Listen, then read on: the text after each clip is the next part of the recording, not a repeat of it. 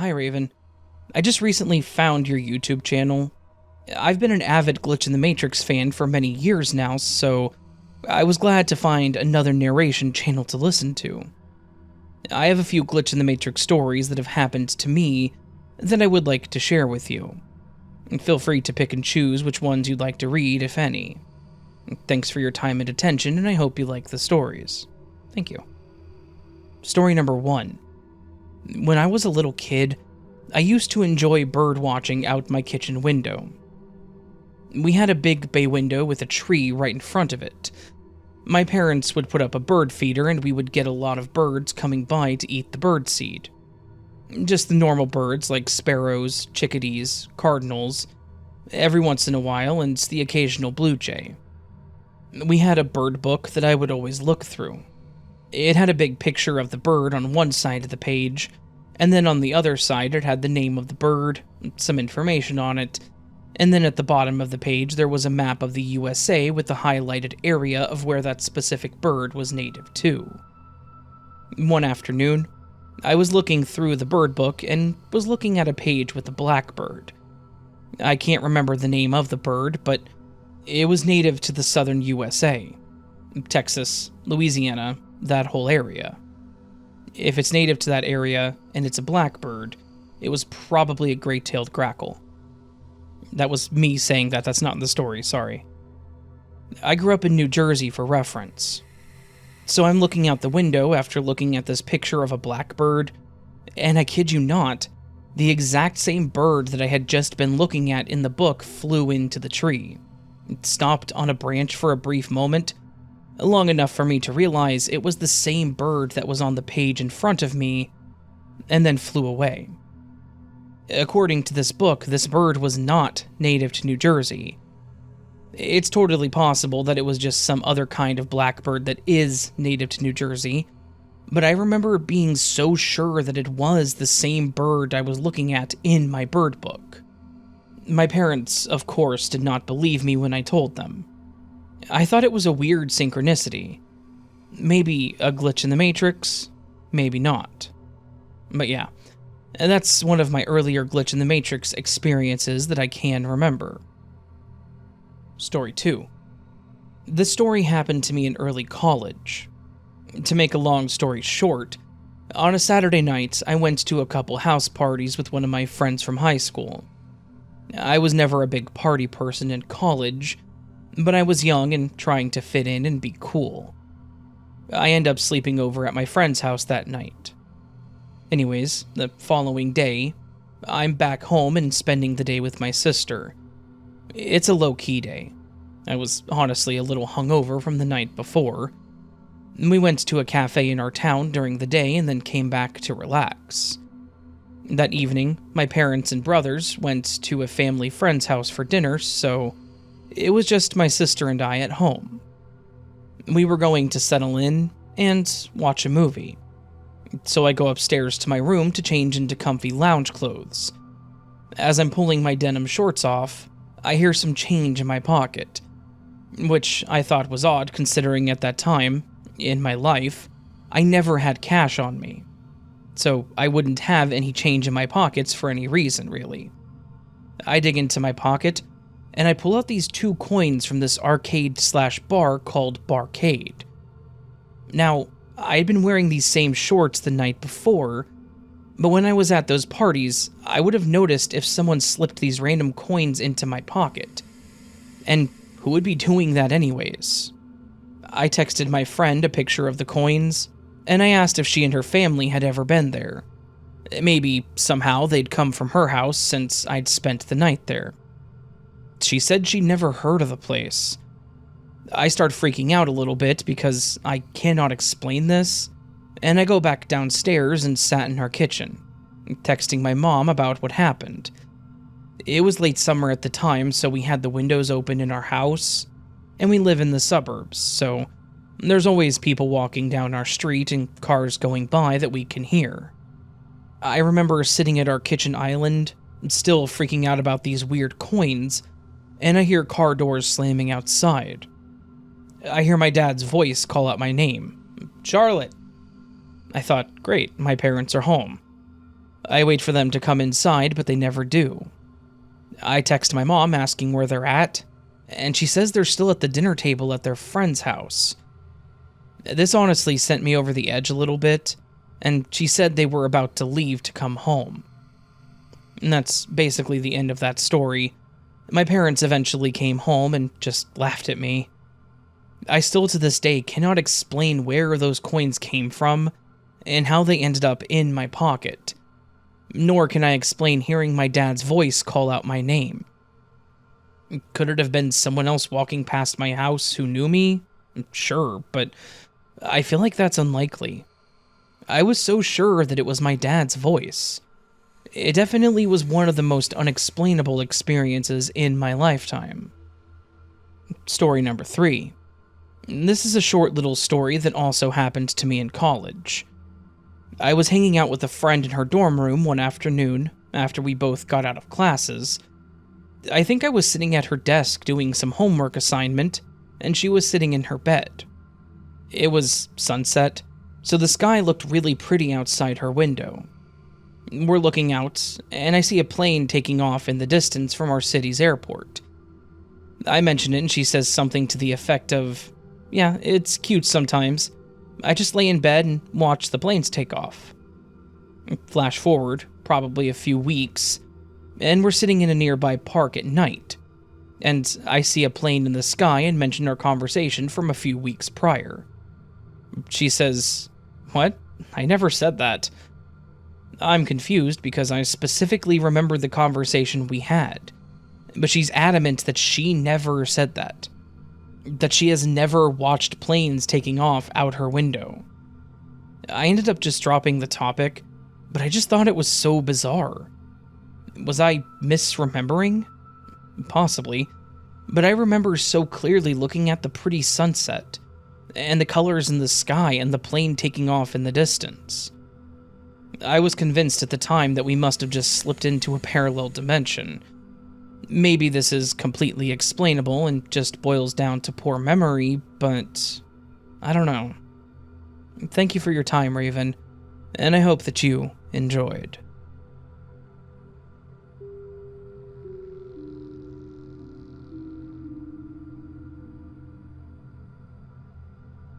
I have never posted to Reddit before, but have checked out stuff here and there, so I hope I'm going about this the right way. Also, I'm not really sure if this belongs in paranormal or not, but it feels more appropriate here, on Glitch in the Matrix. Last thing, I have photos of the shirt in question and a photo of how I eventually found the shirt. Okay, so this sounds like the most random stupid thing ever, and I've put off posting because of such. However, it was such a bizarre and peculiar incident that I finally caved, and here we are. I realize that there will be people who simply write this off, or scoff, but this is my story. A few years back, I had a random shirt go missing from my closet, only to one day much later, close to half a year later if memory serves me correct, find it nicely and neatly folded laying on the floor in front of my closet doors. What makes this weird is that I am an extremely orderly person, almost OCD in nature, and I live my life by schedule, routine, in order to the best of my abilities. I do everything a certain way. I know what I have and own, and I know where everything is in my home. At the time, I lived in apartments. It's outside of my character to misplace something or lose track of most anything.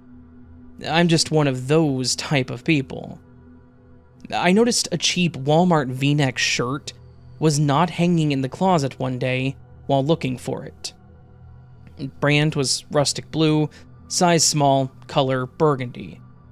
I don't know if they even still make or sell that specific brand anymore. This was odd, because I remembered specifically washing, drying, and hanging it in the closet recently, just like I've always done. But I wrote it off at the time, thinking maybe I left it at my girlfriend's place, an apartment not far from my own, or that maybe I was tripping out and it was in the dirty laundry. No, it was not in the dirty laundry, and no, it was not at my girlfriend's apartment. I even asked her a few times to double check, and actually looked with her together for the shirt. It was a dumb, cheap shirt that no one would ever care about in a million years, but I liked it because of its versatility. I could throw it on before church, running errands in town, or just wear it casually around my home. Plus, it was really soft and comfortable. I really liked that shirt, so when it went missing, I noticed. I went to great efforts to find it. Apart from the above-mentioned searching dirty laundry basket and girlfriend's place, I scoured through my apartment looking behind furniture, looking in other rooms, cracks, crevices. I looked literally everywhere. The shirt just vanished. The apartment complex has a small laundromat for renters to use, and I checked down there thinking I might have left it behind. But no, not there either. Then I thought maybe another renter took the shirt from a dryer.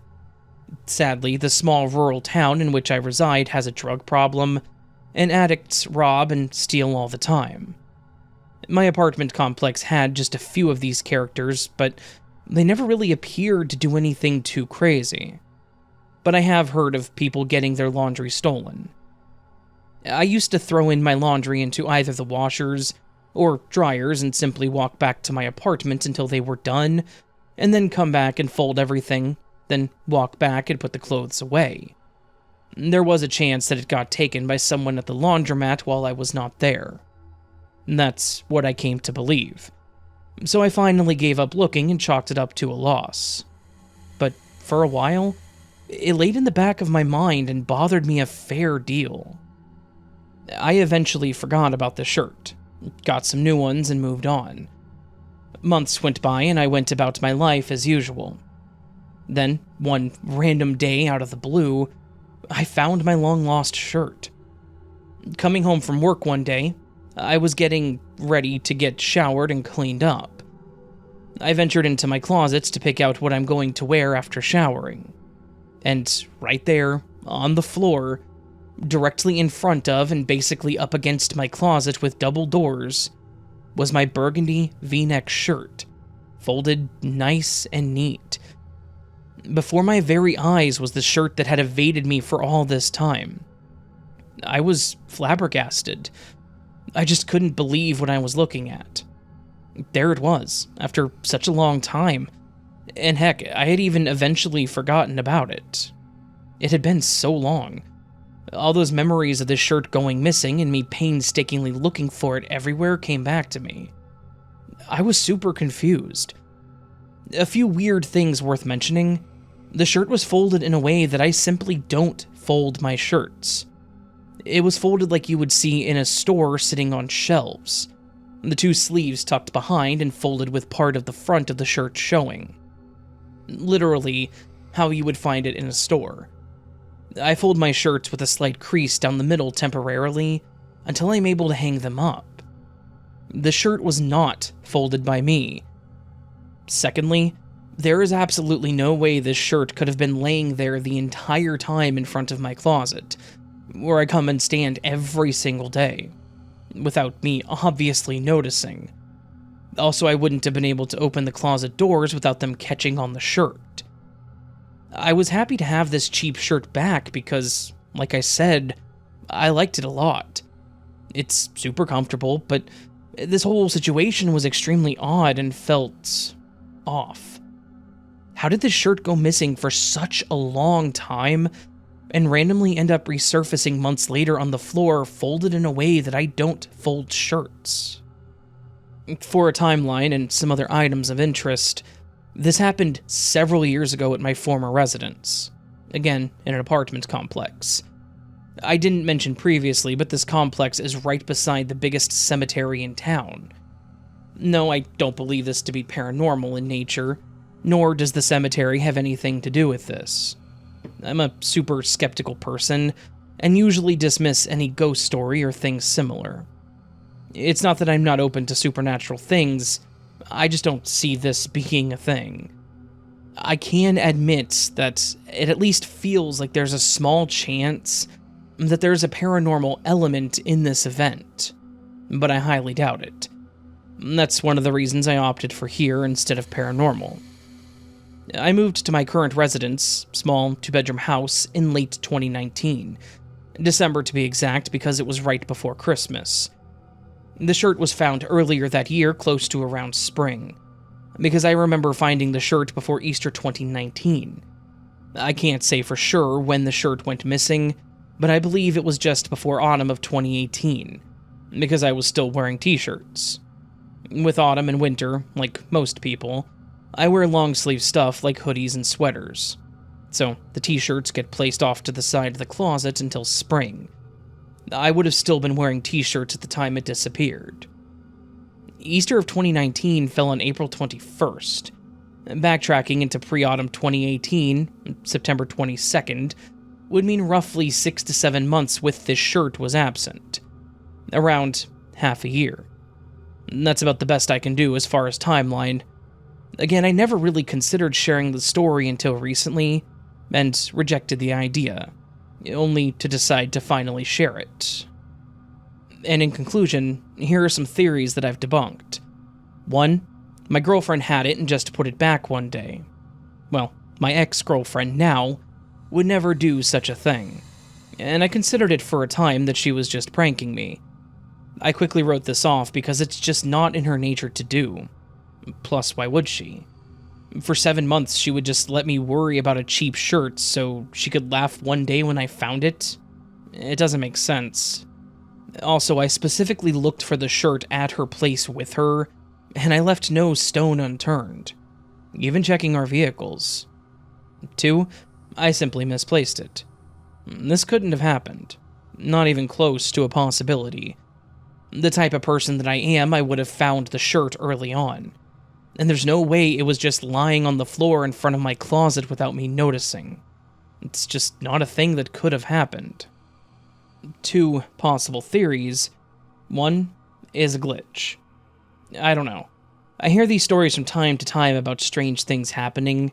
Again, I'm very skeptical and close to writing off this theory, but because I just simply don't know.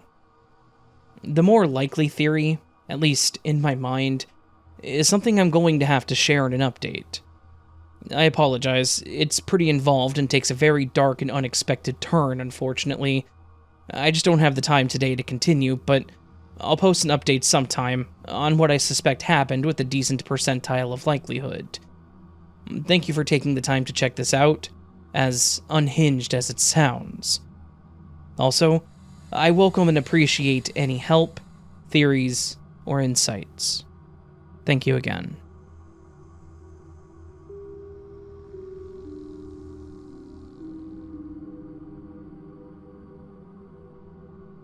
Hey Raven, I found your channel today while searching for information on Mandela effects and glitches in the Matrix.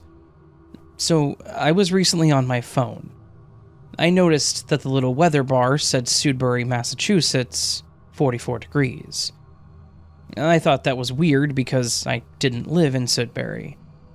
I'd never heard of it, actually.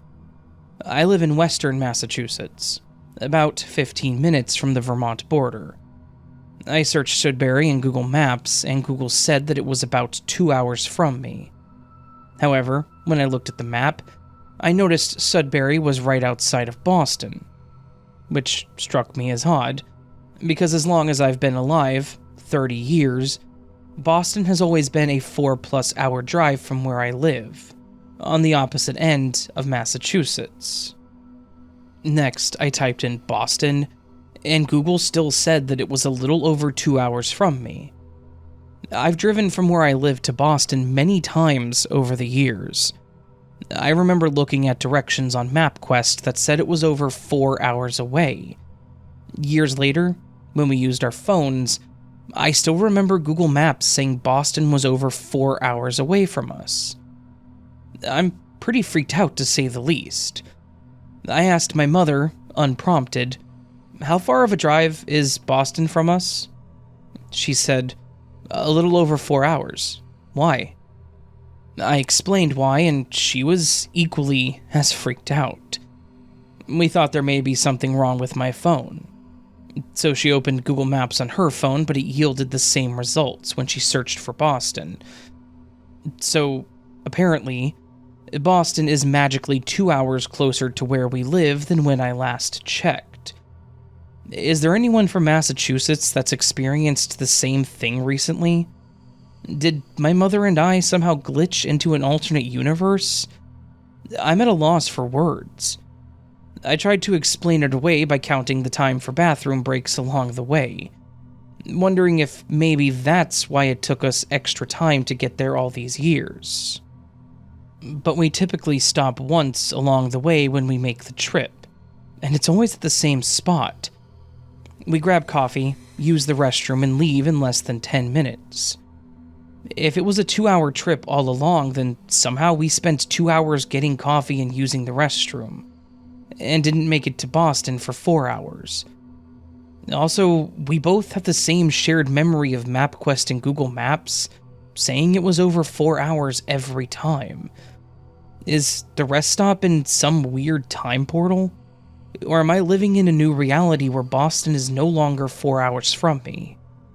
I'm sorry if this is repetitive, but thank you for your time, Raven. Love your channel. Thank you.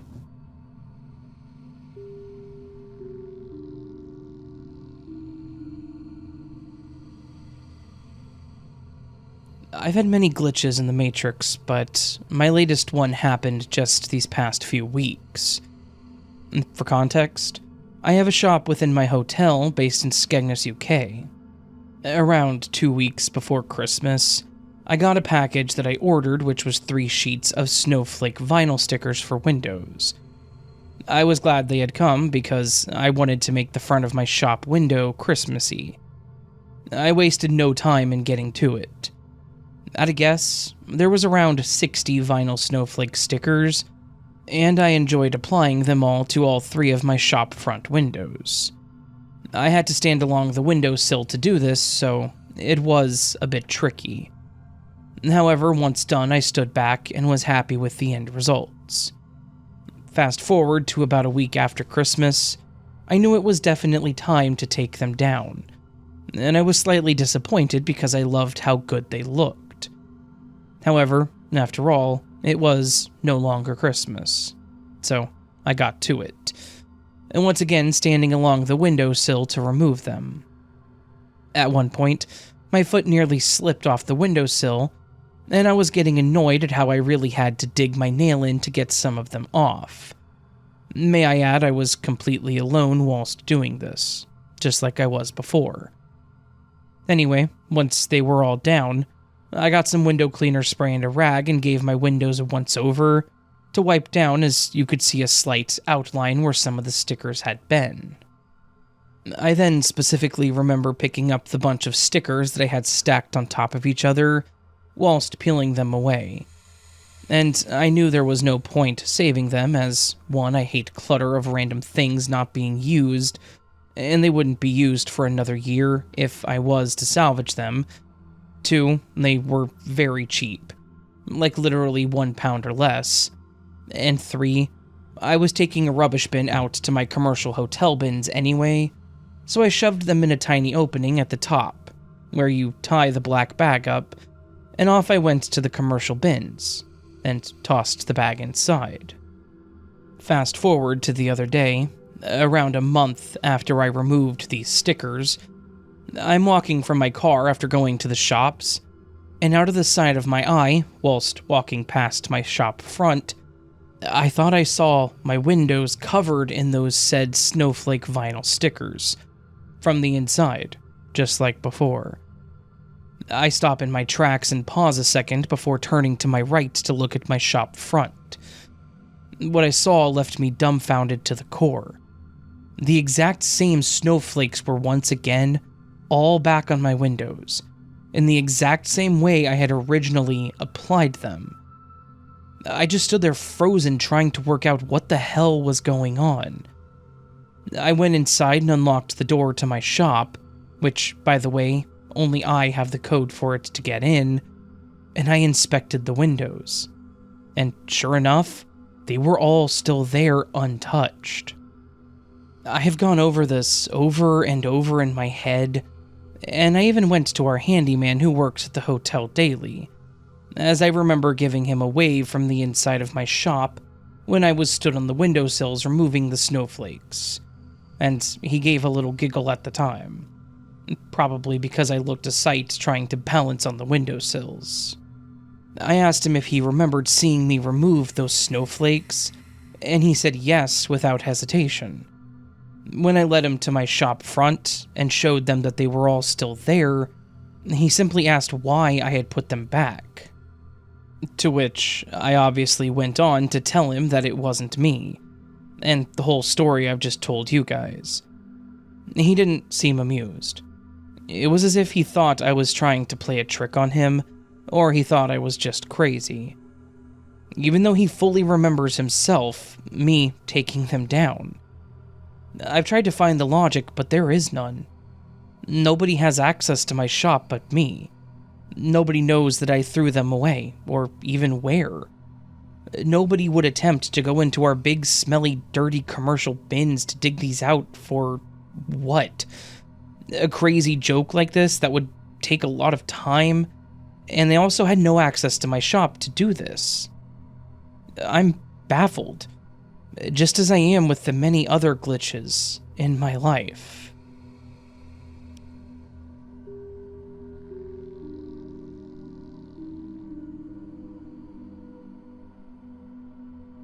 Okay. I basically had to write two separate parts of this event together into one, because the same day this event took place, I wrote it down so I wouldn't forget it, and then 6 months later I added an update to it, and I kind of want it all to flow together better as a story. So I hope I've merged it together in a way that's easy to read and understand, but here goes. So, to start, 6 months ago, I had been 100% sure for months already that in the year prior my dad had told me that a couple of family friends we've known since I was born had split up. I remember when my dad told me about it. I remember me getting shocked and mentioning things like, but they just got a new house together not too long ago, and so on and so on. I've been seeing my mom post several selfies together with the woman of that couple, and I remember wondering where this woman lived now after the breakup, but I never commented on the photos or messaged her to ask. One day in the summer of 2023, I wrote in my family group chat and asked what plans my parents were having for the upcoming Midsummer's Eve celebration. My dad replied that they were going to hang out with this couple of family friends. I remember I got a bit confused and thought to myself, maybe the couple had gotten back together to celebrate the midsummer, because I wondered how both of my parents were going to visit the both of those friends at the same time, since they'd split up. So I just casually asked about the logistics, like where and how, since that couple didn't live together anymore. Both of my parents replied things like, "What? What are you talking about? They never split up. You must be thinking of some friends of theirs, because they did split up." And they told me about those friends of our friends that had recently split up. But I had no idea who those people even were. So no, I wasn't confusing those family friends with any other couple. I replied back in the family group chat of what I knew, being that my parents, especially my dad, had told me that that family friend couple had split up. And I told them that the reason to why they had split up was because of the husband having to work so far away from their city so much. I also mentioned how I got shocked hearing about the breakup, because this couple had recently bought a new house together. But no, apparently this couple never split up at all and were still living together, in their house, as they always had been. I kept asking my parents about the couple, like if maybe they only had a small break and then got back together. But no, they never even had a small break. This wasn't just me remembering wrong or mistaking them for another couple of a family friends. I knew the reason to why they had split up, because the husband having to work so far away all the time. I had even mentioned to my family before about how it must put a strain on that couple's relationship, having him being away so often. And I remember my dad telling me on the phone during one of our conversations that this couple had split up because the husband's work. But now they apparently never broke up at all. I half joked it away in our family group chat that day, and then I refused to talk about it anymore afterwards, because it really freaked me out and gave me a lot of anxiety. Okay, now it's 6 months later after learning this couple was never split up. My mom and the woman of this couple came to the city that I live in to do some Christmas shopping. I met up with them for lunch in the city before I had to go to work. While we were eating, my mom let out a subtle chuckle and told this family friend that I had thought that her and her husband had split up. I joined in the conversation immediately and told her that yeah, I had believed for a long time that she and her husband weren't living together anymore. Until this summer, when my parents told me that they had never had divorced, or split up. I explained to her basically the same thing that I had already mentioned here. I told her how big of a deal this had really been for me and mentioned that, after my dad had told me about the breakup, I wanted to talk to their kids, my childhood friend, about it. But I never felt like there were any good opportunities to do so, because we don't talk often at all anymore, and I felt weird bringing it up out of the blue. My mom, me, and this family friend laughed a bit as we finished our lunch, because obviously it was a weird idea that I had gotten into my head, right? But then this family friend says, it was very close to happening though, a split between me and him, for the exact reason that you mentioned. But we worked it out and he changed his work schedule. He's been at home more than ever now for the past year and a half, and we're doing good. Hearing her say that kind of confirmed it for me, I guess. That I had remembered something that actually had happened, but in another reality. A reality where they didn't manage to fix their relationship. A reality where they did break up because of his work. Weirdly, hearing her say that it almost had happened the way I thought it had actually happened, it made me feel relaxed. This being my first ever glitch, it really did mess up my brain for a while there. And in the months between that confusing chat with my parents, and me meeting my mom and this friend for lunch, I tried hard not to think about it all because it felt so wrong, confusing, and gave me anxiety. I don't know how to explain anything in this event. The phone call where my dad told me about their split up, etc., other than it all having been a glitch in the Matrix. However, I am happy that in this reality, they are still together, and their relationship is thriving.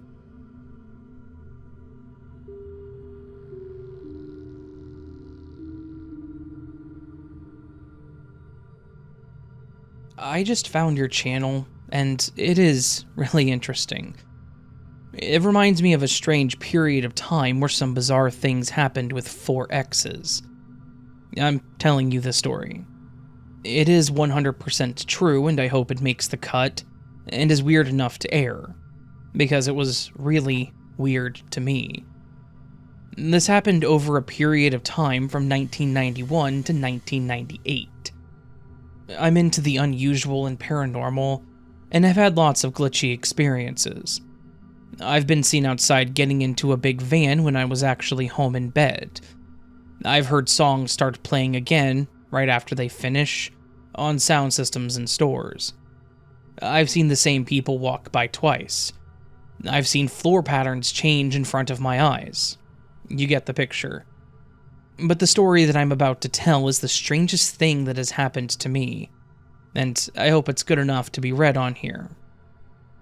For context, I am an almost senior woman now, and was in my 30s when this happened. It helps to note that I have never been lucky in relationships in the past. I had short relationships and was dumped often back then. The first time this happened was in 1991. I had been dating ex number 1. It seemed to be going well for about a month, and then suddenly he just decided to dump me. I did not know why he dumped me, and I didn't handle it well, and would phone and pester them for about a week, wanting to know why he did, before deciding to move on. I had stopped calling ex number 1 for a good month.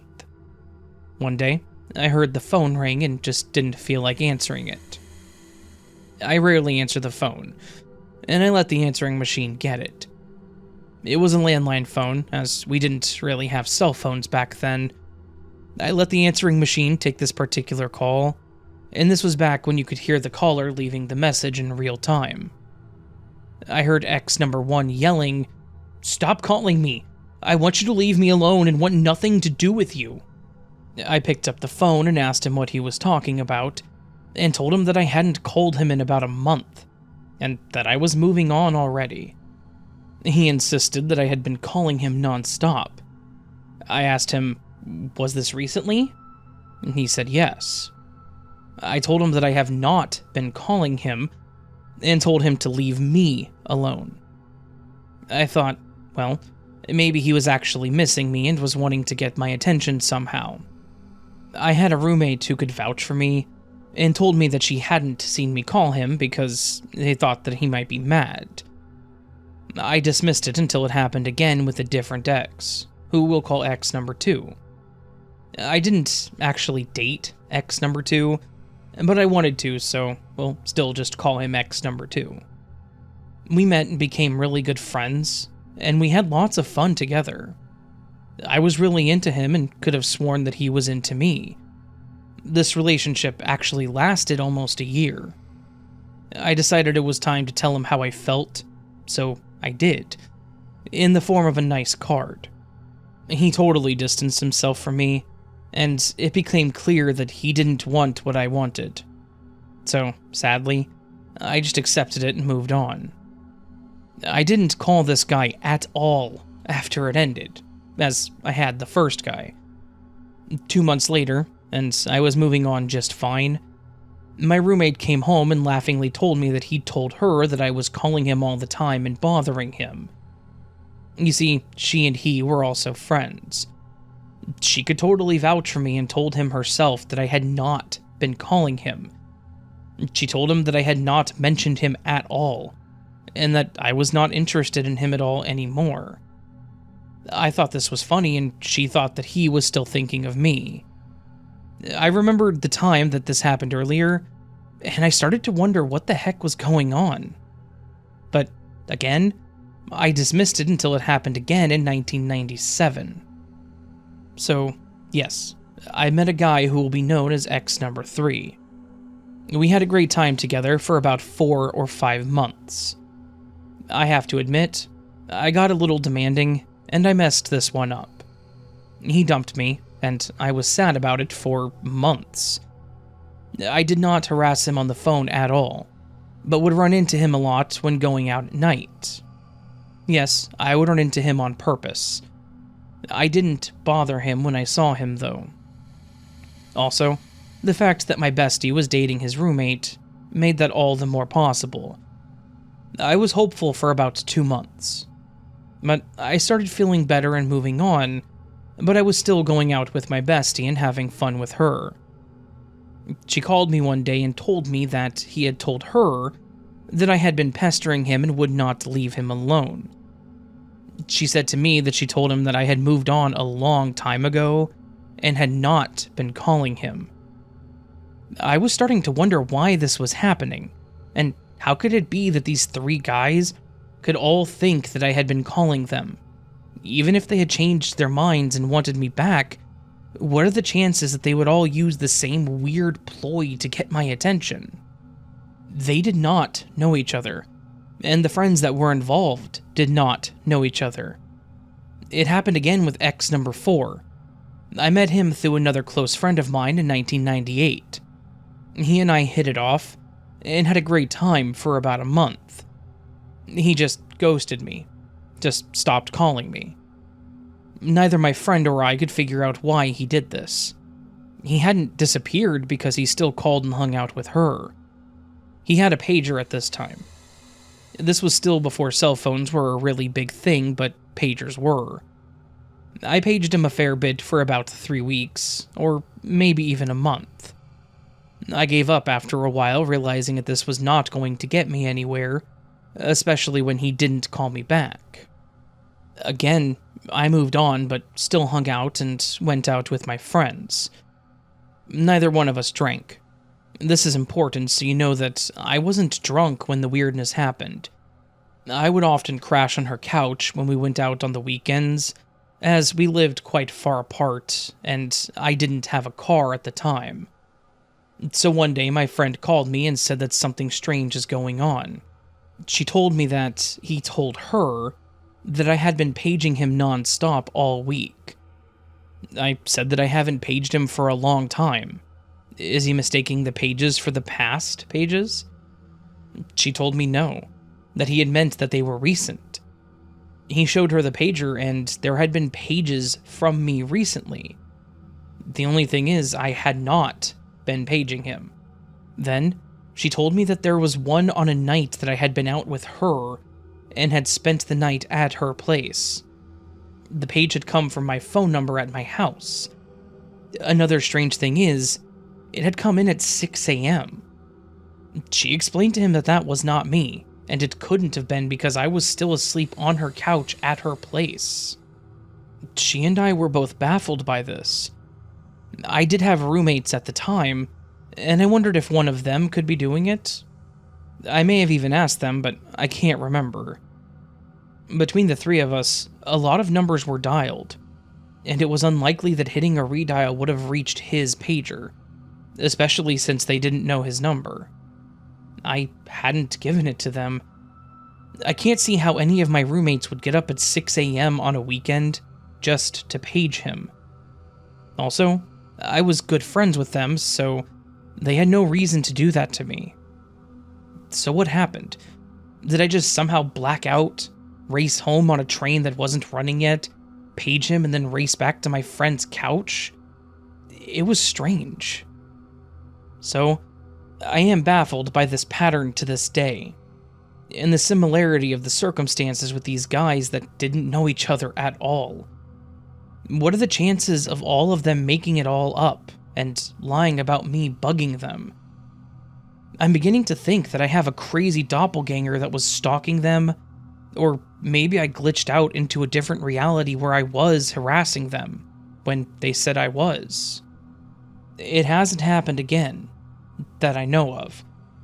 Maybe there is some rational explanation, but I haven't found one yet.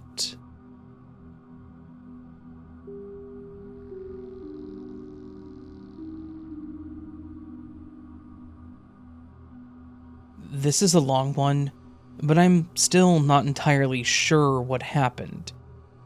I want to mention that I am a spiritual person, but I'm always a skeptic first. I cannot find any rational explanation for either of these stories. Both of these stories happened about 5 years ago, a year apart from each other, both happening in late October.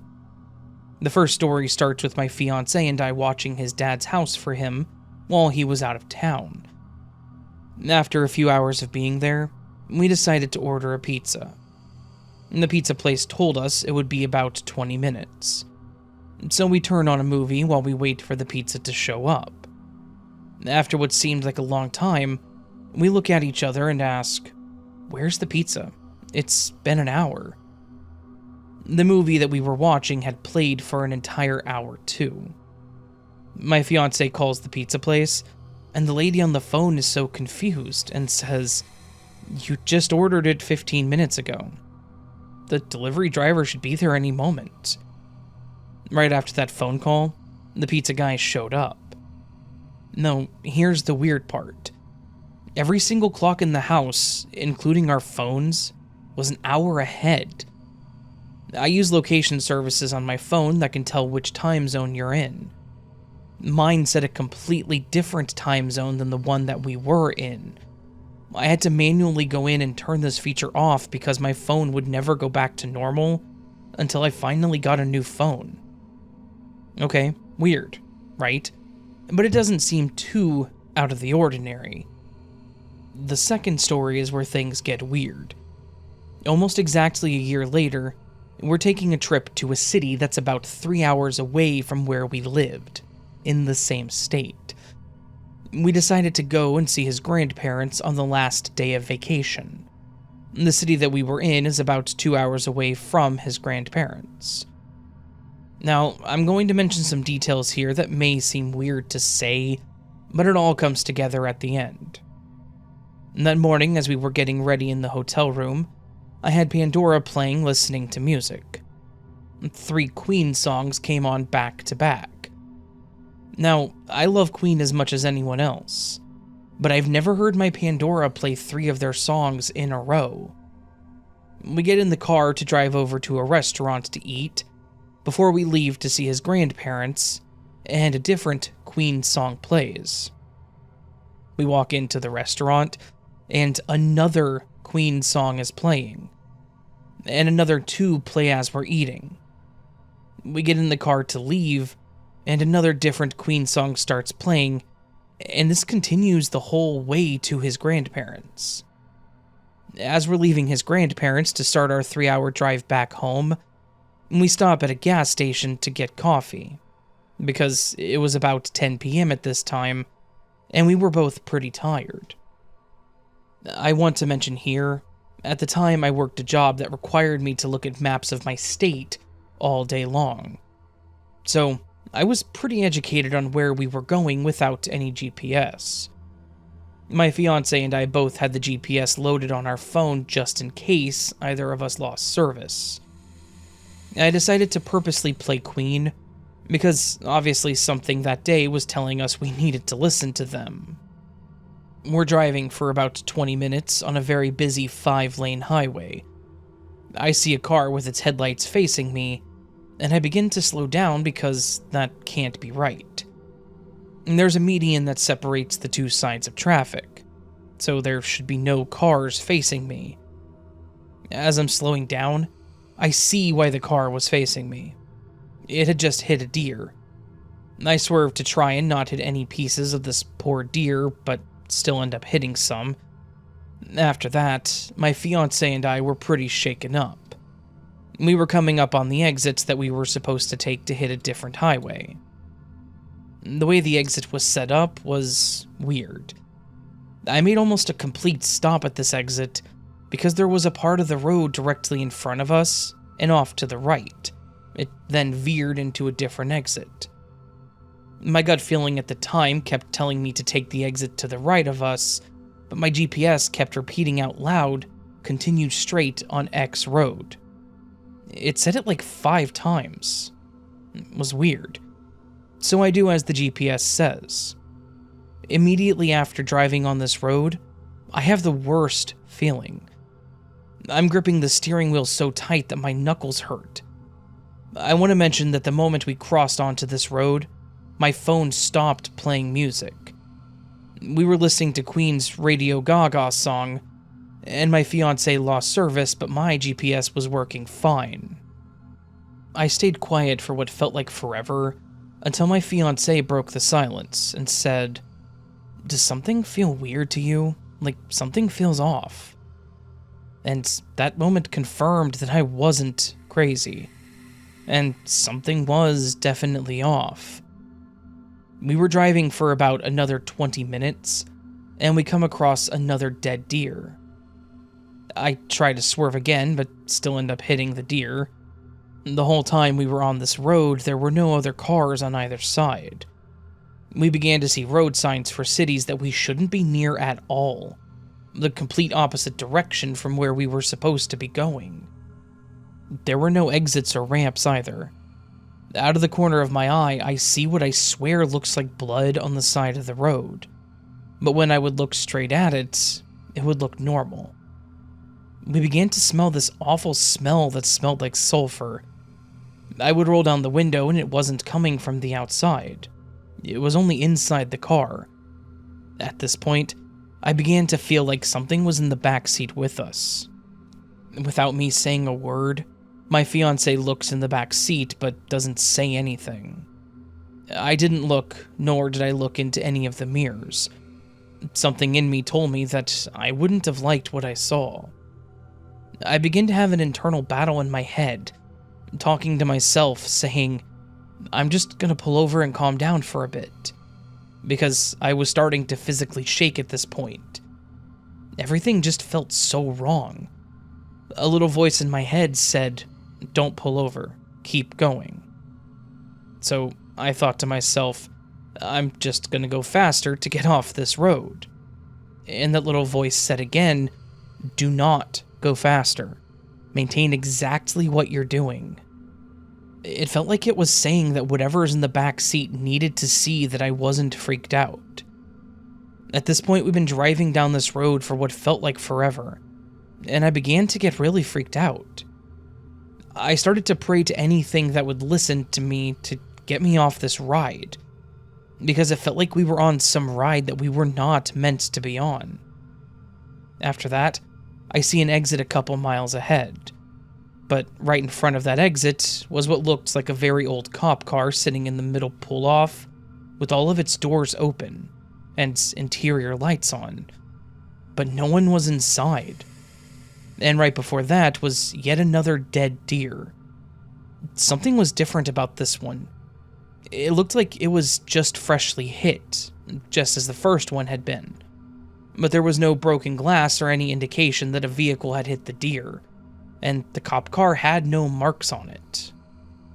I tried to swerve again, but still end up hitting the deer, almost causing me to miss the exit.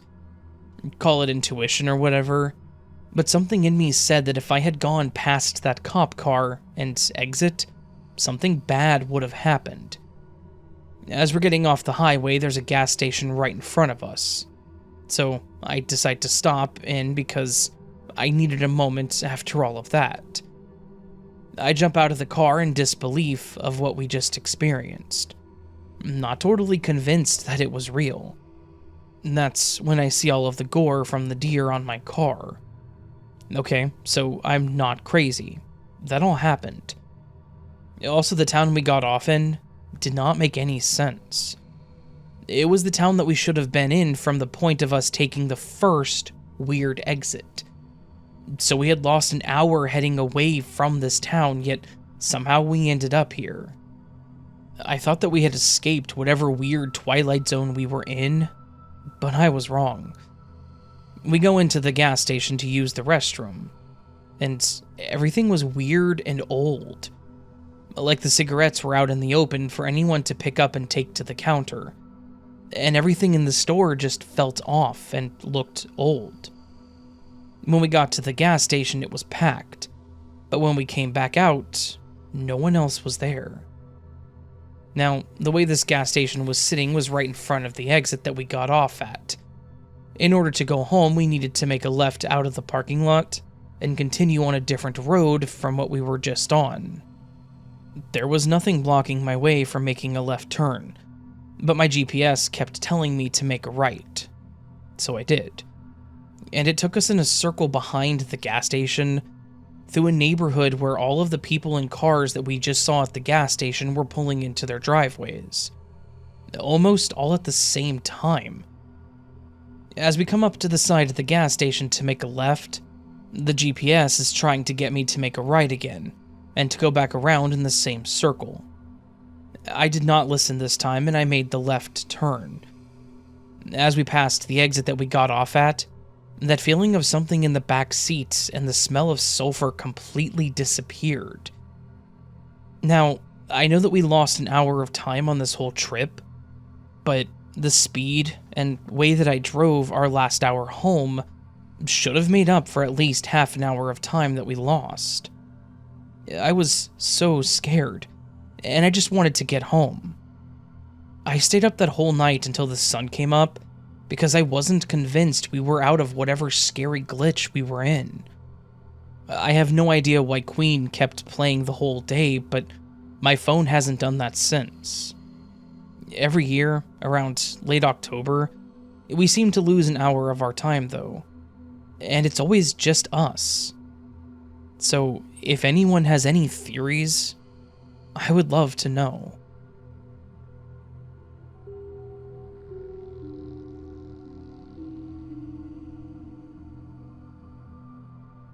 I'm still in shock with this one.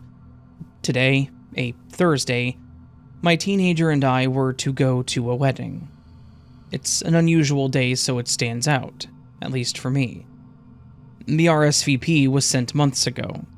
The invite has been on the fridge. The plan was to get ready once my teen got home from the half day at school, and off we would go. The bride and I are coworkers and have been talking about the upcoming date on a regular, near-daily basis the last month. So, when she didn't log in for work this morning, I was all smiles thinking about her getting ready and how excited she and her fiancé were. Kiddo gets home, we grab the invite with the date and put in the address in for the venue into my phone map.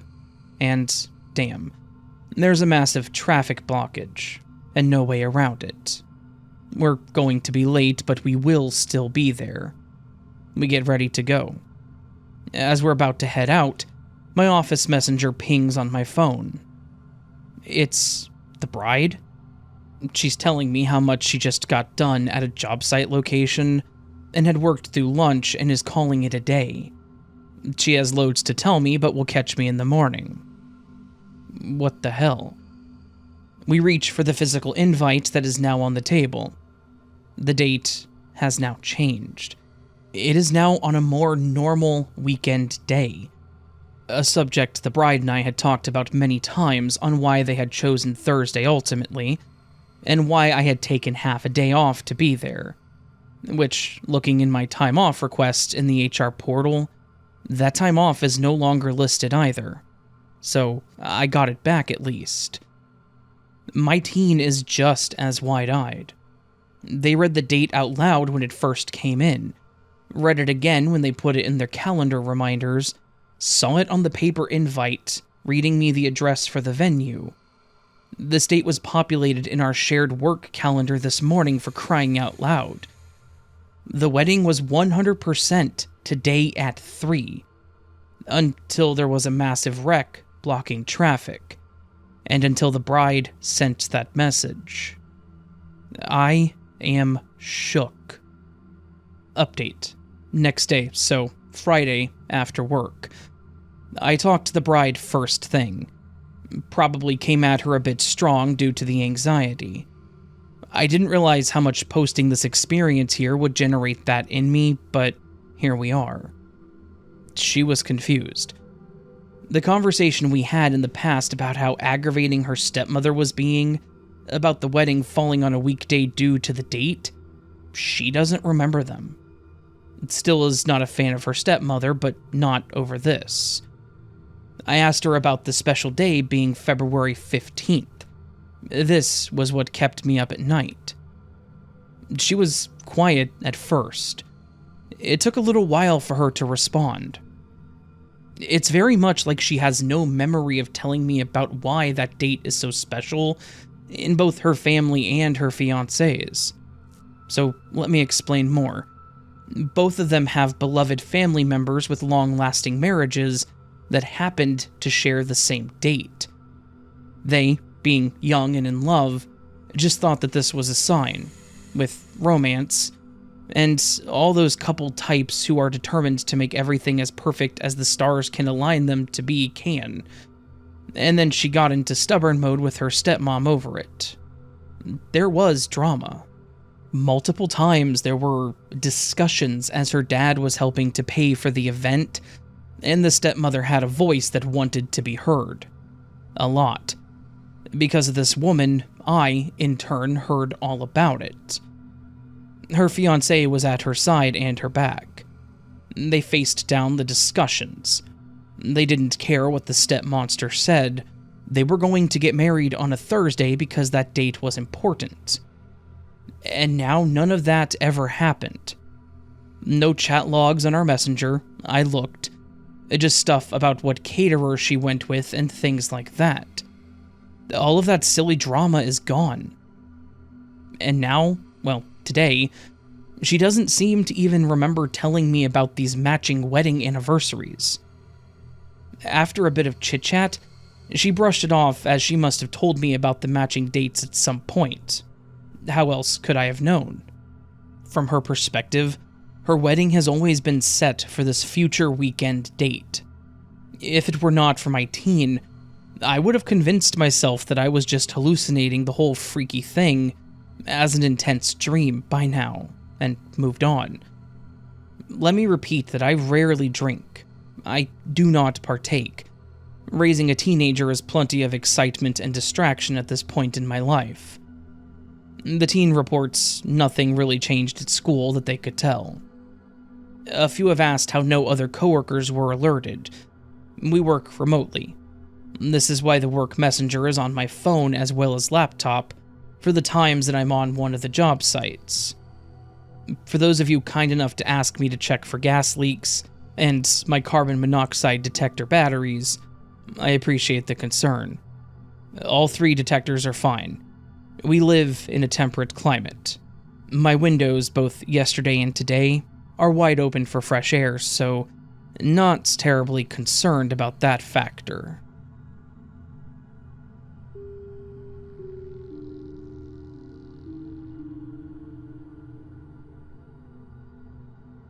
In the quiet hum of twilight, I sat behind the wheel of my trusty Chevy Lumina, the dashboard lights casting a warm glow on my hands. The road stretched out before me, an endless ribbon of asphalt leading to destinations unknown. It was just another mundane evening, or so I thought. The radio played a soft melody, and I hummed along, lost in my thoughts. The world outside blurred as I drove, the streetlights flickering like distant stars. But then, reality seemed to glitch. The impact was sudden, a deafening crash that shattered the tranquility. My car spun, metal screeching against metal, and I felt the world tilt on its axis. The drunk driver had come out of nowhere, a speeding bullet aimed directly at my fragile existence. I braced for the inevitable, my heart pounding in my chest. And then darkness. I drifted, weightless, through a void. Pain dissolved into nothingness, and I wondered if this was death, the final curtain call. But then, like a glitch in the cosmic code, I snapped awake. I was still in my car, but something was different. The green lights above me beckoned, and I hesitated. Had it all been a dream? The pain, the collision, it felt too real to be a mere illusion.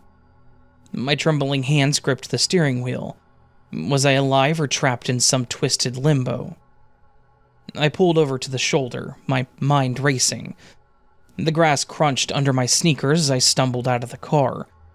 The night air tasted sweet, and I glanced back at the intersection. It was empty now, devoid of chaos. But then it happened again. A blur of headlights streaked through the red light, tires screeching. This time it wasn't me. It was a drunk driver chased by relentless cops. They collided with a massive Mack truck, metal folding like paper.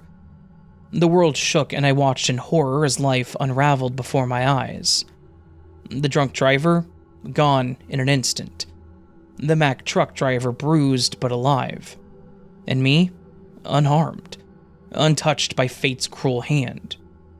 The universe had hiccuped, glitched, and spat me out into this alternate reality. Was it God who spared me, or was it quantum immortality, a leap across parallel worlds? I couldn't be sure. All I knew was that I'd been given a second chance, a cosmic mulligan, and I vowed to make it count. Life is too short for anger, too fleeting for bitterness. I embraced each moment, savoring the taste of existence. The green light became my talisman, a reminder that reality was malleable, that glitches could rewrite destiny. So, when life throws you into the abyss, when the Matrix stutters and stumbles, listen to that inner whisper. Dodge the collisions, leap across timelines, and emerge unscathed. For in the quantum dance of existence, we are both the observer and the observed. And as for me, I drive past that intersection every day, eyes wide open. Who knows what awaits? The next glitch, the next twist of fate, but I'll be ready. Grateful for the glitch that rewrote my story.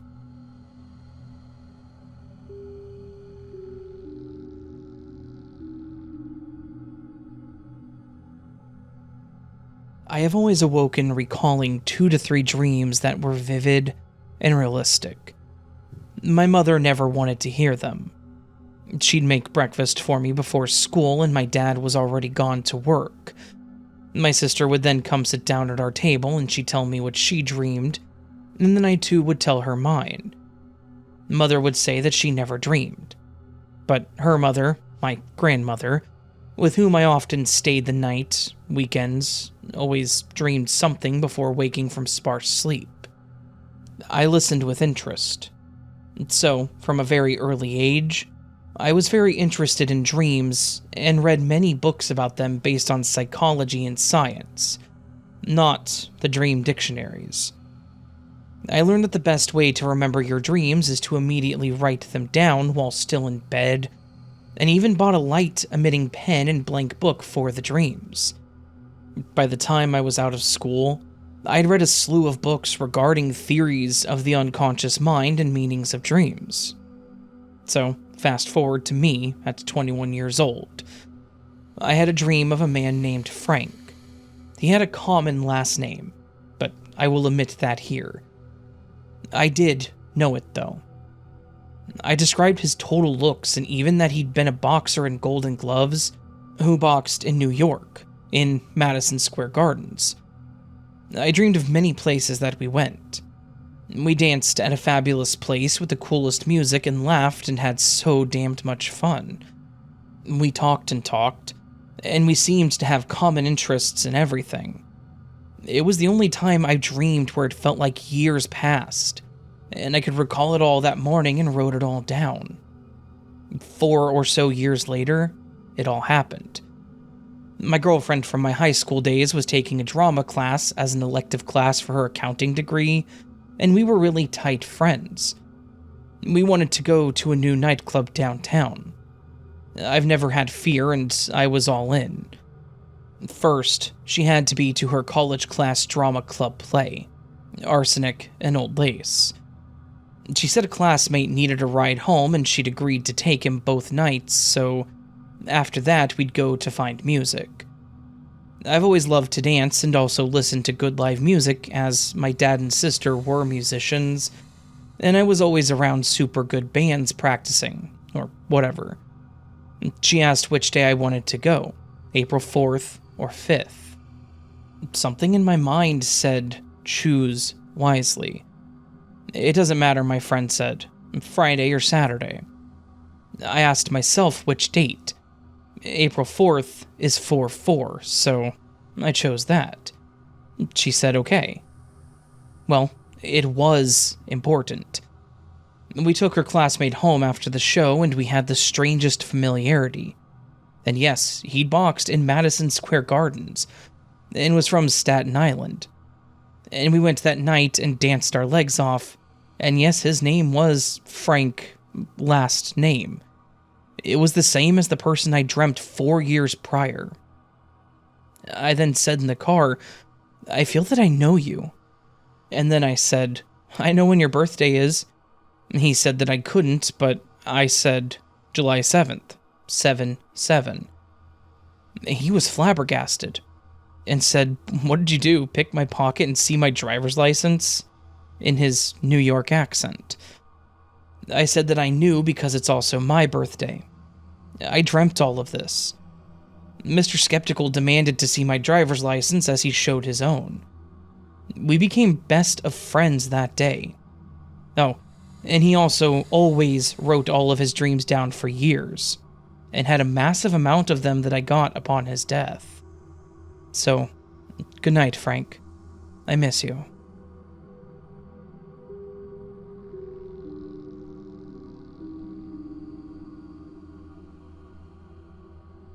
One summer evening, I was driving home from the golf course.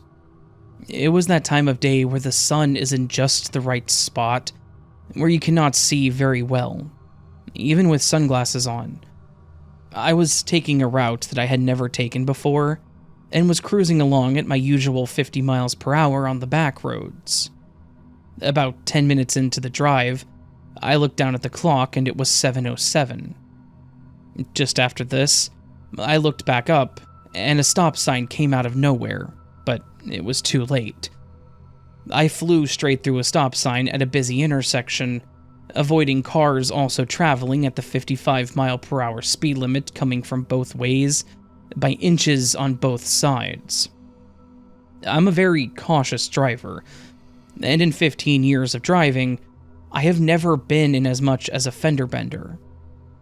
After this happened, I had to pull over to gather myself because my heart was in my gut. After I got over the initial shock of almost being seriously injured, and possibly seriously injuring others, I tried to replay the event in my head. It happened extremely fast, but it made no sense that I was able to avoid the cars coming from both directions, and nobody honked or swerved or anything. And while this may seem like just a miraculous stroke of luck, I feel like there was something more to this. Now, this is where things start to make me question how or why everything happened at this particular event the way that it happened. At the time of this event, I was severely depressed. While I was not drinking, I was driving during this event. I was heavily dependent on alcohol. I had hit my rock bottom. But after this happened, things somehow started to shift in my life. Where everything was going poorly for me during the time leading up to this event, things pivoted and started going well for me right after this. For the first time in my life, I was able to get completely sober of all substances. I got an opportunity as an apprentice to work my dream job for one of the largest golf resorts in the world. My relationships with my family and friends were on the upswing. I was granted the opportunity to become a basketball coach for my local high school. Where I wasn't so lucky with intimate relationships in the past, I now had women coming at me and I didn't even have to try anymore. I felt like this wasn't my life. This wasn't the life that I had known. The only thing that felt the same in this life was my sense of self. The day of that near-miss car accident plays over and over and over in my head, and I think about it at least once a week. The thought has crossed my mind several times that I actually died in that event. And this is my purgatory, or afterlife of some sort. It has also crossed my mind that maybe I died in that accident, but my consciousness was given another chance in a parallel universe. I did some research on the significance of the time 7:07 as well. And while I'm not a very superstitious person, 7:07 is considered a mirror hour time. I don't know if I should put too much significance on this, but all I can say is that something is different about this life that I am living. Things feel off. It's hard to put my finger on what exactly is different, but so much has changed since that day that I feel like I don't even know the person that was in that near miss. I will continue to reap the benefits and opportunities that I'm granted in this universe, but somehow, they don't feel like my opportunities. They belong to a different version of me.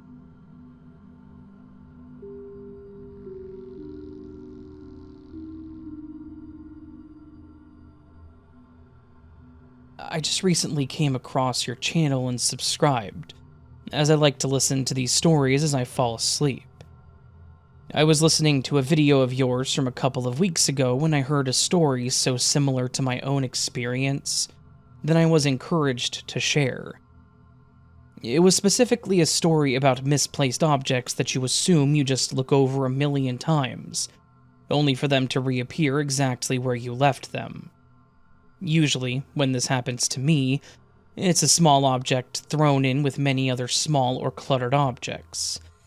Say a pen on a desk, or an item of makeup spread among other products that I spend an unreasonable amount of time staring at and moving items around, before I finally find what I'm looking for.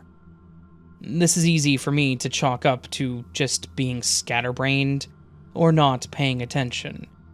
But I had an experience, probably around my first or second year of high school, that I still find extremely odd to this day. This would have been around 2010 or 2011. I was a teenager and a heavy sleeper, so I would not rely on my phone alarm to wake me up in the mornings, as it would often end up under my pillows or switched to vibrate. I had a large, old-school digital radio clock, probably from around the early 2000s, given to me by my mom. I used it to clearly see the time, and for the radio as I got ready in the mornings. It was probably about 4 inches across, 3 inches wide, and an inch tall with a flat top and a speaker and button for settings, and alarms that were small and clustered together on the left side. The digital face was across the front. I didn't like having to fiddle with the small buttons on top to set my alarm for the morning, and I hit every wrong button trying to turn it off in my sleepy haze. So I preferred to have a secondary alarm sitting on top of it. This one was a small, round analog clock that stood on a base. I kept both because, once again, being a sleepy, grumpy teen, it was a task for me to attempt to decipher a tiny clock face in my initial waking moments. Hence why I kept both. The big clunky radio on the bottom, and the small analog on top. It was my nightly routine to set my alarm and head to bed.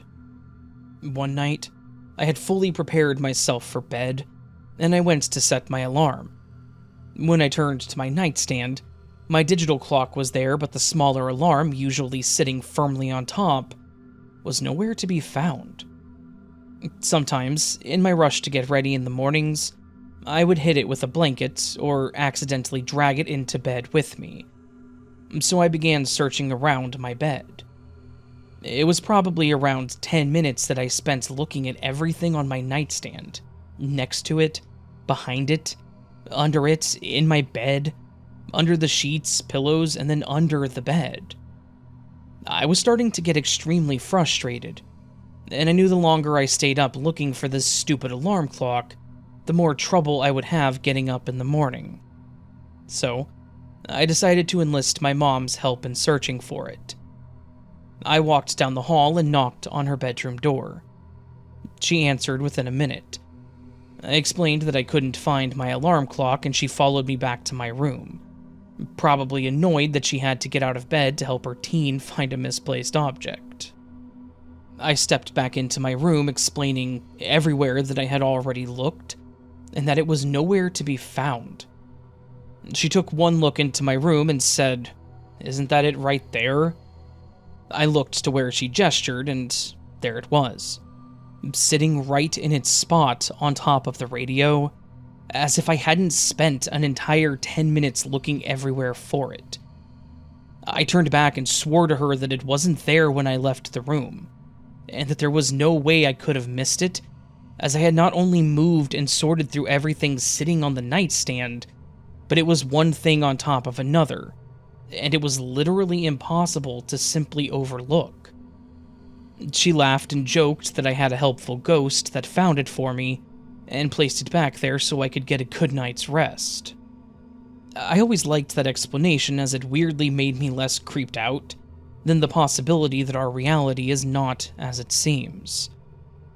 To this day, this is still the weirdest thing I've ever experienced. It's not as wild as some of the other stories I've heard, but it unnerved me all the same.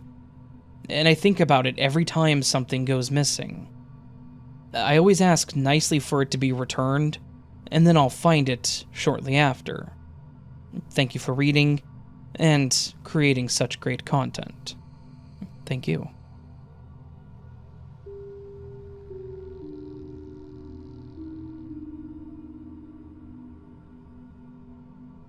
First off, I've had many odd instances throughout my life, but they either didn't seem of note or didn't leave any substantial evidence that it actually happened. I've been a fan of your storytelling for about a year now, so I'm kind of excited to share my latest occurrence that I currently have physical, circumstantial proof of taking place. This glitch all stems from a pizza shop I run with my girlfriend. She's the general manager and I'm the assistant manager, and an awful early morning hour that our shop got broken into.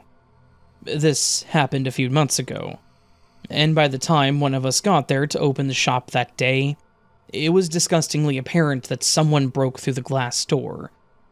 They stole a couple of things along with our register drawer, haphazardly ripping out the cords and everything.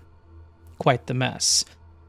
We immediately informed upper management after calling the police, as we needed a replacement drawer as soon as humanly possible. Upon receiving the new drawer, we hastily installed it into our system network.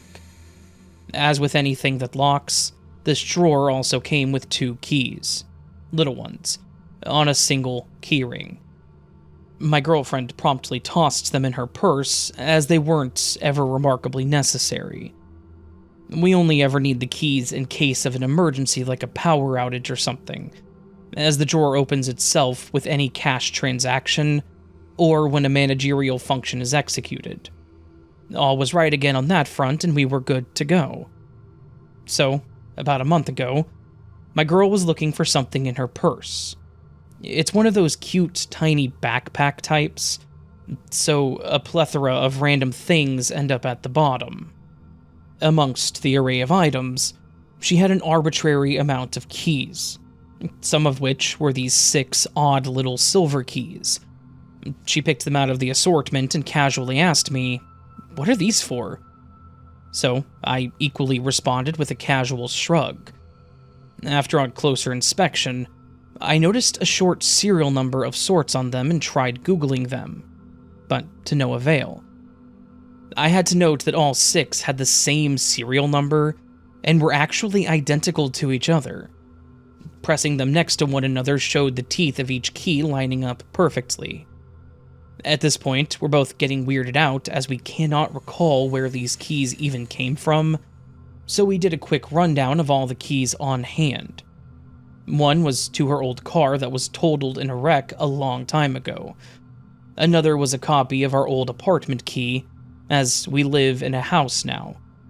And there was even a small key to a padlock we had on a storage closet a few years ago. That's all aside from the keys to our current cars and the ones to the doors around our house. A nice jumble, I know, yet no recollection of these exact 6 keys in question. Maybe they were for the filing cabinet at work, maybe for the walk-in cooler. No clue, except that we thought they looked like the keys to the new register drawer. But as we haven't needed to use them yet, we were ultimately unsure. Also, coupled with the fact that there were only 2 keys, not 6. The next noteworthy circumstance is that the 6 keys came in sets of 2, but were all connected, just like the original 2 keys on a single keyring. The other 2 pairs came on their own respective keyrings, but were all linked together by the rings. So, it seemed like something that was intentionally done. Then I asked her if she linked them together like that, and she quickly said, "No." I proceeded to ask if she might have absent-mindedly done it one day and forgot about doing it, and she annoyingly said, "No, there was only the 2." We both knew there was only 2. We were dumbfounded, with no obvious explanation, so we dropped it for the time being. Now, for the kicker. The next day, I took all 6 keys to work as I opened that day. There is no way I wasn't going to at least try to see if they fit into anything around the shop, and unlocked whatever they might fit into. Even more so, I needed to know if these were, in fact, for our register's drawer.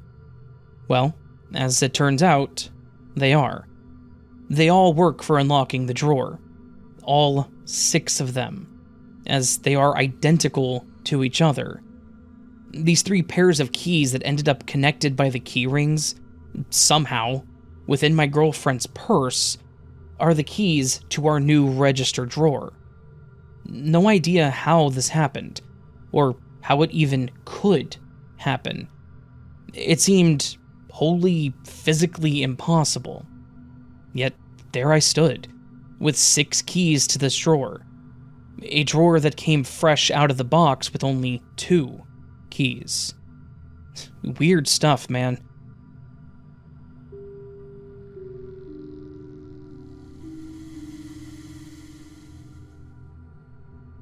Hi. I need to explain the backstory for the actual story to make sense. The whole event happened in 2018, but it was brought to the forefront of my mind yesterday. For my country and I, yesterday was the Day of Independence, marking 202 years. So, of course, everyone on social media posted pictures of their parades and lunch tables. Because it wasn't only Independence Day, it was also a holy day celebrating the Annunciation of Holy Mary, which means we eat fried fish and garlic-fused potato mush called scordalia. Anyway, scrolling through social media, I saw a post from a girl named Maria. As far as I remember, Maria was a friend of my childhood best friend, Polly, and I met her for the first time in 2018. From my perspective, at least, not from Maria's or Polly's. In 2018, I was having severe issues with headaches and migraines, and I was on a doctor-approved diet to help my thyroid. Unfortunately, that diet harmed me rather than helped me. I ended up having several vitamins missing from my system, which triggered my headaches and migraines. Also, I started getting nosebleeds. The day that I was meant to meet up with Polly in 2018, and subsequently met Maria, was the day that my health reached its rock bottom. I was in my college's bathroom trying to freshen up before meeting them, when I fainted after a severe stabbing pain in my head. I woke up 40 minutes later, and I was 15 minutes late to meeting up with Polly. I woke up because someone had pushed the door to get in. Then I noticed that my nose had been bleeding and stained my white shirt. The person who found me was kind enough to help me clean up, and she also told me, she knew me from passing, that my eyes were unusually green. Regularly, my eye color is pine green with brown streaks emerging from the center of my eyes, and a black ring around my iris. Now the green in my eyes seemed to have swallowed the brown. Now, I know that's a sign of severe tiredness of the optical nerve. An optician told me that in 2021, and when that happens, I need to go to a dark room to calm down. I was shaking from the shock, fear, lack of food, and blood loss. I was also on my period, and losing my blood from my nose didn't help. But I didn't want to cancel on my friend whom I hadn't seen since 2013. So, I met Polly and was introduced to Maria.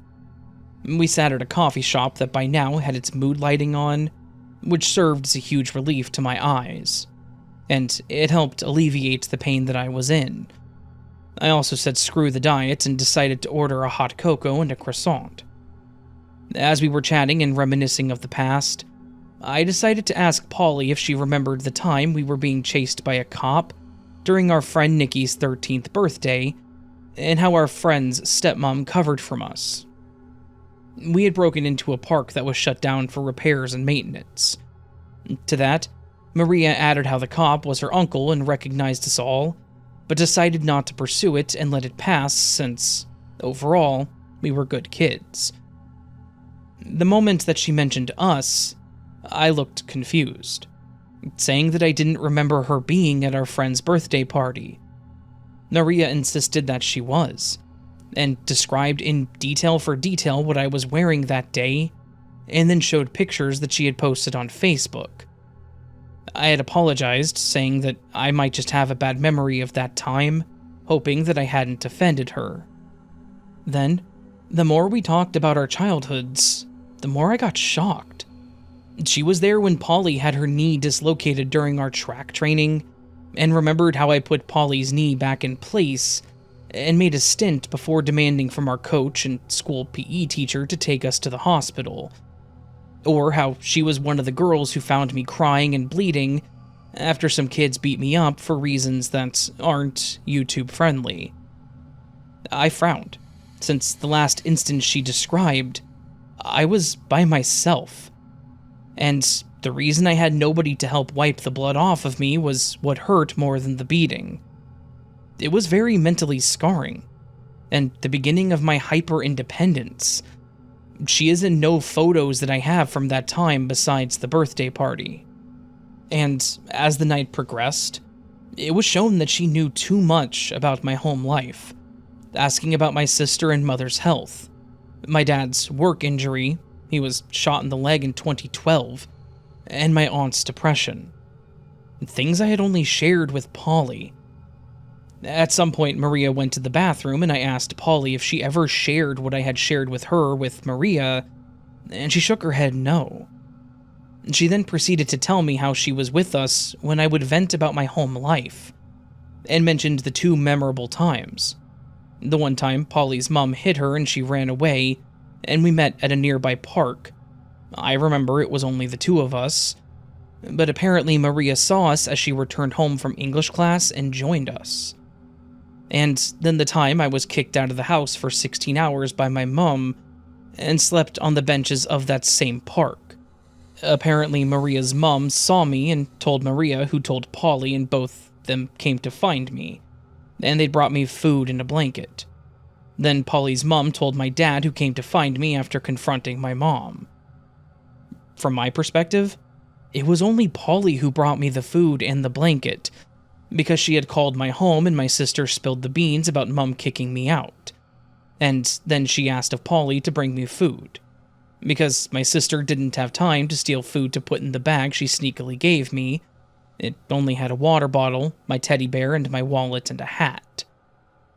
In general, Maria knew stories and events that had happened in our school, too. And I don't remember her being part of our school complex.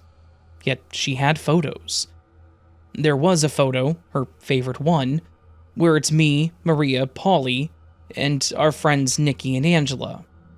We're sitting on the marble ground floor staring up at the camera, squinting because the sun is blinding us, and Maria is hugging Polly and Polly is hugging me.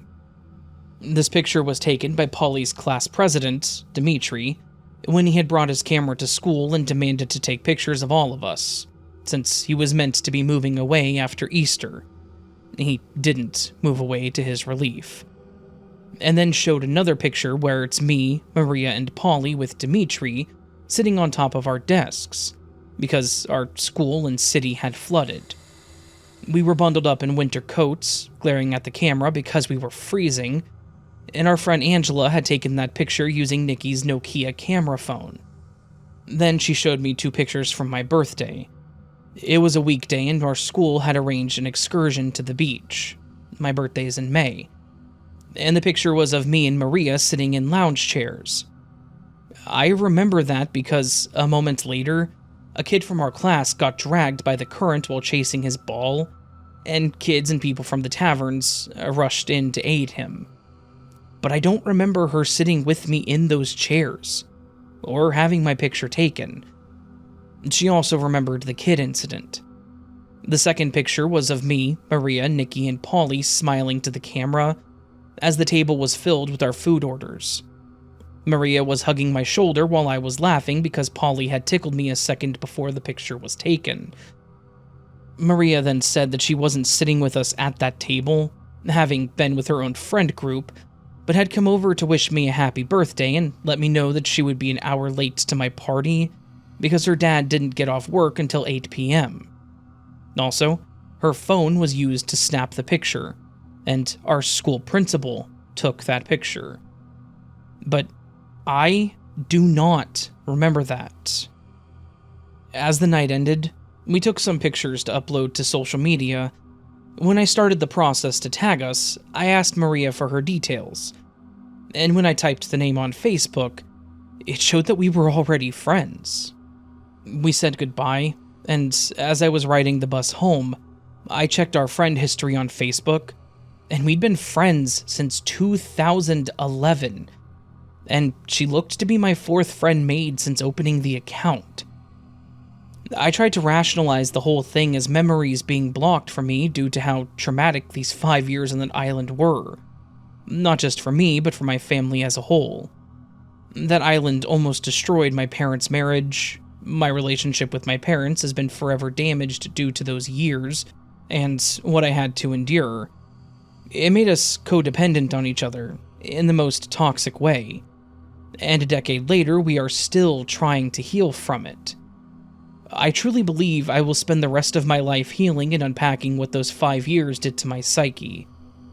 I already didn't have a childhood, but that island, it twisted and turned me so dark. Leaving that place was one of the best things that has happened to me.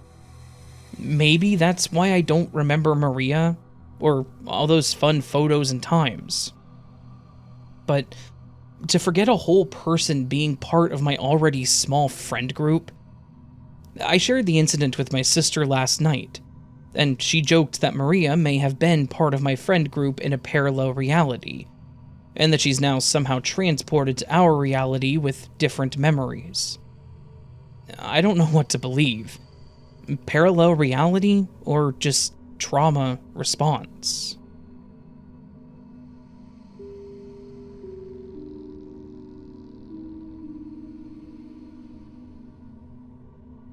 Hey Raven, I've been listening to Glitch in the Matrix stories for some time now, on multiple channels, but I've never shared my own. Until now. I feel mine is quite boring and innocuous, like many glitches are, but perhaps that's what makes them all the more unsettling. This event happened in my life a few years ago, when Omegle still existed. I was living in a redneck town where I felt very different from the norm, and I became quite lonely.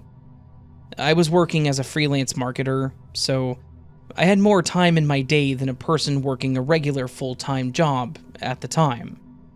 So, occasionally, I would grab a couple of beers and go on Omegle, which, for those who don't know, was a random webcam sharing website. It would connect you to random people anywhere in the world who also connected to the site.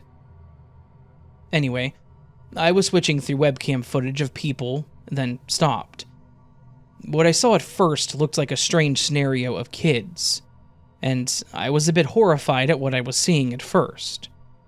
But as I held off, I noticed that the person behind the camera was a woman who appeared to be their mother. I asked, "Hey, is everything okay there?" And the response I got was, yeah? I figured I stumbled upon a bored mother at home taking care of her kids. Once I realized the situation was normal and just a bored housewife with her 2 kids looking for companionship, I loosened up. I began talking to her, and her accent revealed that she was from Australia. The woman began saying things that I didn't understand at the time. She said, "Hey, I've seen you earlier." And I said, "Oh, did we skip each other here on Omegle?" And then she shook her head. No, I saw you on TikTok." I was quiet for a moment, trying to process what she was saying. I decided that I looked like someone that she saw on TikTok. It couldn't have been me. I only had a few videos uploaded and the number of views was under 1,000 for all of them. I said, "No, it probably wasn't me." And then we chatted about some things for a while. But the TikTok subject broached again after about 10 minutes. She said, "Hey, I really saw you on TikTok." I became perplexed and asked, "What do you mean? Like, how?" She said, "I even added you as a friend. Here, before we matched on Omegle." I was in disbelief. I opened my TikTok app and then asked, "Okay, if you added me before, what's your handle?" She told me her handle, and lo and behold, she liked a video I posted that had under 100 views before we met on Omegle. How could someone who lives across the world like and follow me on TikTok, and then we meet on Omegle moments later? Like, unless I don't understand how algorithms work, but I'm not totally stupid. I do work in online marketing after all. We both became so confused and talked about how strange it was. I added her back on TikTok. Like, what are the chances that someone would see my very unpopular TikTok video that had under 100 views in America, and then a person in Australia saw it and then connected with me on Omegle right after? That cannot be coincidence, right? Anyways, the next day I bought a lottery ticket because, well, what else unbelievable could happen? I had added the woman back on TikTok and messaged her saying, "Hey, that was so weird the other day that I bought a lottery ticket." And then she responded, "Huh, I did too." This was honestly the weirdest, most serendipitous experience I have ever had in my life. It happened like 5 years ago, and I still don't understand how. I asked people who worked in digital and algorithms if something like this could make sense, but I never got an answer. So, if your listeners have any idea, please have them comment and explain. Thank you, Raven. And thank you for submitting your story. And also, based on my tech experience, as far as I know, algorithms don't work cross-site, so that's crazy.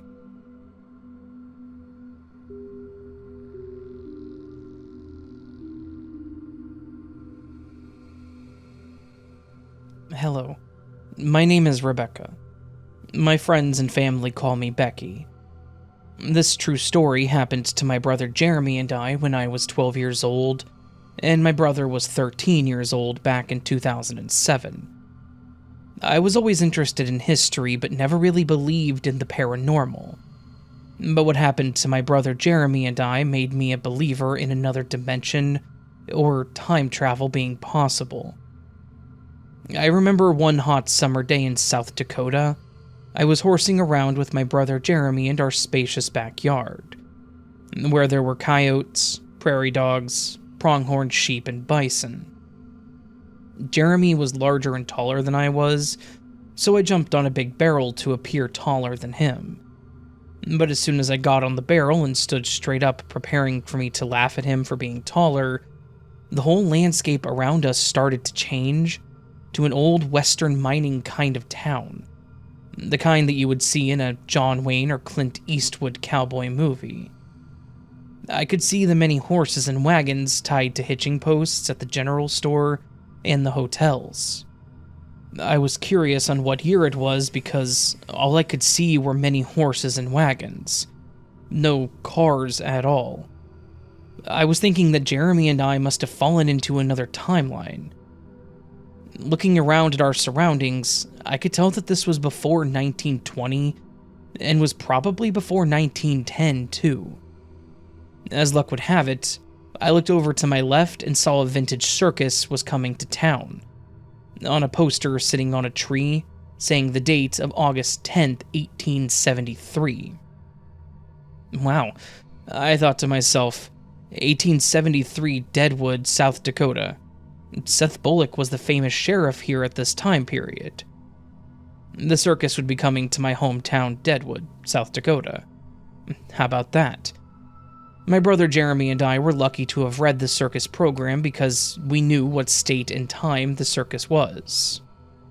I noticed that my blonde hair was still long, but had a big red bow in the middle of it.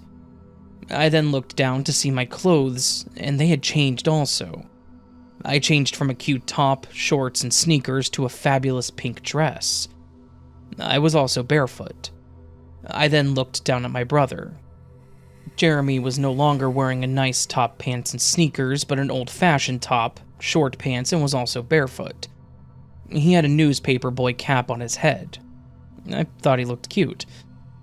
Jeremy and I then noticed that we were right in the middle of many townspeople hooting and hollering, watching something that was about to take place in this South Dakota mining town. Jeremy and I looked ahead of us, and we were surprised to see that there was indeed a hanging about to take place. I did not know who the prisoner was, nor what he was charged with, only that he was going to be hanged. The prisoner was a good-looking man in his 40s with a black handlebar mustache, wearing a brown in color three-piece suit. The executioner, It was an elderly man wearing a black top hat and black suit. The hangman asked the prisoners if he wanted to say something, any last words. The prisoner shook his head no as the hangman put a big black hood over the prisoner's head and pulled the lever as the trapdoor opened and he fell through. My brother and I watched the prisoner thrash around a while, like a fish out of water, before all was silent and there was no movement at all. Jeremy and I were still watching the prisoner being hanged, as an enormous in size man with a large walrus kind of mustache, wearing a brown derby hat and brown suit, which was too small for him, gently grabbed my hand telling me to get off the barrel and to go home, because children should not be watching a public hanging. The huge man scolded us once more for watching the hanging as he helped me down from the barrel. As soon as he did, I heard a large clap of thunder, as I and Jeremy basically returned to the present, which was 2007 at the time. When Jeremy and I got back to our parents' house, we told them everything, but they didn't believe us. Only one friend of mine thought that my story was real. She was a good friend. The interesting thing was that Jeremy and I seemed to be gone at least an hour, but my parents said that we were only outside for 2 minutes. Jeremy and I must have experienced a time slip or something. Again, I was thankful to see the vintage circus picture, because it told us what state and what year we were suddenly thrust into. My brother Jeremy and I must have slipped into another dimension or timeline, but we were both thankful that we were back in the present. Something surely paranormal happened to us there.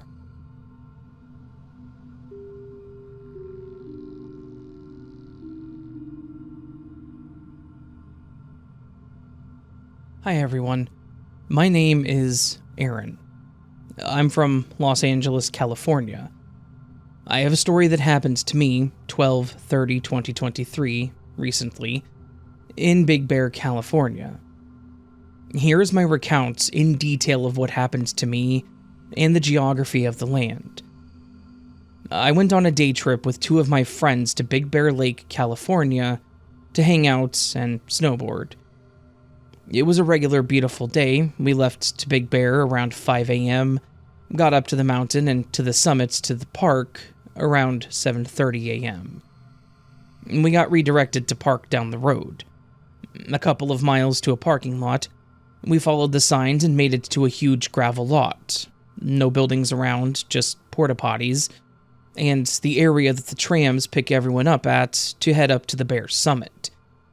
When we entered the lot and parked, we were facing away from the mountain towards the direction of the lake. The tail of the truck was facing the mountain summit. Remember this later on in the story. We got on the tram and went up to the mountain for a day of snowboarding and hanging out. It was a great day. It was beautiful and we got lucky that it was snowing. I stayed in the bar area waiting for my 2 friends to come down after snowboarding. Both of my friends came down to join me in the bar. We hung out and just talked. As I was sitting in my stool, a nice older lady came up to me and asked if she could sit there since there were no other seats and the place was packed. I gave her my friend's seat and she hung out with me and my friends while her kids were up on the mountain snowboarding. It was around 3 p.m., and one of my friends went back up the mountain to do some more snowboarding. He only had an hour left before his lift ticket ran out at 4 p.m. Me and my friend and the lady are sitting, talking for a good hour, with her kids and her. It was around 3:15 and she says that she has to go. I got sad inside that she had to leave as I was having a really nice time just chatting. This is where it happens. As she and her kid are walking out of the bar and into the blizzard snow outside, me and the lady both look at each other for a moment as I was sitting on the stool, and said goodbye silently to each other. I looked into her eyes and boom, I instantly went from sitting on a stool in a bar to an empty gravel parking lot at nighttime. I physically felt the shift, and I had to catch myself from falling because I was in a sitting position and then landing in a parking lot All I heard was the gravel smashing under my feet as if I fell out of nowhere. I instantly had my hand up to catch my balance and looked forward. Both of my friends were about 10 feet in front of me walking to the truck. The truck was in a different location, now facing the mountain's summit. I could see the lights that light up the mountain. I was so in shock that I couldn't believe it, and I started yelling at my friends that this isn't the right lot, that we didn't park here so close to the bottom of the mountain. They instantly got mad at me and started to argue, saying, "Aaron, this is the lot we parked at. It's the only lot." I say no, we parked far over there, away from the mountain in another lot. They were still angry with me, so I shut up and realized what had happened, and that no one would believe me, so since I couldn't ask my friends as they were packing their gear, I walked around dumbfounded. What had just happened? I asked other people in the lot if they remembered parking in this lot, and they all thought that I hit my head and was crazy. It was the worst feeling I had ever felt. I felt so alone. But wait, this is where it gets interesting. I screenshotted a pic of the map of the area. It was at 5:56 p.m. I lost about 3 hours of time, but I instantly jumped from the bar up in the mountain to the gravel lot on both feet. I knew that no one was going to believe me, so after I got back home, I went and told my father what had happened, and explained it in detail. I said that we parked in a huge empty lot with no buildings, and then ended up in a smaller lot at the base of the mountain, and the truck was now facing the mountain, and that I had been jumped to the lot from the bar, so he goes, "Well, let's Google Map it." With my luck, the Google Maps showed the huge big lot we first parked at when we got to Big Bear. Then we found the second lot that I ended up at, and there was a huge building next to it. So we had mapped it out, both lots, and the bar up at the lodge at the ski resort that we were at. He saw what I was talking about. Both lots did exist. The story happened to me had compelling evidence that something had happened. 2 days later, we both went to go look at the Google Maps of the lots and talk more about it, and that first big lot was nowhere to be found on the map. The road had changed, and there were houses next to the lake where the lots were supposed to be. Then, we found the second lot that I was shifted into, and I couldn't believe it. The second lot looked like the first lot, and the second lot merged together. They had half and half characteristics of both lots. I was pissed that now I had no evidence and my story looked crazy, because there was only one lot now. But my father was stunned and he couldn't believe it either that the other lot didn't exist anymore. It bothered me for a couple of weeks to ask my friends about what had happened up on the mountain. I finally asked one of my friends how I was when we were at the bar, because I have no memory of how I got down the mountain. He said, "Fine." I go, "You remember us talking to that lady?" He says, "Yes." And then I say, "I was fine in my right mind, so how did we get down the mountain?" He goes, "You were fine. We were all talking and we got on the shuttle and went down the mountain to the lot." In my mind, I know for a fact that that was not me talking with my friends from the point the lady left to when I got to the lot. So it must have been another me that was taking my place with my friends, and then I was shot back into that reality of a different lot. I hope that this recount of what happened to me can help others, or help in researching why these things happen, or are going on. Did the lady that I was talking to know what was going to happen to me? Did she jump me into the lot? Because that was the last thing I saw before I was dropped into another parking lot. This is going to bother me until the day I die, because I know what happened to me. It was very personal, and I want to know where I was for 3 hours, and who was talking with my friends as me when it wasn't. Was it my doppelganger? Any information will be well received, and I hope that this finds who needs it.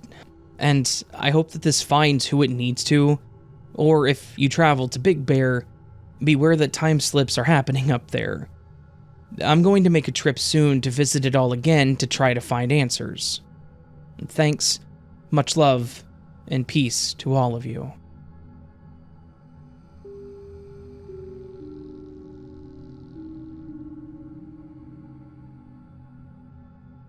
Yesterday I was driving to meet my sister.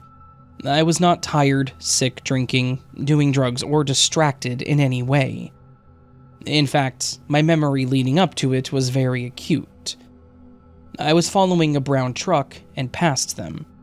We came to an intersection where I needed to make a left turn, and shortly after would be making a left onto the highway. The left turn light was red, and I stopped. The brown truck went straight, and had a green light, so they passed me. My light turned to a flashing yellow arrow, so I waited for 6 to 7 cars to move through the intersection so that I could make the left. I looked into the rearview mirror, worried the driver behind me might be frustrated with waiting, and saw it was a purplish SUV. I was finally able to make the turn, and saw the SUV follow. But as soon as I finished the turn and looked back forward, my navigation was showing that I needed to turn around, like I was going the wrong way. I was really confused, as I knew that I had been going the right way. I really didn't know where I was, because the area looked totally different. Like there was no highway overpass ahead. I followed the navigation directions, and ended up at the same light, making the same left turn again. At first, I thought maybe I had turned left onto some side street before the highway entrance. But here's the thing. There was no place to turn, because the intersection is right next to the highway. There is no possible way I could have ended up going back onto that road and in that direction without driving at least a quarter of a mile, including passing under the highway overpass, going through 2 lights, making a U-turn, and then going back through all of that, before making a right turn to get back onto the original street. Also, it was instantaneous. I did not lose any time. I've had strange experiences before, but nothing like this, and I don't know what to make of it. Someone suggested I add a map showing what happened. There's a link to the map below, on screen during the story. On the map, the solid green line shows the route that I was on up to making the turn. The green dot represents where I should have continued on my path. Red line shows where I ended up as soon as I made the left turn at the light. Red dots show what the navigation was telling me to do when I realized I was no longer on the road headed to the highway. Yellow line shows the jump from where I was to where I ended up. I hope this helps. Also, I know that I was at the same light again, because there are apartments under construction indicated by a blue dot on the map. So there is no mistaking which light I was at.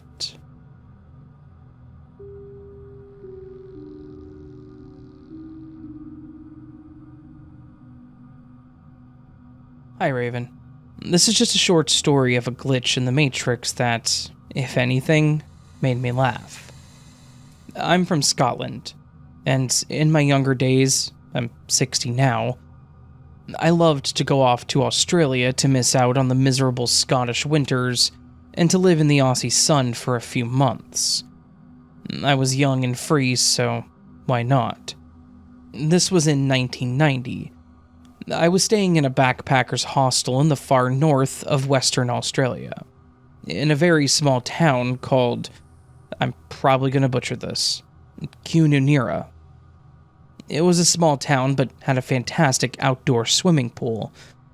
It was built in a bowl shape, with the surroundings around the pool of mostly grass banking, used by visitors to picnic and others that had an entrance area that had about 20 or 30 concrete steps, maybe 20 feet wide, that led down to the pool area. It was all fenced off around the whole site. Me and a Swiss guy from the backpackers decided to go down for a swim one morning. It was early and midweek, so we were the only ones in the whole pool complex. We were mucking about in the pool, seeing who could swim the furthest underwater and such, when I said to the Swiss guy, "It would be great if we had a ball." At that very instant, we heard a ping, ping, ping, ping, ping. We looked to the side, and down the steps came a plastic ball bouncing slowly, and then faster and faster. It reached the bottom, rolled to the poolside, dropped in, and then drifted to right in front of me and stopped. We just looked at each other in utter disbelief. We got out of the pool and went up the concrete steps, thinking there must be a family up there with a child missing a ball. But there was no one. We were literally the only two people in the whole place. It was all so out of the blue, but I've never forgotten about it. Now, it may all just be a coincidence, but it certainly felt like a manifestation of some kind. We both just laughed about it and carried on, now with a ball to muck about with.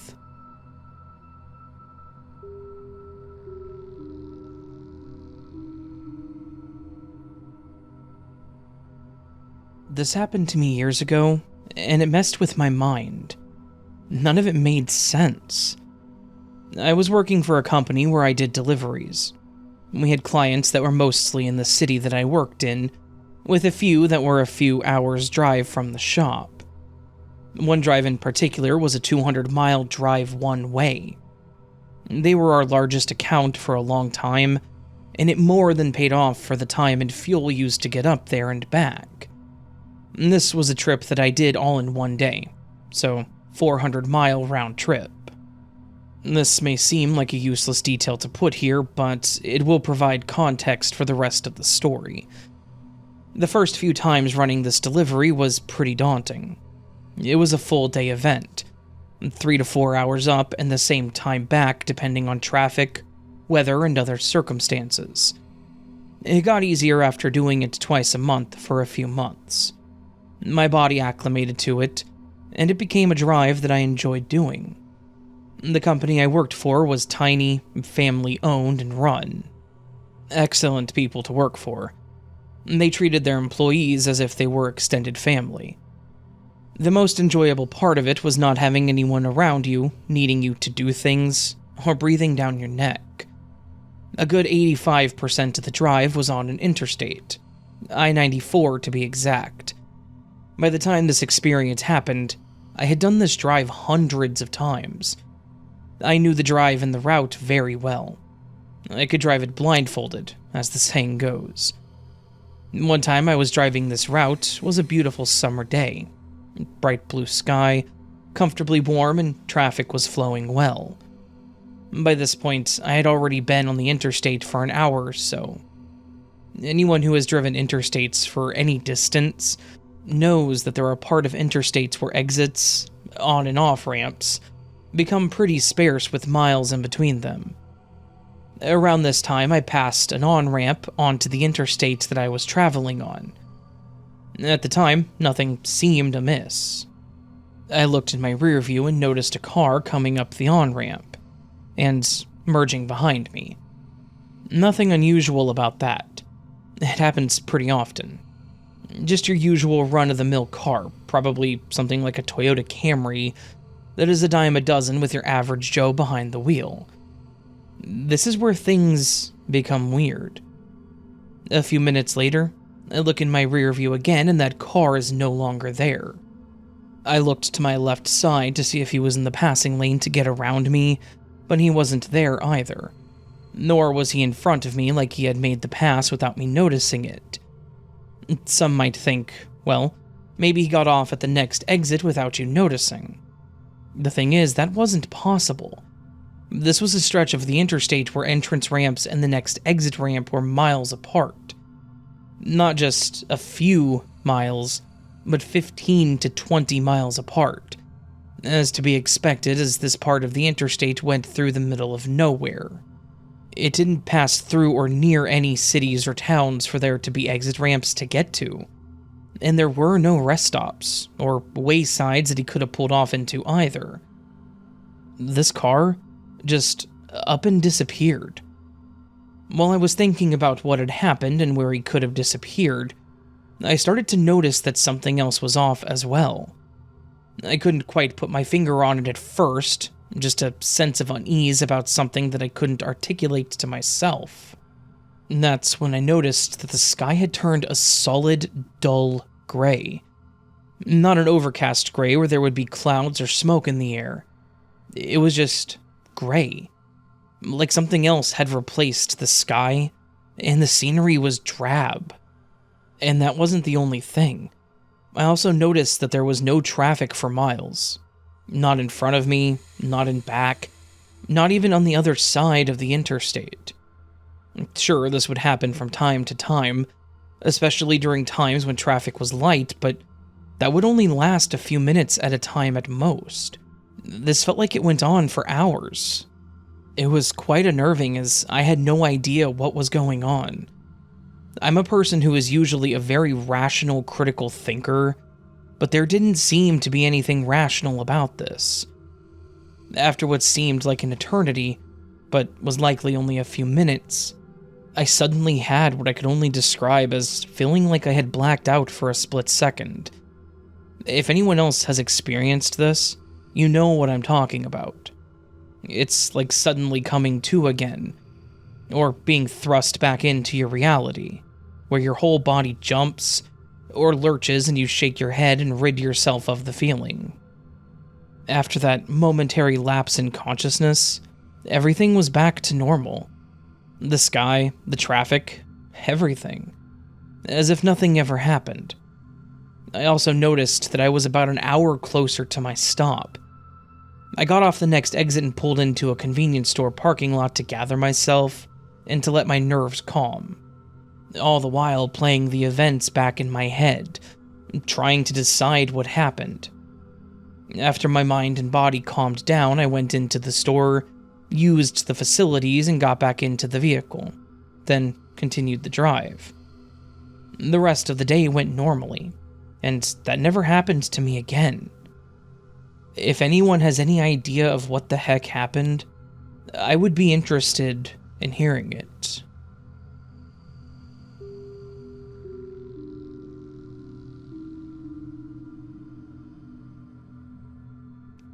This was in the 80s. Myself, my sister, and my mother had gone out to a newly opened store a short distance from home. My mother drove there, and I had just gotten my 2 weeks paycheck, plus 2 weeks paid vacation money all cashed at once. It was a lot of cash. I put it all in an old but never used passport case, or tall wallet, that was very expensive looking and was made of soft leather. It had come from a second-hand store. I absolutely loved it, and it was so perfect for that day. I guess maybe it was a travel wallet or something with all those cool compartments in it, and then one went way down all the way the full depth of the wallet, nearly like a giant hidden pocket. I put the money to run out of for the week accessibly, and then the extra way down into it. I had a friend's husband's business card in the wallet, but still had little of my former wallet in it yet. We walked into the store and looked at ugly clothes and cheap shoes, and decided to move on. My mother had 4 envelopes to mail with a rubber band around them. I took them from her and took the band off carefully, and the wind was horrible and cut like a razor. I was frozen. On the short distance to the car, I recall checking that my wallet was still in the deep wool pocket of my uncle's old pea coat from the Navy. It was there safely. But when I got home, it was gone. We checked everywhere. It was with me. It was my mother's car, and it was searched diligently. Did it end up getting mailed with the letters? Definitely not. Did I drop it? No. In a narrow crevice in the car? No way. To this day, I'll never know how 4 weeks of pay, plus a bonus check, all went missing. I strangely always felt that one day it would return. I wish that it would, but after so many years, it still hasn't. A haunted old wallet from the thrift store, old navy coat. Could it have gone into the lining somehow? I have never found it all these years, and I just say that it was too weird.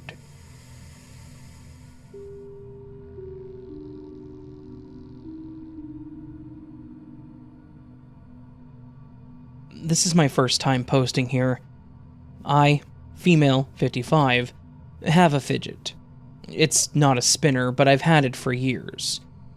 When reading, watching TV, or scrolling, I absent-mindedly play with it. I had it downstairs while on the couch, scrolling through Reddit, no less.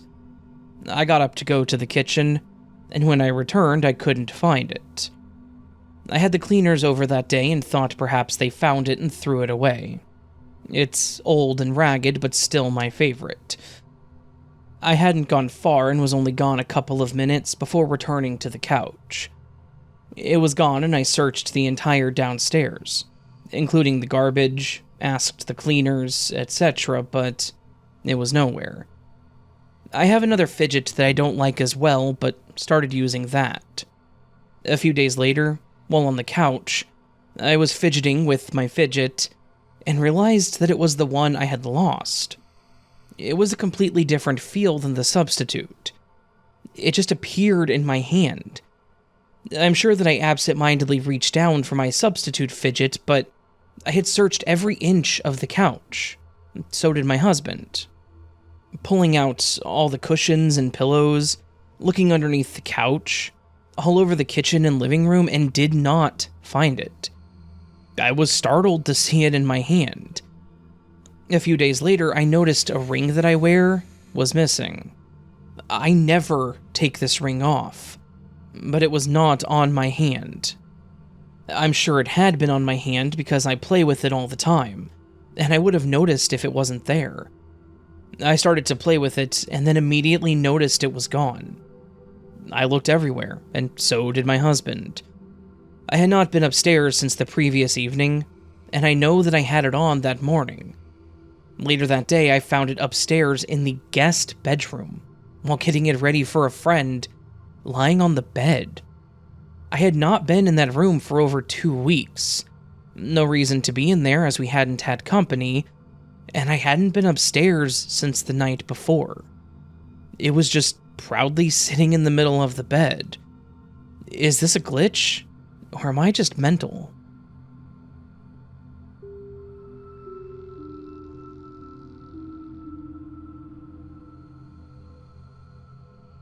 So, there's this tiny strip mall nearby. I'm not sure if it's technically a strip mall, as it's very small. But it's like a row of 3 businesses, a pizzeria, a laundromat, and a Chinese takeout spot, surrounded by a very small parking lot. It's right off of a main/busy road. I had pulled into a parking spot in order to turn around and go the opposite way I came from on the busy road. I had 3 of my kids with me, the oldest being around 19 at the time, and he was sitting in the front passenger seat. I was ready to back out of the parking spot, so I looked to the right to check if any cars were coming, and there was this huge truck. Like one of those big Mac delivery trucks. I then looked to my left, hoping no cars were coming into the parking lot from that way, because it would definitely cause a mini traffic jam. I didn't see anyone coming from the left, so I immediately looked back to the right again, and the truck was gone. I looked around thinking maybe it continued on behind me and I just missed it as I was turning my head. But it was nowhere in sight. I looked at my oldest and asked him if he had seen the truck to make sure I wasn't imagining it or something, and he said that he had seen it, and then asked what the heck just happened. I just sat there for a minute in shock and confusion. I realized then that it would have actually been impossible for this truck to be coming around the corner of the building like it appeared to be doing, because the parking lot is so small and narrow. Even regular pickup trucks and SUVs barely fit. Which I know because I've had plenty of vehicle rentals over the years, and have eaten from those two food spots more times than I can count, as well as used the laundromat regularly at one point when my washer broke down on me. This was the first time something so obvious just disappeared on me, and there was someone else with me to witness it. This was 3 to 4 years ago, but it still randomly pops into my head pretty often. I think because of how shocking it was to experience.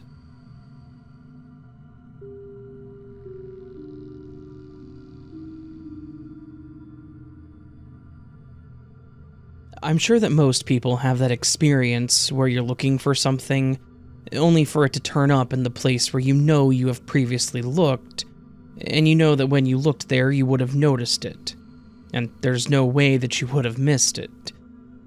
I've experienced this many times throughout my life, and would usually, like I'm sure many people do, put it down to simply not being observant enough. However, something happened to me many years ago that makes me think it isn't as simple as that. It was the early 80s. I had just left college and was looking for employment.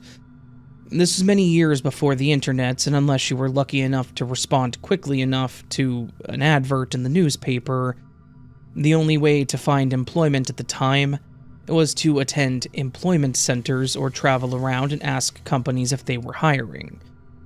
I was still living with my parents at the time, and because they lived at the doorstep of a town or city, I had to catch public transport to access these. Anyway, I had managed to get an interview with a company. I'd gotten myself ready and began looking for my prepaid bus card to make the journey for the interview. However, no matter how much I looked, I could not find the small plastic wallets that contained the card. I had no money in the house. This was before everyone had a debit card and mobile phones, so I couldn't contact my parents or brother, who were all at work and were out of reach of landline, to see if they had seen it. I had checked all the usual places, but to no avail. And I was becoming exasperated on what to do, and was thinking about going to our neighbors to see if they could lend me the money to make the trip. It was at this point that I sat down on the couch and put my shoes on. Now, my parents owned one of those old flat record players with a large clear plastic cover, and it was sat on a cabinet next to the arm couch. I remember looking at the top of this record player numerous times as I scanned the cupboard looking for the wallet. I had even lifted the plastic lid to look if the wallet had ended up on the deck when the lid had been lifted. Nothing. Once again, I looked on the top and scanned the cupboard one more time before putting my shoes on. It was at this time that I heard a noise to the side of me. It wasn't a particularly loud noise, but it got my attention. All I can say to describe the noise is that it was as if you dropped a light object onto a heavy surface from a small height. As I turned to look in the direction of the sound, my wallet was in the middle of the record player's plastic lid. Now, those feelings of I'm sure I would have seen it if it had been there were compounded by the fact that I had even lifted the lid on a couple of occasions, and if it was actually on the lid in the first place, it would have fallen down the back of the record player. Now, over the years, I have often thought about this incident whenever I mislay something, and lo and behold, it will reappear in a place where you know you put it, and have already looked. I've never, though, witnessed again the totally weird circumstances surrounding the missing wallet. For it to be left on the plastic lid and be found in the same place after the lid has been lifted numerous times defies logic. Not only that, but to hear the noise that attracted me to the place where the wallet was is also astounding. Did my wallet cease to be for a short time, only to exist again after a period of time? I can't answer that, but it still freaks me out to this day. There is a happy ending to this tale. I took the trip to the interview, got the job, and stayed there for a large portion of my working life. So, Maybe someone was looking after me that day.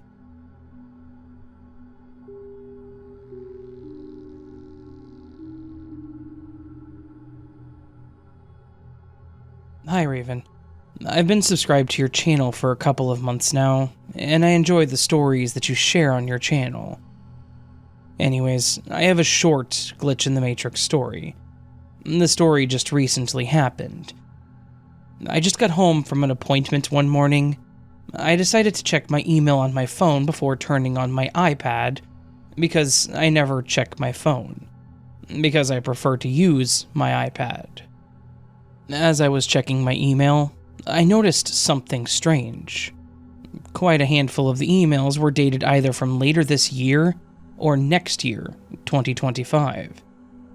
I was baffled by this, so I decided to check the same email on my iPad. When I went through the emails on my iPad, there weren't any of these emails from the future. I'm still baffled by this.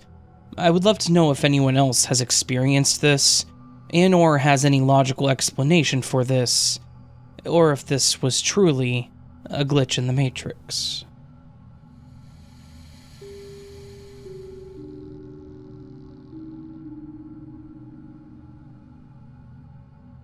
Over a decade ago, I had an experience that shattered my concept of reality, haunted me, and caused years of anxiety after it occurred. Okay, I'm going to preface this by saying that I'm 19 years old, and at the time of my glitch, or crossover, as I choose to believe, I was 8, maybe 9. So, my father is an attorney, and as attorneys generally do, he worked in an office building. There was nothing overtly extravagant about it. In fact, it was a pretty mundane building. But it is important to note that it only had 4 stories, and his office was on the 4th floor. At the time, I had 2 siblings, a sister and a baby brother. It became sort of a Friday weekly ritual for my mother to pick us up from school and daycare, go to my dad's office, and then all of us would go to dinner. Which, in hindsight, didn't make much sense, as my parents had to take separate cars to the restaurant, but I digress. During that time in my childhood, I was dead set with being as independent as possible, cooking on the stove by myself, doing all of my homework without assistance, all of my laundry, etc. But there was one thing that I was particularly obsessed with doing alone, and that's using the elevator. So, one Friday afternoon, my mom picked all of us up and we went to my dad's office, as normal. I spent my time running around, annoying paralegals, office assistants, and his other colleagues. Nothing was out of the ordinary. Things only got weird when it came time to leave. My mom found me in some cubicle that I wasn't supposed to be in, and told me to get ready to go, for which I promptly bolted for the elevator. My parents knew that it was pretty much pointless to try and ride down with me, so they just told me to wait for them on the ground floor. When I stepped on, an intense feeling of dread came over me, a sort of sense of impending doom. Anxiety is not the right word for what it was, and I should mention that at that point I was not claustrophobic. I knew that I needed to get out, sort of like a deep urge. But before I could react, the doors closed. In a flustered state, I accidentally pressed the button for the 4th floor, the floor that I was already on, and to my confusion, instead of the doors simply reopening, the elevator started to go up and did so for what felt like 30 to 45 seconds.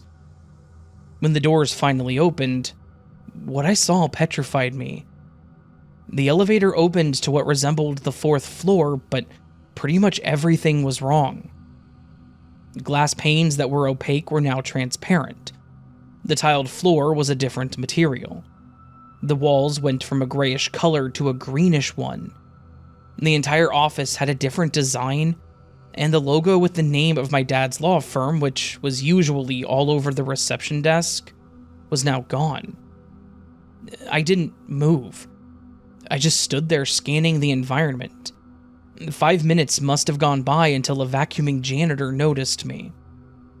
The man seemed genuine enough and approached me. He tried to question me about where my parents were and if I needed help, and all I could get out is, "I'm lost." He tried to get me to come over to the reception desk so we could call around the building to look for my parents. Just as I was about to comply, I was again overcome with that feeling of danger. This time, the urge was to plant my feet like a tree, and under no circumstances leave that elevator. I told him that I was just going to go to the first floor to wait for them, and he agreed under the condition that he go with me so I wasn't alone. So he got on and pressed the button for the first floor.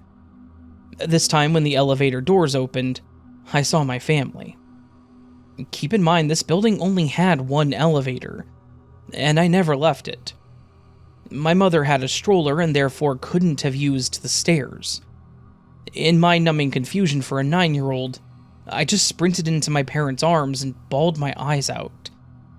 When I calmed down, I explained what had happened as best as I could, but they looked just as perplexed as I was. I asked how they got to the first floor before me, and they replied, "What do you mean? We went down before you did." When I described the floor I was on, my dad said that it couldn't have existed as every level of the building had the same floor plan. In pure desperation for them to believe me, I pleaded them to ask the janitor who had brought me down, as he was the only person who could back me up considering he was working on that floor. And my mom's response sent a chill down my spine. "What are you talking about, kid? You were the only person on that elevator." No one on the janitorial staff fit the man's description, and I hadn't seen him since. This experience scarred me to the point that I was terrified of elevators until I was about 14. I never set foot on that particular elevator once again for the 2 following years that my dad was employed there. I wholeheartedly believe I traveled to a parallel universe, and it has forever shifted my concept of reality.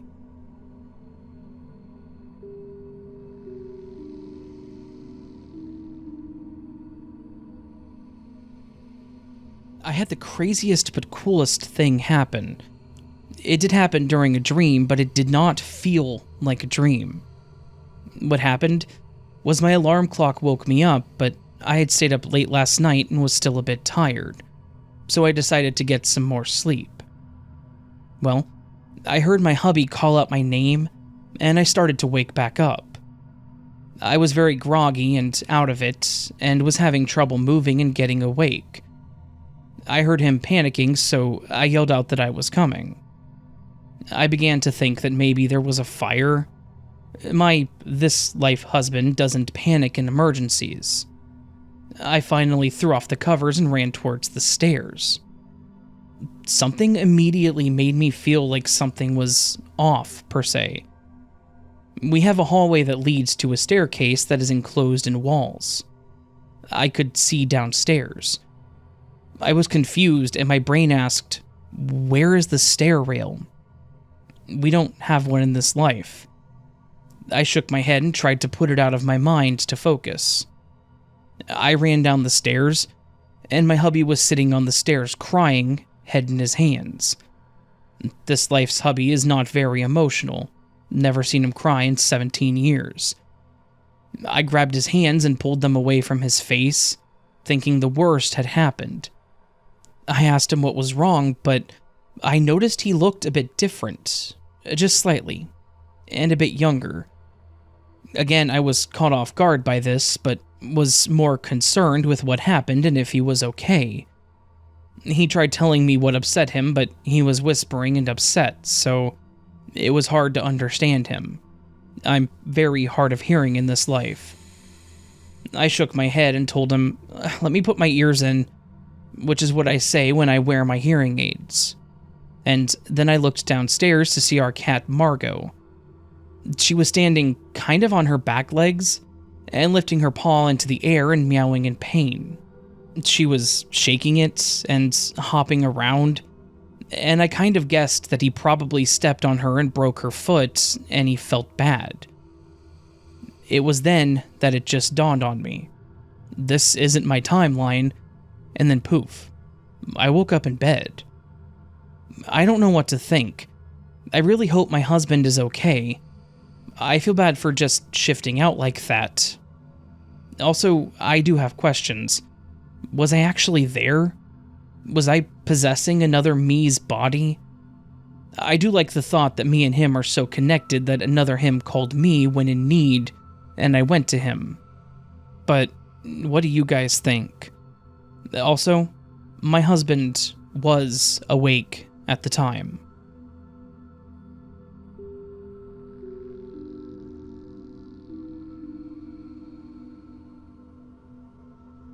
Alright, so this is a silly glitch. I just got into cold brew and found out here on Reddit that Trader Joe's used to make an instant cold brew. It's currently not in production, but a few people recommended a good substitute. A few people noted that there were no directions on the jar. I went to Amazon and read the reviews, and quite a number of reviewers said there were no instructions. When I got my jar, I looked all over the label and no instructions. I looked several times and saw what type of coffee beans it was made from, but not the ratio of powder to water. Foreshadowing, I mixed way too much coffee. I thought it was weird for them to not have instructions, so I went to the website, and again, no instructions. So, a couple of weeks ago, I'm on the Trader Joe's subreddit and someone mentioned the instant cold brew again.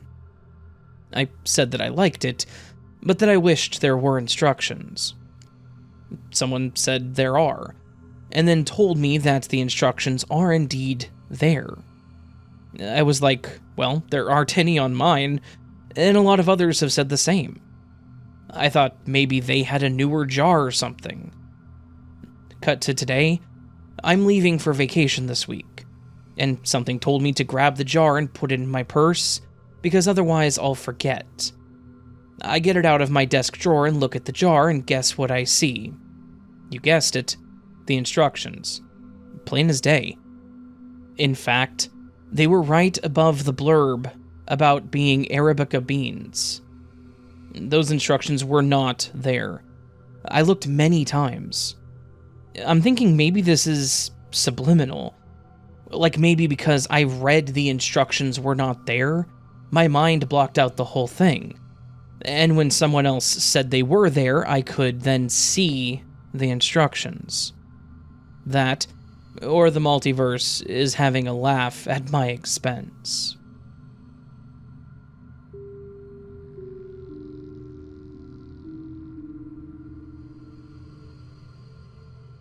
This story could fall under a time slip, except I went back in time, rather than forward or losing time. I had a mind-blowing experience 2 nights ago.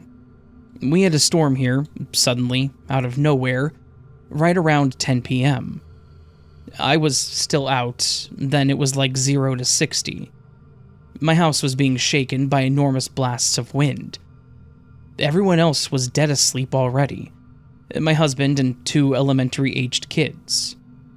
We'd all fallen asleep in the living room watching TV, so only I experienced this in my household. The wind was so hard that it thundered through our house, and I felt my ears actually pop due to the pressure change inside, despite the only air leakage capable through things like stove vents. I was actually shocked by the ferocity of the sudden windstorm, despite living in what many call Rain City, and having just 2 seasons here. Wet, stormy weather for 9 months, and then a mildly hot summer for 3 months. This storm, though, was atypical to say the least. I then fell asleep somehow despite being physically shook by the storm, and somewhat unnerved by it. I woke up at 2:38 a.m.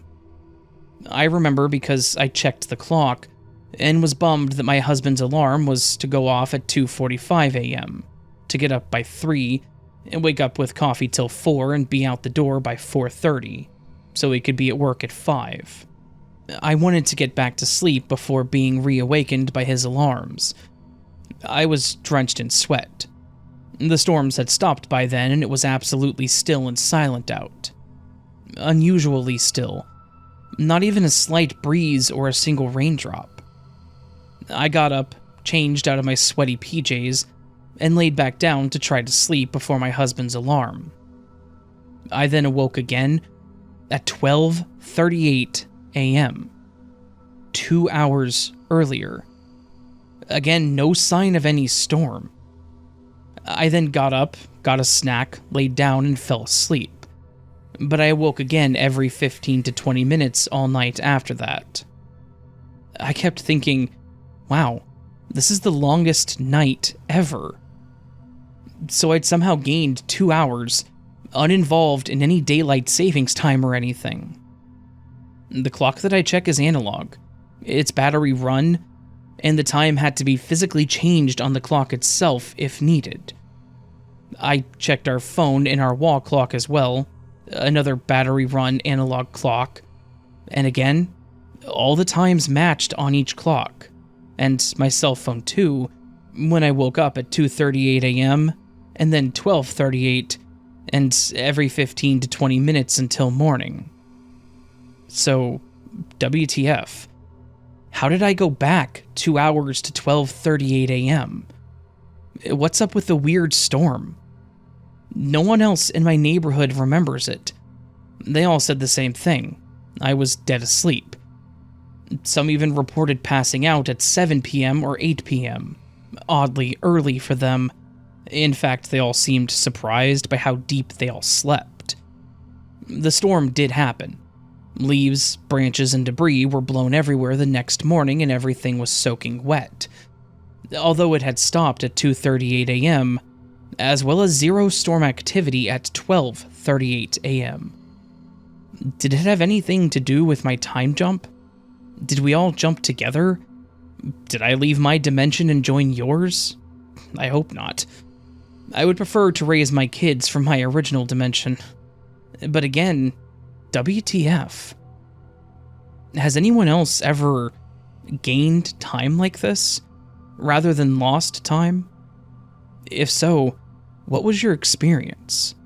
And does anyone have any theories as to what happened? Or any theories as to why? How or what it means, if anything? I'm so curious, so share your thoughts with me.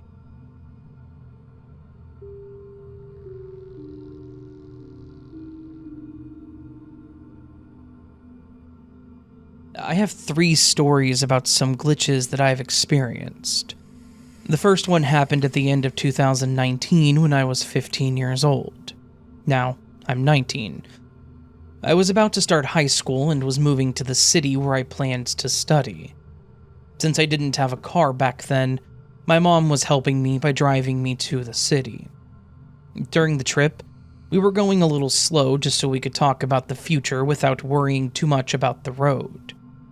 At some point, we noticed a red car with its back completely smashed. We talked about it, and since we were going slowly, it passed by, and we moved on. Minutes later, we saw the same car with the smashed back pass again. We looked at each other for a moment, and I said, "Was that the same car?" There was no way that he could have been behind us, at least. We would have noticed the car if we were to pass by it again, and we were driving from one city to another. There was only one road, so it couldn't have gone somewhere and then somehow passed by us again. Second story. The second one happened in June of 2023. My sister was having some financial problems, and I offered her a hand. I moved in with her and had to find a job to help pay her rent. I had only brought one bag with some stuff to stay for a month. During my stay with her, I had random nosebleeds.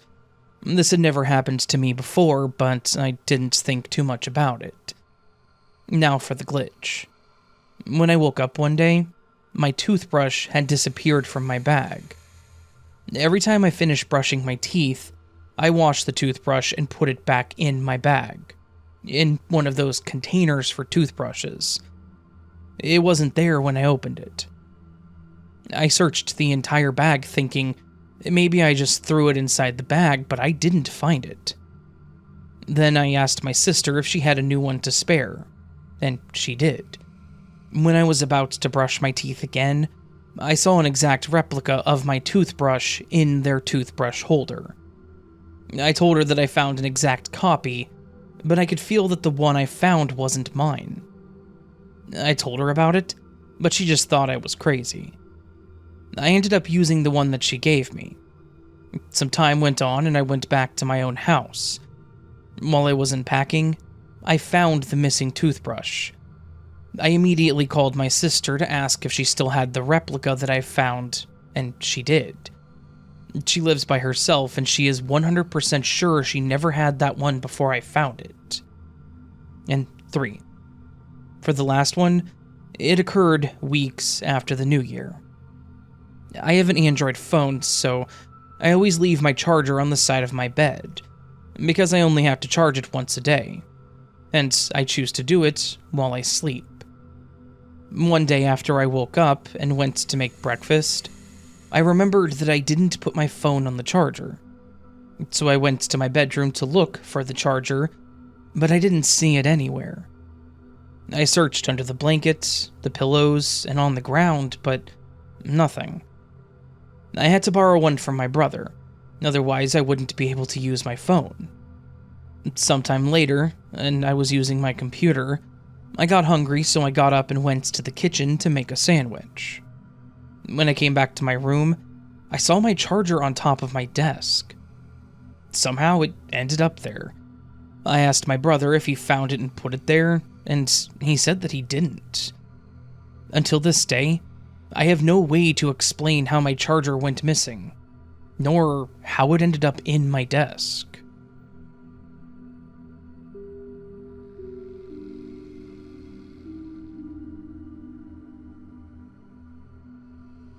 I love reading stories about objects that mysteriously disappear and then reappear. Then, it happened to me. One weekend in February 2023, my daughter purchased a necklace that she fell in love with while we vacationed in Eureka Springs, Arkansas. The next week, she called me one day in a panic while I was at work because she lost the pendant while she was getting ready in her bathroom. Her bathroom is very, very small, and the floor is marble tile. She said that when she was putting on her necklace, the pendant dropped and she heard it hit the tile. She searched and searched but couldn't find it. I rolled my eyes thinking this was just her not looking hard enough. I got home and searched the tiny bathroom. I got on my hands and knees and looked under the cabinets and in any gaps in the baseboards. I finally had to give up. It wasn't there. Later that summer, we had an awesome but exhausting time at Lollapalooza. After the last day, we got up early and drove 8 hours to return home. For some reason, my daughter had an urge to clean her room, which has never happened. At the time, we had a lady who would clean our home weekly. Well, my daughter noticed that her ceiling fan blades were dusty, so she got up on her bed and reached up to clean them. She screamed, "Mom, guess what?" Her necklace pendant was on the ceiling fan blade. I was shocked. She uses that fan every night. Of course, we put the pendant on the fan and turned it on to see what would happen, and as expected, the pendant flew off immediately. We have no idea how her pendant disappeared after she dropped it on the bathroom floor and reappeared months later on her ceiling fan.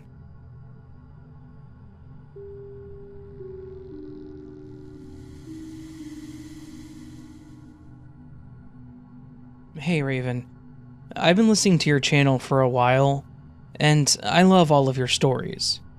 For me, the most entertaining are the glitch stories. While I've had a few things happen that are strange, most people probably do. So, my story centers around my grandson, Ollie. He's 3, and at this time, his main interests are the Toy Story movies and toys. So, for Christmas, his other grandma got him a Woody doll. He loves this doll.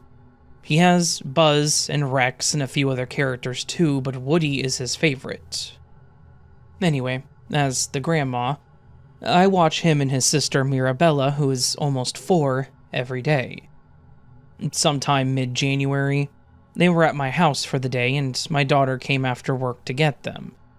And so we start getting them ready to go, and we can't find Woody anywhere. He starts crying and can't remember where he had him. It was getting late, so he said I'll just deal with it, I guess. As he's crying, I told him I would look for him. So the next day, I tear the kids' room apart, empty the toy boxes, dressers, look under the beds. Then I expand the hunt to the rest of the house. My bedroom, the kitchen, the living room, the bathroom, everywhere. Nothing. No Woody. That weekend, my husband even takes the ducts in the basement apart because I figured he went down one of the vents. Ollie likes to drop stuff down there. There were about 20 cars down there, but no Woody. So then a few days go by and it's my turn to have Ollie, so I take him to Walmart to get him a new Woody doll. He's happy as can be. Yay. So my daughter moves into a new place. Unfortunately, there was a hole in the kid's bedroom wall where the doorknob poked a hole on the drywall. So of course, that's where the new Woody doll went, along with a few other toys and the TV remote. I said too bad. I'm not buying another one. He has to learn not to drop toys where you can't get them back. Anyway, it's been a few weeks, and he's kind of moved on, playing with other toys.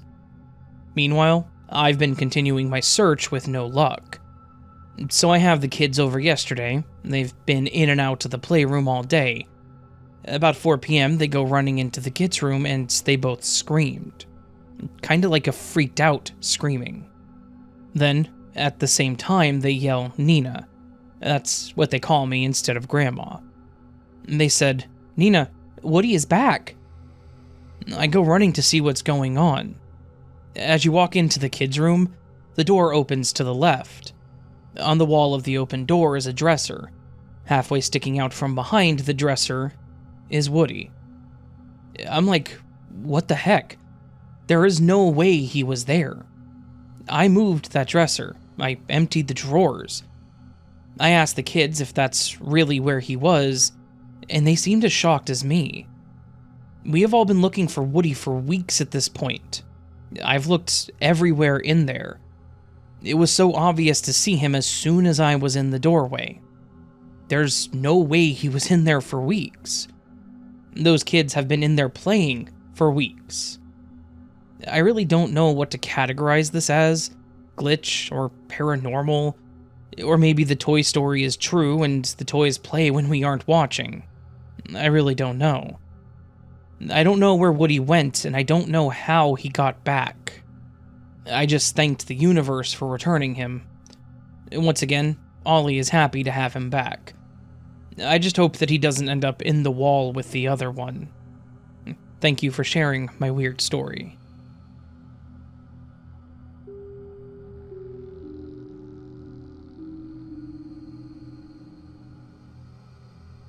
This glitch happened to my kids and me in 2008.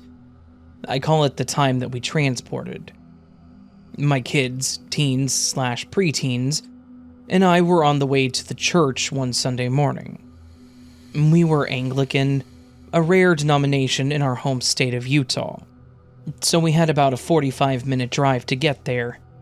In Utah, there is a Mormon church on every corner, but Anglican congregation, there's one. To get there, we had to get on southbound I-15 and connect to eastbound I-80. I-15 runs north and south parallel to the Wasatch Mountain Range east of Salt Lake City, while I-80 is an east-west road going up through Parley's Canyon into Park City. And that's where our church met, Park City, Utah. Anyway, the Wasatch are a familiar daily presence in everyone's life who lives in the area, and I know them quite well. Parley's Canyon is a notch in a lower point of the mountain range. Other parts of the Wasatch have taller granite peaks that are kind of sharp in appearance, but where I needed to go is more rounded, if that makes sense. The junction of I-15 and I-80, plus one state road, is a jumble of overpasses and underpasses, where the roads cross each other sort of haphazardly, each taking traffic to different off-ramps and exits. As you enter the Spaghetti Bowl, southbound to get onto I-80, you must be in the 3 right lanes of I-15. The furthest 2 lanes must join I-80, and I always get into the furthest right lane possible, because I prefer to stay out of the way of other traffic. When you're in the furthest right lane, it is impossible to remain on I-15. I was in the furthest lane to the right, so it was physically impossible for us to continue on I-15. So we're moving along, visiting, and maybe listening to some music when I notice that the mountains directly east are jagged, sharp peaks, not a notch in the more rounded canyon area. I say, did I just miss my exit? And my oldest daughter, about age 19, says, just keep driving, Mom. But I could see that we were south of the Spaghetti Bowl, and there were no street signs or exits anywhere. I knew that I was on southbound I-15, south of the junction, but I had no idea what exit. Soon enough, an exit for 90th South appeared. Sandy, a city just south of Salt Lake City. We were approximately 5 miles past the Spaghetti Bowl. Of course, we were all talking about what had happened. How did we miss the exit when the car was in the lane that cannot continue southbound? Everyone was kind of excited and a little freaked out, trying to think of what we saw before we were transported. Mainly, we were all going, did that just happen? And why? We pulled off the freeway and immediately back on to northbound I-15, got to the I-80 junction, and we headed east. As we approached the summit, we came upon a motorcycle that had laid out on the road just a moment before. Everything was on the right shoulder, the bike on its side, the rider just getting up with the help of a passerby. I'm convinced that if we had not missed the exit, we would have been in the same place at the same time as that motorcycle. Normally, I would just brush this off as a wandering mind, but I had 3 people with me who all remember the same things. We missed that motorcycle accident because somehow we were 5 miles down the road instead of on I-80. The most notable thing about this experience was that there was nothing beforehand to notify us of something strange going to happen. Everything was perfectly normal. No air of expectation, no ominous dread, nothing to say that this is strange. Just a family in a vehicle, suddenly in a different location on the road.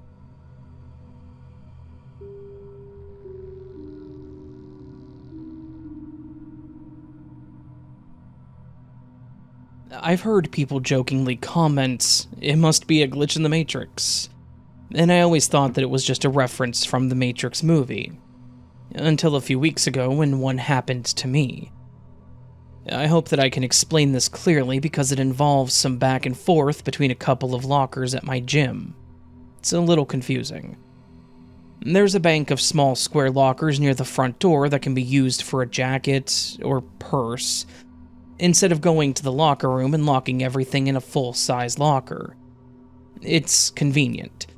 So when it's cold out, I'll occasionally use it for my jacket and car keys. You set your own 4-digit combination, so you don't need to bring your own lock. There have been a few times when I locked my stuff up and forgot which one I used. It's a little embarrassing, because then you have to go get someone who works there that has a key to help you figure out where your stuff is. On the day that this happened, I told myself that I was not going to forget which locker I used, so I picked the one at the very top right. Let's call it locker number 6. It was locked, so I decided to use the one directly below it. Let's call that one locker number 12. I put my jacket and keys in 12, locked it up, and went to work out. After my workout, I came back and put my combination into number 12, opened the door, and what the hell? Someone else's stuff was in that locker that I had just unlocked with my own combination. It was a pink hoodie. I had worn a black fleece jacket, and of course my keys were not in there either. I thought, okay, there's a slim chance that somebody else had chosen the exact same combination that I had chosen that day. Maybe I really did get number 6 and my stuff is really in there, and I'm just losing it. I don't know. So I tried it, using my combination, and I couldn't open it. Baffled, I went and got somebody from the front desk and told her what had happened. She couldn't explain how someone else's stuff got into my locker, number 12, that I had just unlocked with my combination. She looked at me like I was a weirdo, and said that she would try and unlock the ones around it to help me find my stuff. I told her to try number 6, because that's the one I was going to use originally, but I wasn't able to open it with my combination. She used the key to open it, and there was my jacket and keys. I can usually come up with some kind of logical explanation, even if it's far-fetched, when these weird things happen, but I am completely stumped with this one.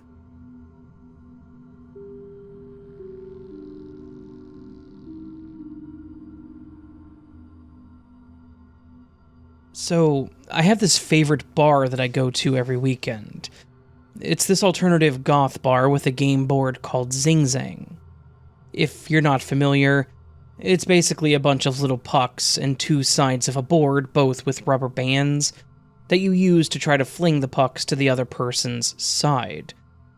I've gotten very good at this game, and very few people ever beat me, which, yes, is a flex. On Saturday, I followed my tradition of going over to the Zingzang table to play a game with 2 friends tagging along. Please note that, at this point, we had all just been sharing 1 drink at the house and were barely even tipsy. I saw that the board only had 6 pucks. The game generally comes with 12 when you buy it, but for as long as I've been going, it's never been the full amount, cause, yeah, it's a bar. Things get lost. I've played with 10, but in the last several months, it's usually 8, and in the last few weeks, it's only been 7. So we usually put 1 to the side and play with 6. On this day, there were only 6, and I expressed a little annoyance that the pieces keep disappearing, when I love this game so much. As a joke, I picked up 4 of the 6 pieces and said, well, now everyone can just play with 2. And then I dramatically threw the 4 pieces down on the board. Somehow, 10 pucks came flying out of my hand and scattered along the board, making it a full set of 12. I was utterly baffled, and just stared shocked, and then kept saying, how did that happen? My 2 friends thought I was doing a magic trick, and asked me how until I promised them that I had no idea what was going on, and they could see how truly confused and shocked I was. We all sat there trying to understand for 5 minutes and then walked away, now creeped out by the board. I told a few people, but no one believed me. I ended up playing a few games later with randoms, and we had all 12 pieces. One of the people who didn't believe me said that they had at least seen earlier that there were definitely only 6, and now there were 12. So what the hell? I have literally never experienced anything like this before. I wasn't on any psychedelics and I wasn't drunk, and 2 of my friends also saw it. I have no explanation.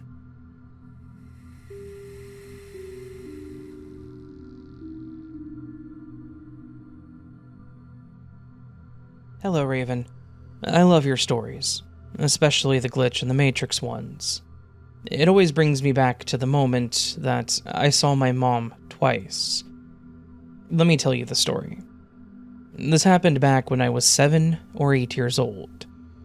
I know that I was young because my brother, who was a year older, was playing with me at the back of our rented home. We usually play in the backyard, especially with bugs. I know, but we were bored back then. There was no technology to keep us indoors. I still miss playing with my friends as a child. I'm 26 now, but I still remember this day like it was yesterday. When my brother and I were playing, we were called by our mom to get back in the house. Yes, we heard her, but, as kids, we wanted to play until the sun actually sets. Right when we were back playing with the insects and leaves, my mom came out of the house, which was only about 15 feet away, and called to us with her hands resting on her hips. Our mom looked different, but we can't really place it. She looked pale, and her hair was tightly in a bun. The one thing that struck us was her pink t-shirt. We don't remember her owning this pink t-shirt. After calling out to us, she looked pretty pissed off, and then walked back into the house. We knew that we were in trouble, that we were still outside, so we raced after her. My brother raced me to the house, but he ran to the front door, and I ran after her 5 seconds after she turned into the back door. Once I went into the house, the kitchen was clean and there was my mom. At the kitchen sink, with a dark blue t-shirt. She was just washing the dishes. The kitchen sink wasn't that far away, but if I caught up to her, she wouldn't have been that far that quick. Her hair was in a bun, but messy. My brother got to the kitchen from the front door and we were both stunned. I knew my mom could prank us, but this was too sudden. As a child, I knew that this was impossible. She couldn't have changed her shirt and changed her hair within 5 seconds. I was right behind her just a few seconds prior. My mind was telling me to check our laundry baskets. My brother and I checked, and we asked our mom if she ever owned a pink shirt. She asked why, and we told her what happened. She looked at us as if we were speaking a different language, and then laughed and said that we just finally listened. To this day, I feel like she was trying not to scare us. But I know that we experienced some type of glitch, or we saw something that impersonated our mother. Are there any other explanations?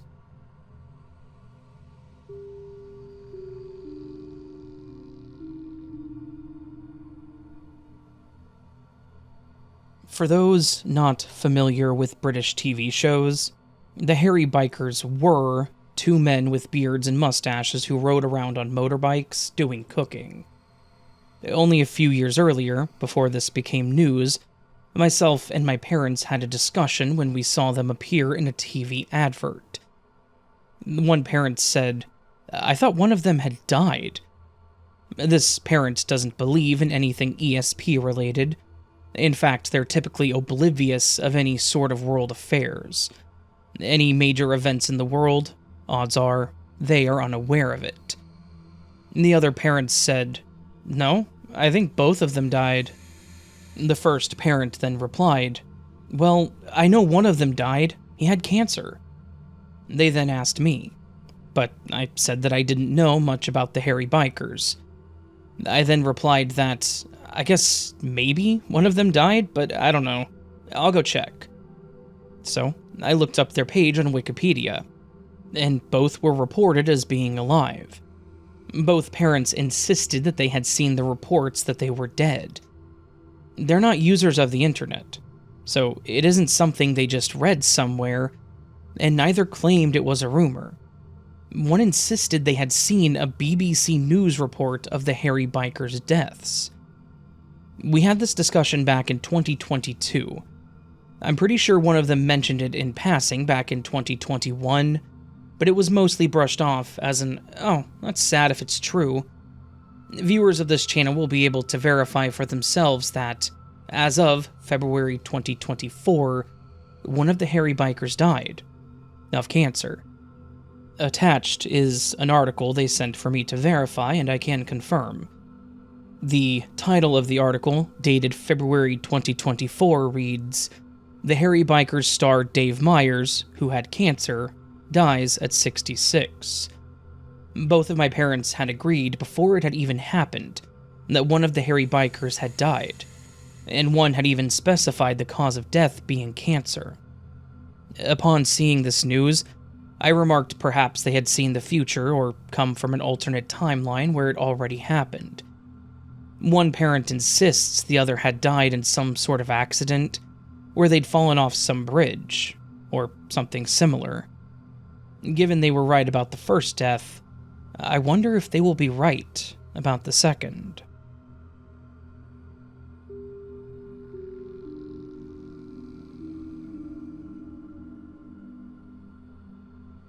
Hey Raven, I love your Glitch in the Matrix videos. I've been listening for about a year now. Anyways, on to the glitch. This one isn't all that exciting, but definitely left me confused and thinking WTF. This happened just last week. I was in the bathroom putting in my contact lenses. As soon as I put in the right lens, my eye immediately started to feel really irritated. Which, if you wear contacts, you know the pain. I took the lens out immediately and decided to rinse it with some contact solution and clean it to see if that would help. Here's where the weird part comes in. I put the lens in the middle of my palm and started drenching it in the solution. While holding the lens in one hand, in my palm, I wiped off my other hand on the rag right next to me, and when I looked back down, the contact was gone. I immediately got a strange feeling that something had just happened, but I shook it off and decided to look for the contact, assuming that I had just dropped it somewhere, even though I hadn't even moved the hand that was holding the contact whatsoever, so it just falling like that seemed unlikely, yet the most logical answer. I looked on the counter directly under my hand, and the floor directly under that, and even checked if it was anywhere on myself. You know, like if it was stuck to my clothes or something, but it was nowhere to be found. It was just gone. Luckily, I had one more pair, so I had just put those lenses in and went about my day. About an hour or so later, I went back into the bathroom again.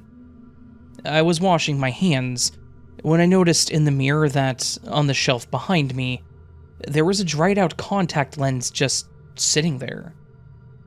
I turned around and just stared at it. Now I was even more confused.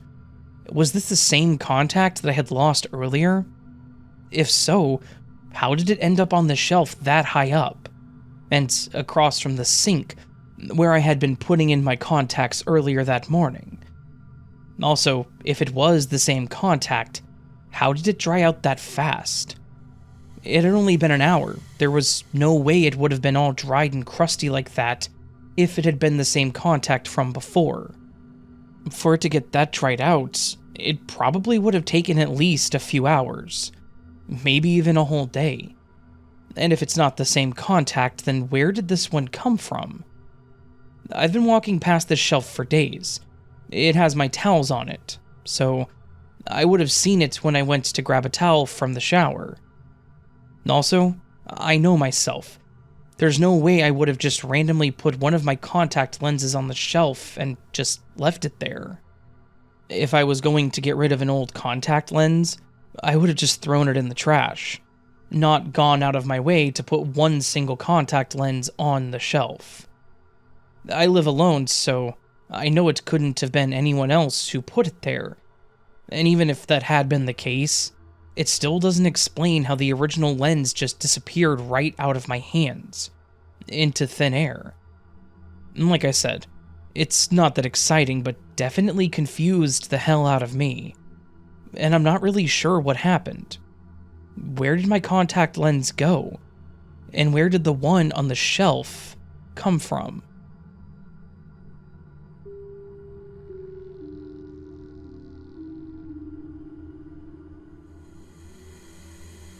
I worked in a dental clinic as a nationally certified dental assistant. I saw a lot of names on charts daily for many years. I'd gone home for the day and celebrated my birthday with my parents and sister. My sister had asked my mom what she could get me, and my mother had replied, an iPhone, of course. They were brand new then. She was amazed at the wealth of great information at her fingertips, always asking my sister questions to find the answers to. I was never so surprised to see this gift. It was fabulous. I tried to learn all I could about it, all night long until early in the morning. My mother wasn't feeling so well, and so I was careful as I got up for work to be extra quiet. I was almost ready early, and then suddenly my phone screamed madly. Then this music started and a voice screamed out, "James Brown!" It was an old song that my sister downloaded to show me how to do it earlier, but I hadn't touched anything to cause this. Over and over it did this. I was unable to turn it down or off, so I shoved it under a pillow until I could leave the house that morning to look at it closer. It was as if it had a mind of its own. I seemed to grasp the volume on-off and could not imagine why it would just keep repeating that scream and announcement, which was a live recording of a very old song. Once in the car, it finally stopped. I think it just ran out of juice. I was relieved. It had me on edge for over an hour fighting with it to shut it up. I got to work, an hour's drive to the dental clinic, and I got the chart for our first patient and set up the room for our procedure completely, and then went to the waiting room to call a man back to the clinic. And, "James Brown?" I called. When my patient arose and came back with me into the operatory. I could not believe it.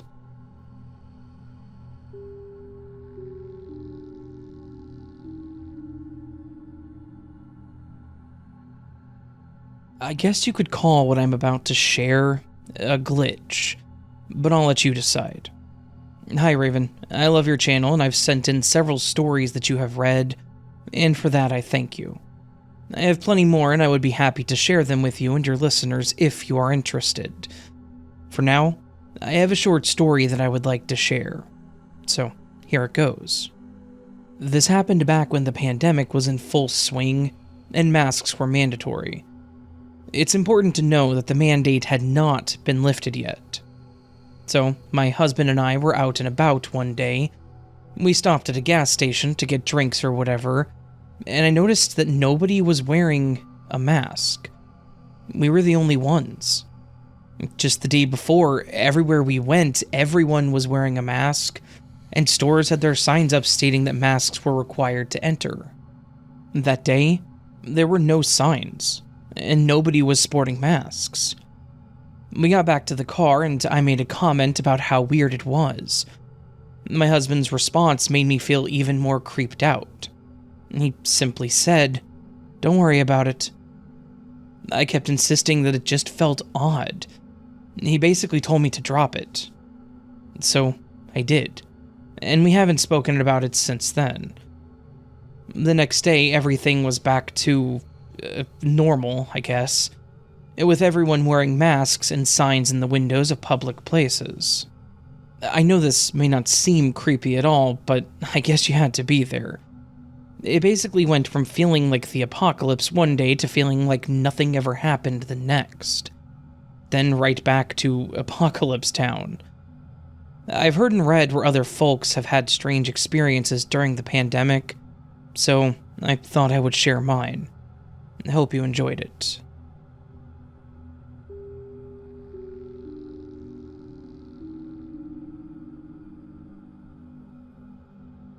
I have never openly shared this story, aside from telling a couple of people that I'm closest to. Even they do not believe me. Not that they would ever say so, but when you really know someone, they don't have to. I will synopsize this by saying that I believe that for a mere 1 to 2 minutes, when I was in junior high school, I had some sort of time slip / involuntary spontaneous warp into an alternate reality.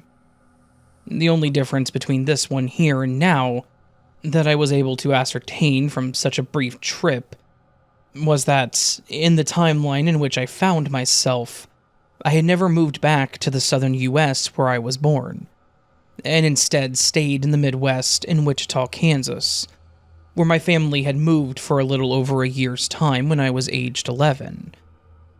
When I was in the 5th grade, my mother and stepfather separated.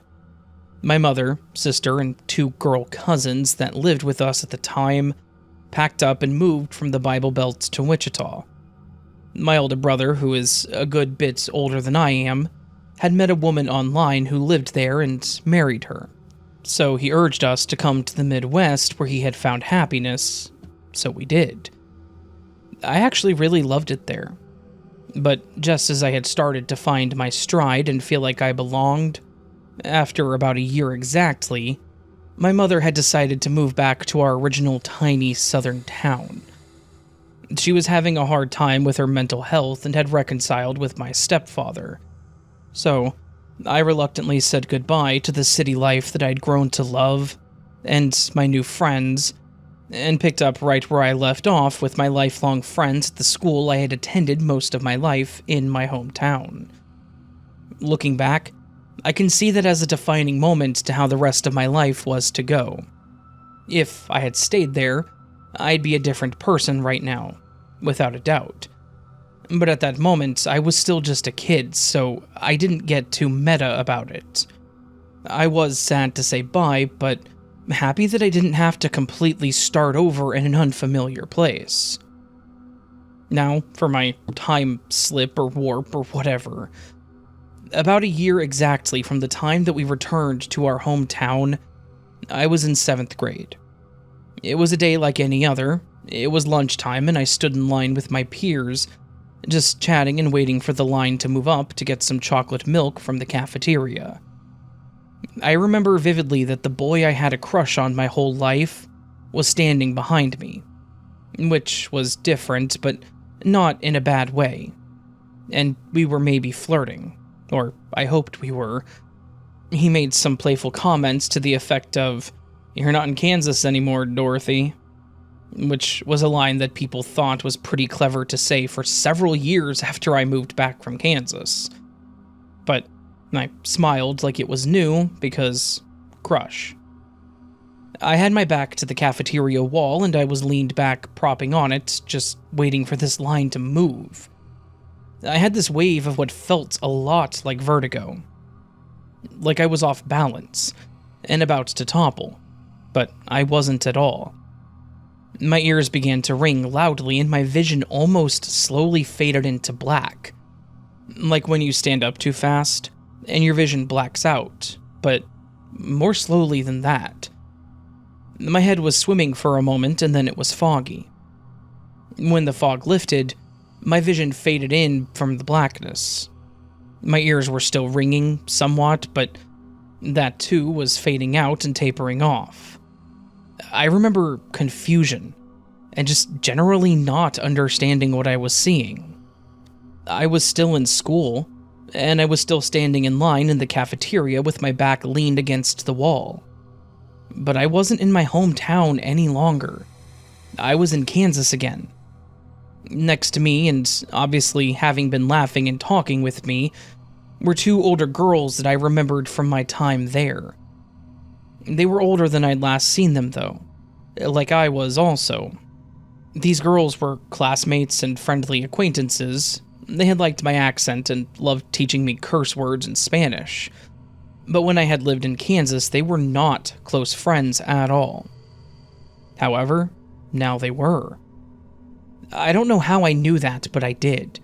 These were my best friends in this reality. The reality or timeline in which I had never returned to the South or left the Midwest. I registered first the fact that I was here, in the school and city, because we had not moved back to my home state and town.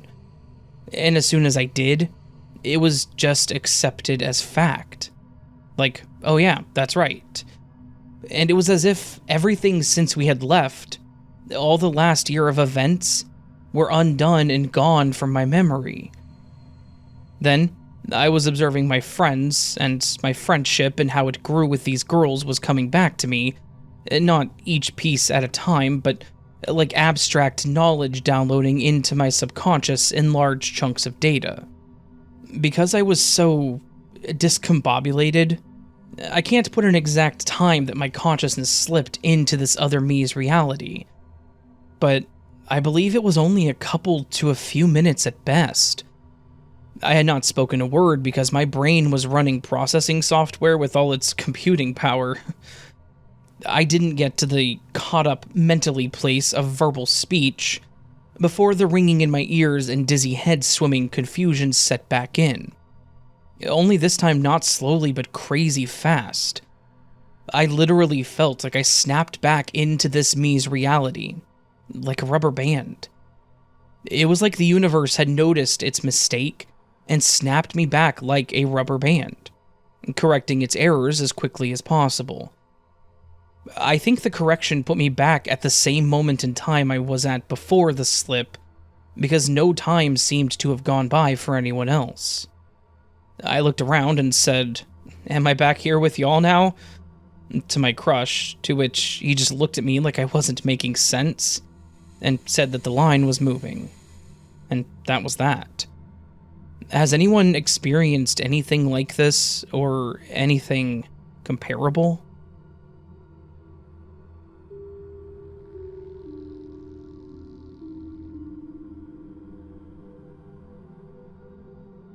This happened a few years back at my college dorm.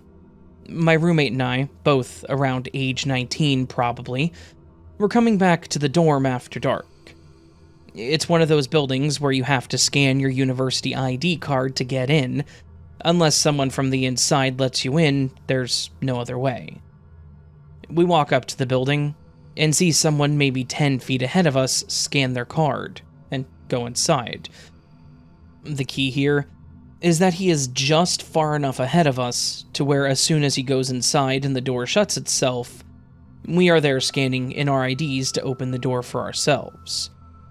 Once inside the lobby area, there is one elevator on either side. These elevators are maybe just another 10 feet from the entrance door that we walked in. As we walk inside the building, we see the person who went in before us walk inside the elevator, and the doors shut as we approach it. It's the same elevator that he got into. I pressed the button, and to my surprise, the doors opened instantly. Like, instantly. As soon as the door closed, they were opening again. Except this time, there was nobody inside. I hesitated but walked into the elevator and pushed my floor button. The energy between me and my roommate felt tense, and I didn't say anything as I was trying to rationalize what I just saw in my brain. My roommate spoke up first, saying, "Did you just see that guy?" and verified that I wasn't the only one who had seen it. We continued trying to come up with some kind of explanation, and came to nothing. Even if the elevator guy only went up one floor, there was nowhere near enough time for the elevator to go up and come back down in time. Again, the doors closed with him inside mere seconds before they reopened, after I pushed the button. I've never experienced something like this since then, and it still spooks me.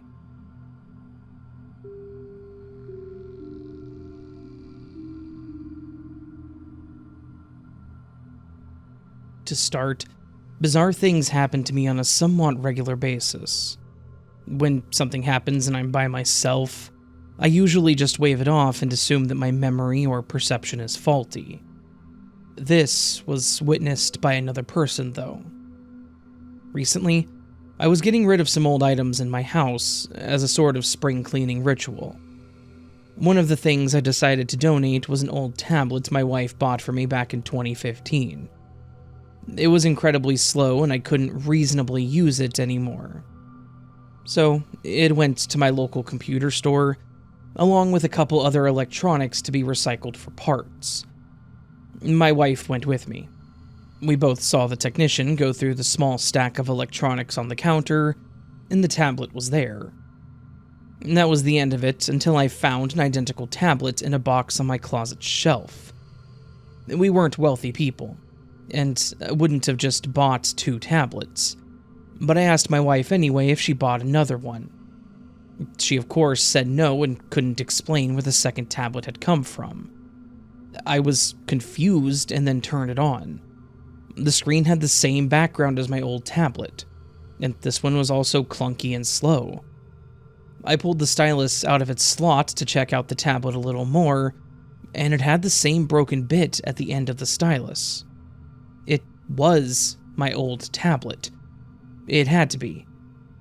That is, unless my wife or I casually shelled out a couple $100 extra for a second tablet of the same model, set up the background screen, broke the stylus in the same place as the other tablet, and then just stored it in a box without using it for almost 10 years.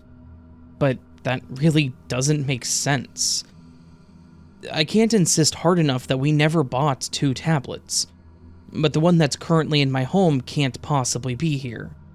We donated it. My wife and I both saw it on the counter at the computer store when we left.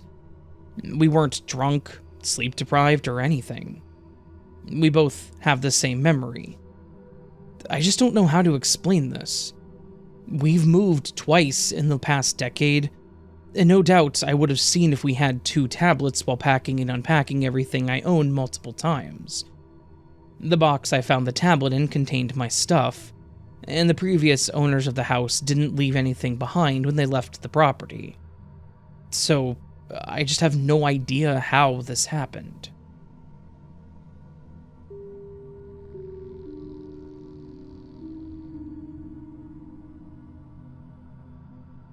Last Tuesday, I had just gotten off the closing shift at my job. Me and my brother, who share a room with our uncle, were just kind of chilling the rest of the night, and our uncle had been out for the whole day, basically. So we didn't know when he was coming home. Finally, I saw him walk inside the back patio as he closed the sliding door and locked it. I only knew it was him because the tattoos on him and the white tank top he would always wear. The rest of the night wasn't anything out of the ordinary. My uncle would walk around the room in the house, and I even remember seeing him walk into the kitchen to grab something to eat. Finally, I was getting ready to go to sleep at around 2:30, and I remember looking around the room and seeing my uncle lay in his bed. I also remember looking at my brother on his iPad with max brightness and thinking to myself, he should turn down the brightness or he'll bother our uncle. It wasn't until the next morning when I got woken up with a knock at the door, and it was the detectives and my uncle's parole officer.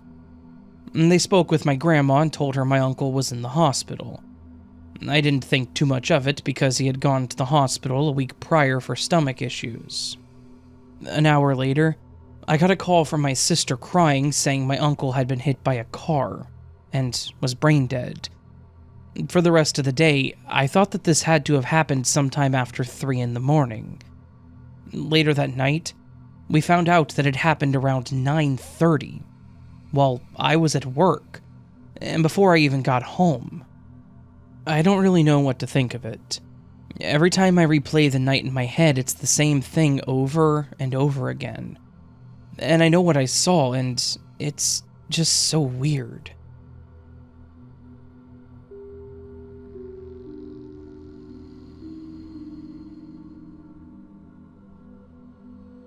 I'm actually not sure where to put this story, but since I have heard and read similar stories of this nature in the glitch section, I decided to take my chances and see if you would be interested in featuring my experience in your glitch series. So here it is. In early October of 2003, one of my older brothers sadly passed away due to a drug overdose at 40 years old. I was 23 at the time. The reason I'm sharing how old I was is to show that I wasn't a kid misremembering something because of a traumatic experience. Also, my older sister experienced this with me firsthand, so it wasn't just me. In the part of the US that we were in at the time, it was already starting to get pretty chilly, even though it was only early October. This is relevant, I promise. Anyway, my whole family was gathered for the viewing just before the service, and my sister and I decided to go up to the casket together to pay our respects and such. We were silently standing side by side next to the casket, and I thought, I hope he doesn't get cold. I thought it. I did not say it out loud. Mainly because I immediately knew how silly it was to even think it. Not missing a beat, my sister reached over and patted my hand and said, "Oh, honey, don't worry. He won't get cold. I promise." I looked up at her, obviously startled, and asked, "How did you know that's what I was thinking?" Looking a little confused, she replied, "I heard you say it." I then explained that I had not actually said it. Now, what happened immediately after that is a blank to me, and I assume we just sort of dropped it because it was a very tragic time for our family, and we had a responsibility to receive visitors as they started coming in. But I can say that I brought it up to her during a phone conversation last summer, 2023, and she does remember it as well. She calls it an act of God. I don't know what to call it. I just thought it was a cool experience despite the circumstances. And thank you for reading. Of course, and thank you. And of course, my condolences.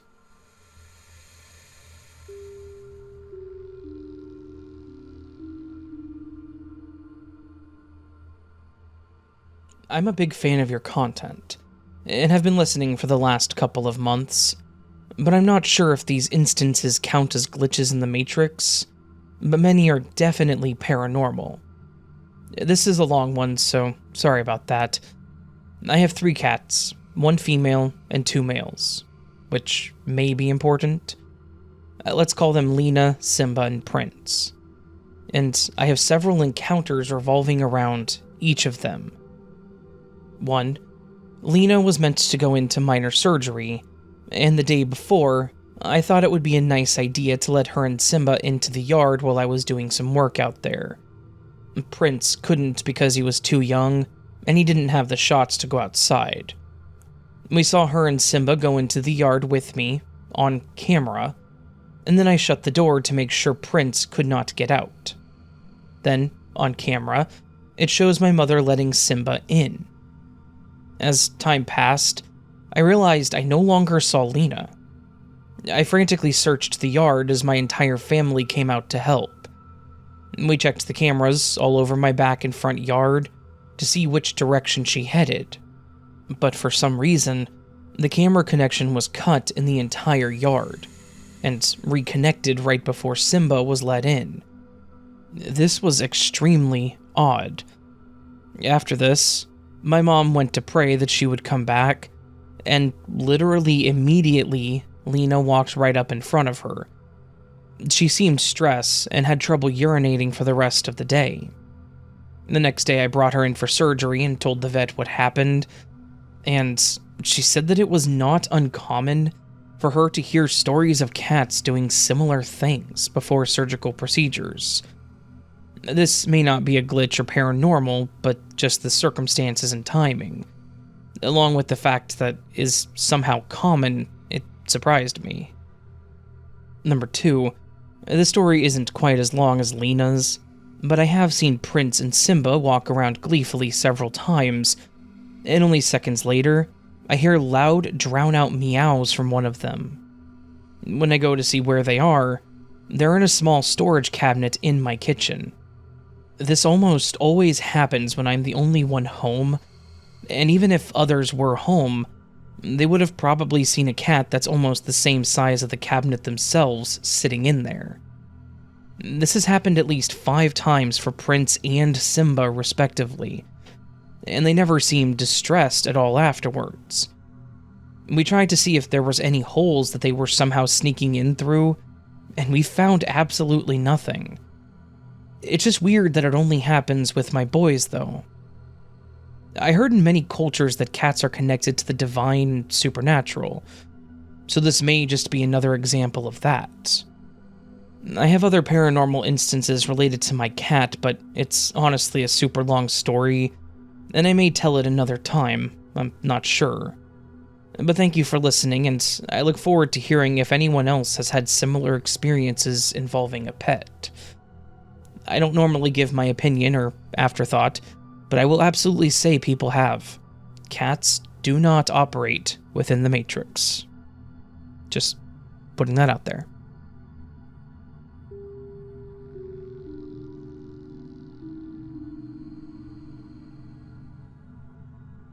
Hi Raven, big fan here.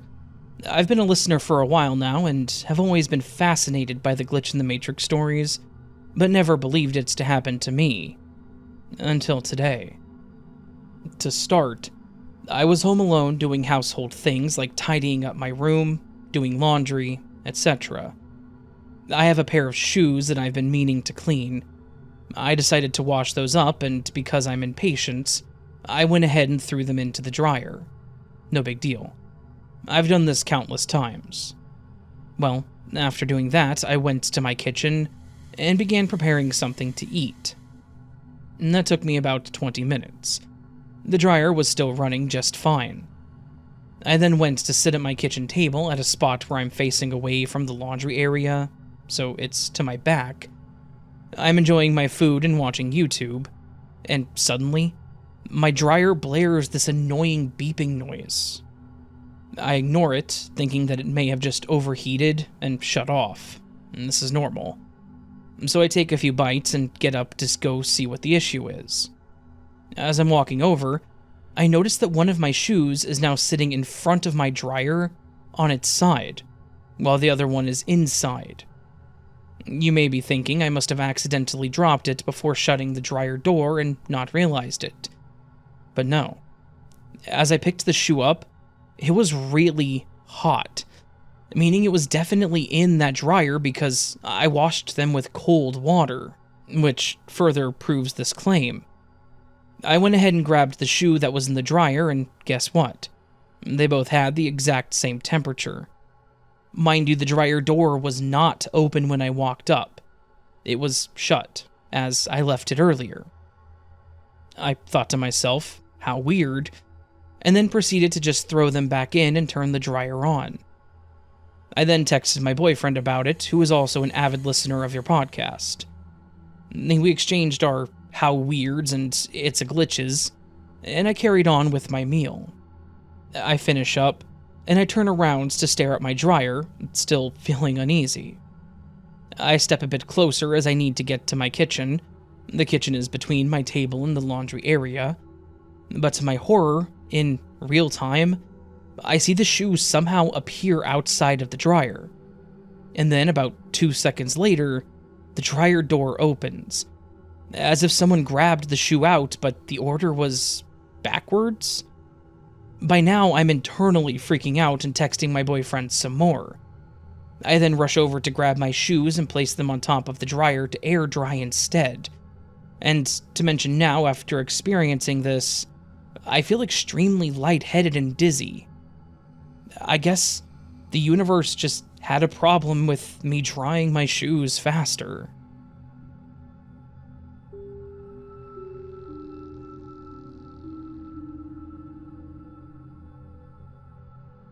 This happened around 2 years ago, but it still puzzles me on a regular basis.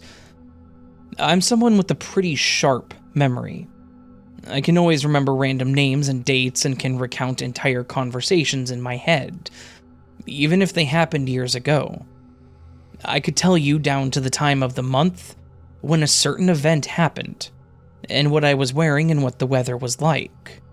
So when I somehow lost every detail, minus the words, about a very particular and odd conversation I'd had, I was pretty creeped out.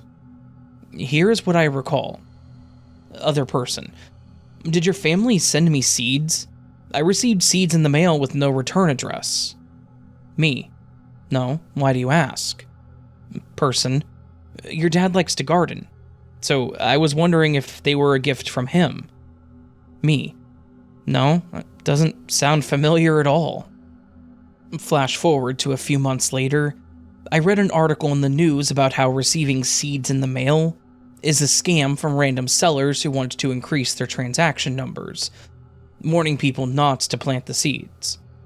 So, of course, I immediately remembered the conversation and wanted to alert the seed receiver of any potential danger. I have a pretty small social circle, and so does my dad. There are only a few people, friends and family, who know about his gardening hobby. I asked the person who my mind had remembered it as being, and she absolutely had no idea what I was talking about.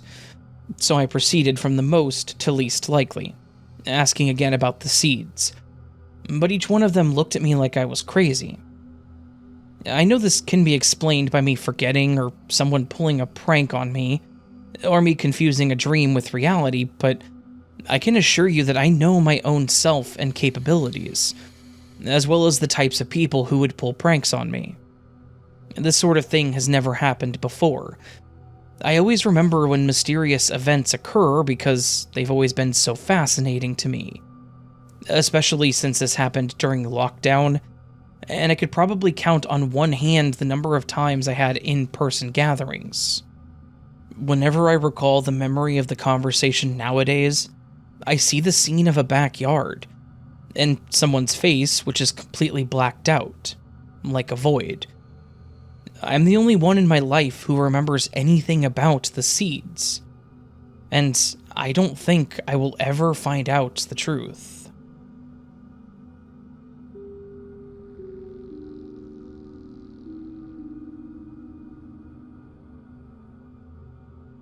I've been trying to think of an actual explanation for this for weeks at this point, and I'm slowly wondering if I'm just going insane. What happened was that, after school, I got in my friend's car to go hang out at his house. Just me and him, and my wallet was in my pocket the entire time. No way he messed with it or anything. I go home a couple of hours later. I decide to walk home, and was not in the car again that day. Later that night, I was talking to a girl in my math class on FaceTime. School pictures came up. I distinctly remember taking out and unzipping my wallet to show her my school ID, because I think my picture this year is especially awful. I look high, and I didn't smile. I put the ID back in my wallet, didn't think about it anymore. Nothing weird yet. The next day, my friend texts me a picture of my wallet and says that he found it in the passenger seat. I told him it must be someone else's because I had my wallet yesterday after leaving his house. Nope. He had my license and cards and everything in it. I asked him if he was messing with me, like, I thought maybe he took pictures of it before I left yesterday or something. And then I realized I actually didn't have it. And I couldn't find it. He drove to my house and gave it to me. I told him again that I definitely had it last night. He thought I was just messing with him. I told him that he could ask the girl I was talking to, and told him that he would have noticed it if it had been in his seat yesterday. We're both kind of freaked out now, and I genuinely can't think of an explanation. The girl in my math class remembered me showing her the ID. Didn't even ask about it, she just brought it up at school. I think that I'm going insane.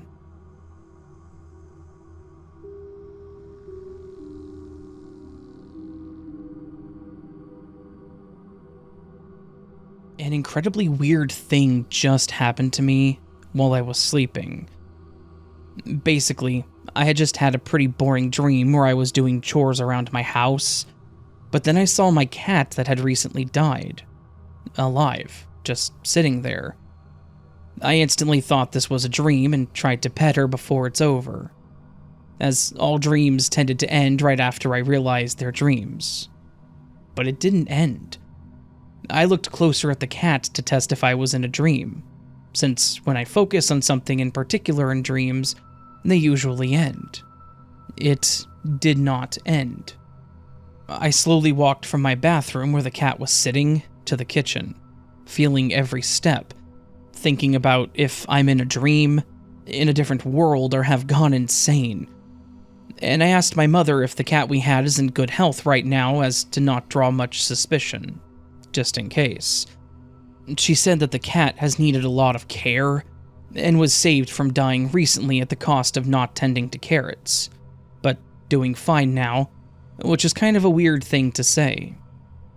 Then I walked to another room where a computer is located in both reality and that dream. The room was cleaner, and had some kind of brochure from a diamond processing facility for some reason.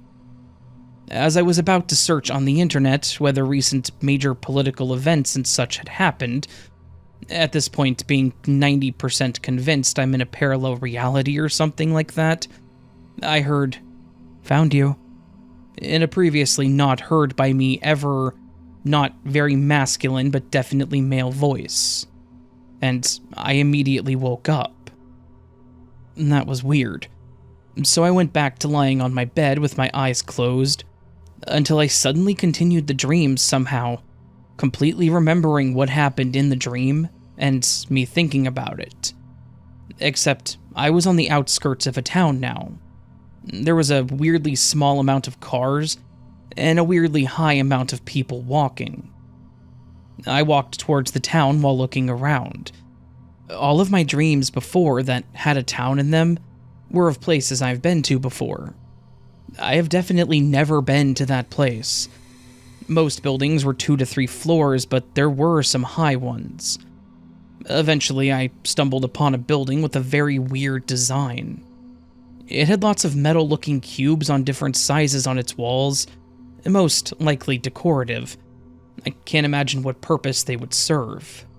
I decided to go inside. It looked half renovated with some walls, and a mechanical door to another part of the building looking brand new, while floors were just wooden with a pattern that is quite common. I can easily find an image of it on the internet and link to it if needed. An announcement was being said every few seconds about some newly installed AI door, and other stuff about a control system being tested. There was a room with computers that looked a bit old, and a lot of wooden furniture to the left. It had no door. Closer to the left was a map that I decided to look at. It was a map of this building. There was a huge vat of cesium, of weird shapes, and a bunch of smaller vats with other chemicals with longer names which I didn't have time to memorize, as the single person that was sitting in the room with computers rose up, and I quickly exited. That facility's map gave me an idea to try checking the map of the city using my phone, which probably wouldn't have worked anyways. But as I reached for my phone, a voice similar to that of my mother said, "Where?" And as I thought maybe my mother saw me disappear from the regular reality or something, I suddenly woke up again. My mom was still sleeping. This is very weird for multiple reasons. How was I able to see text in my dreams, especially as long as I saw? Why was I only able to wake up after some random people said "found you" and where? Everything was insanely detailed for a dream, and there wasn't anything so weird that it would be impossible within the laws of physics. I figured that people on this subreddit might know how to tell apart a regular dream from something that's actually weird.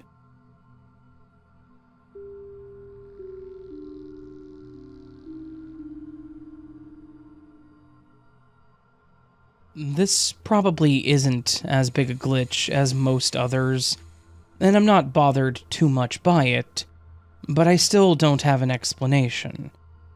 So, here we go. Friday evening, I went to a friend's birthday party with my wife. I was driving, so no alcohol for me that night, just saying to rule out intoxication. Before we left, I closed the shutters in all rooms on the ground floor, including those in my study. Fast forward to about 2 a.m. When we returned home, my wife and I had a fight, and both of us went to bed angry. She fell asleep rather quickly, but I was so torn up that I couldn't sleep. So I got up again and went to the study to use the computer. I distinctly remember checking again if the shutters were down when I entered the room, because I hate having them up after dark.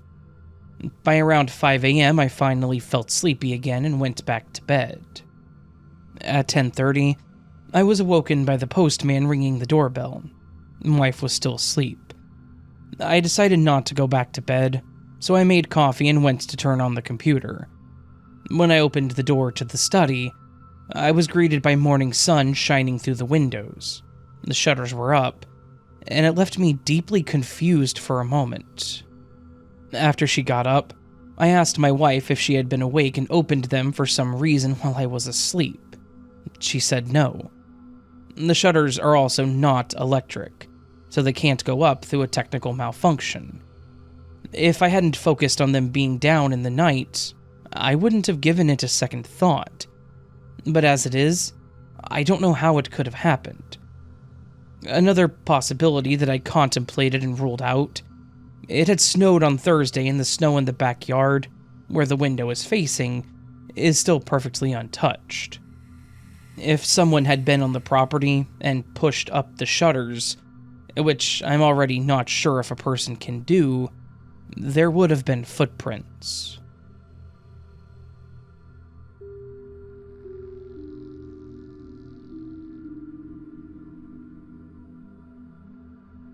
This happened a decade ago, but I still can't explain it. I recently shared this experience with my boyfriend after we'd experienced some, maybe paranormal stuff, and figured I would share it to see if anyone knows what this was, because it doesn't seem paranormal, although it is weird. Maybe about 10 years ago, I was working as a manager at a smallish restaurant chain. I'd been with the company for a while, but was fairly new at this location. It was in Sturbridge, Massachusetts, USA, which probably doesn't mean anything to most people. But the two jobs I'd had prior in that town are a little locally famous for being haunted. I've had my share of ghost sightings and weird stuff, but this was different. The building here was 3 floors. Bottom was an antique store and half of the restaurant, then second floor was all restaurant. On the 3rd floor was an abandoned ballroom with all glass walls that likely once overlooked a lake behind the property. But a hotel had been built since and blocked the view. Super creepy space, but nobody ever went up there. Might be irrelevant, but that's the property. We had a pretty bad snowstorm this particular day. I'd been shoveling and salting the walkways and went in to start my shift. I'm walking from the kitchen on the 2nd floor and down a couple of steps to the dining room area, and something hit me. I squeezed my eyes shut, brought my hands up to my face, and fell back a little and yelled out, "Come on, guys!" In the moment, I thought someone had taken a bucket of rock salt and threw it at me. It felt like thousands of little pieces of something had pelted me on my whole body. I was half expecting it to be a prank, but I opened my eyes after a bit, and it was like pulling my shirt to check for salt or something all in my bra, because I felt it literally everywhere. And there was nothing there. Once I realized I was fine and not covered in a pile of salt, or rocks, or whatever, I looked around, and 2 of the waitresses were just staring at me. Like, stopped setting tables wide-eyed, because their perspective was that I had just stopped, put my hands up to my face to shield it, fell back, yelled out, "Come on, guys," and then started pulling my shirt like I was trying to shake something out of it. They saw me react, but nothing that would have caused the reaction. I'm not sure exactly what that was, or could have been.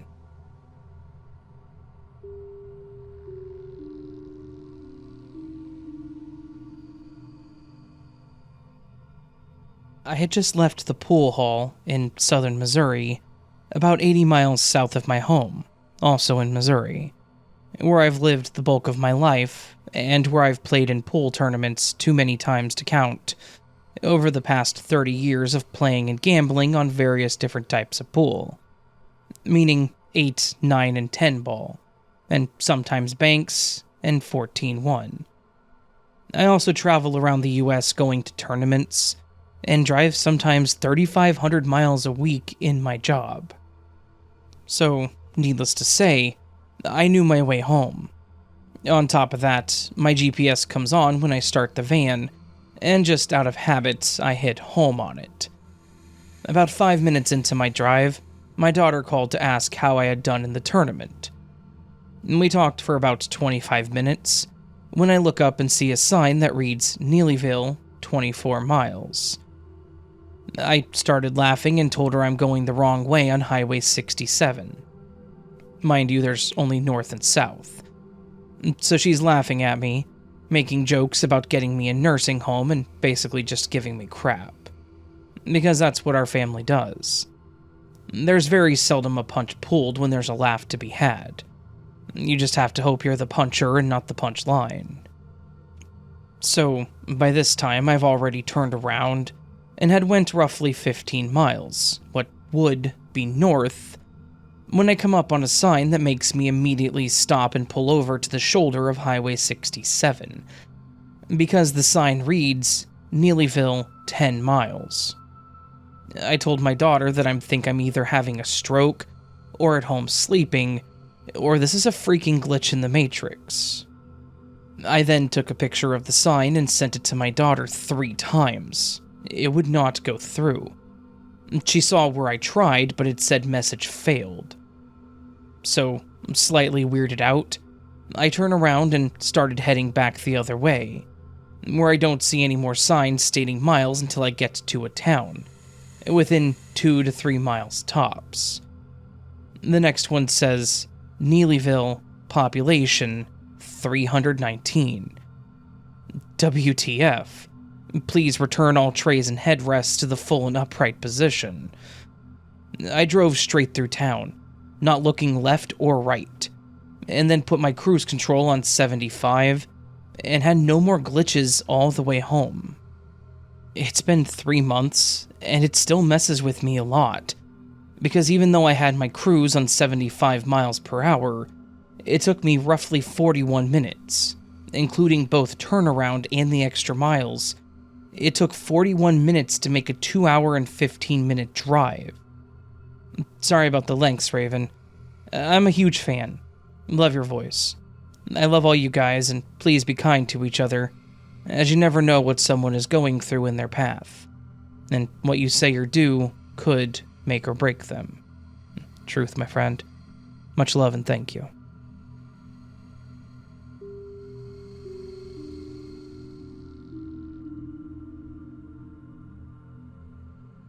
I have never posted a story before, but I am a recent fan of Glitch in the Matrix stories. And I saw something last week that I feel like I simply cannot explain. This is the only place that I could imagine telling it. My boyfriend and I just returned from a 2-week-long desert vacation that included Bombay Beach, Joshua Tree, and Death Valley, among other places. We live in the south, so this was a big trip for us.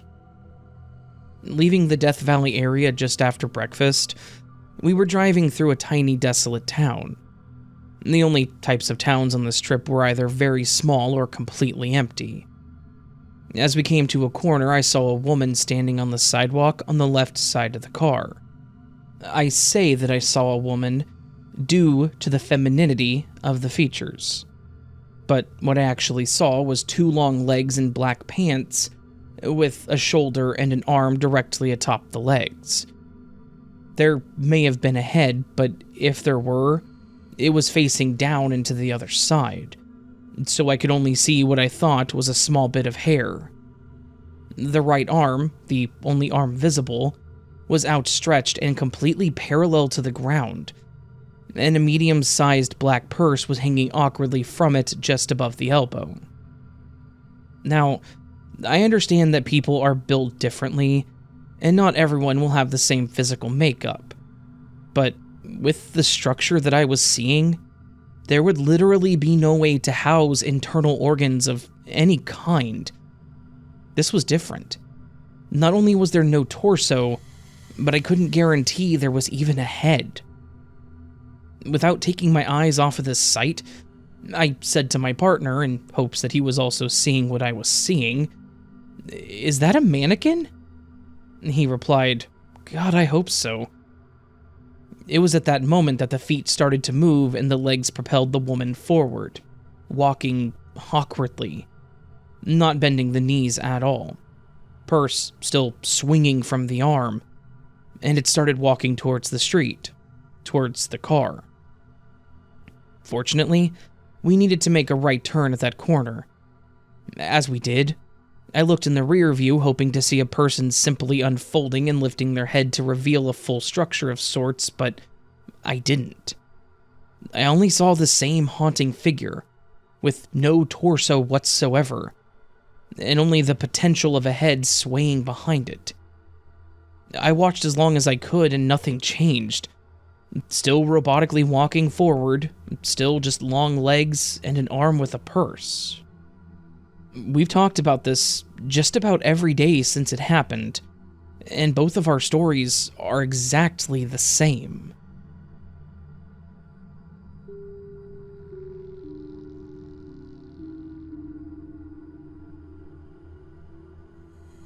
I know this is completely inconsequential, just a personal experience I cannot explain.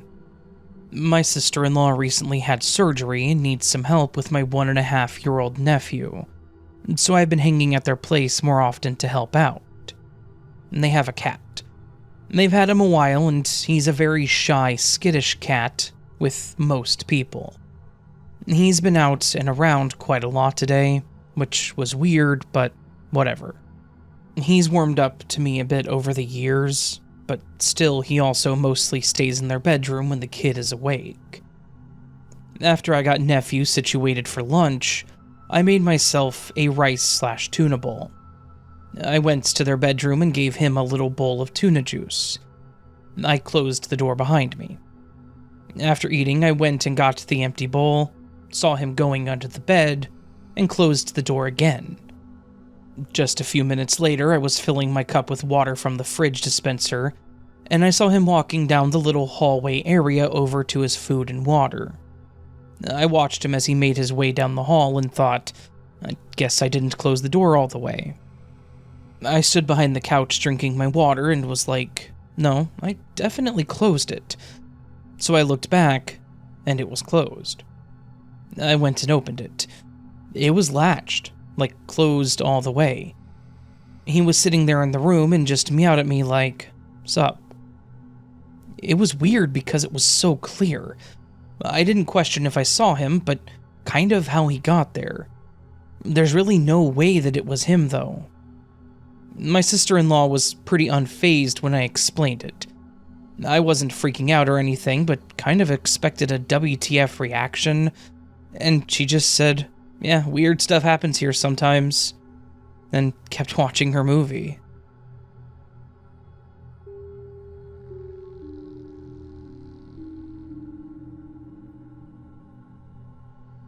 So, this strange situation happened a few years ago. I can't even remember what year, but it was maybe 2022. I was drinking a lot back then, so maybe that's what caused this, but anyway, here it is. I, 23 female, had just recently moved into a new apartment, so I wanted to have a little apartment warming with a few of my friends. We were drinking and playing card games, but we weren't being too loud. At least I didn't think. Just for background, I had a drinking problem back then, which meant I could drink a lot before getting drunk. I've only blacked out a handful of times in my life, and that night was absolutely not one of them.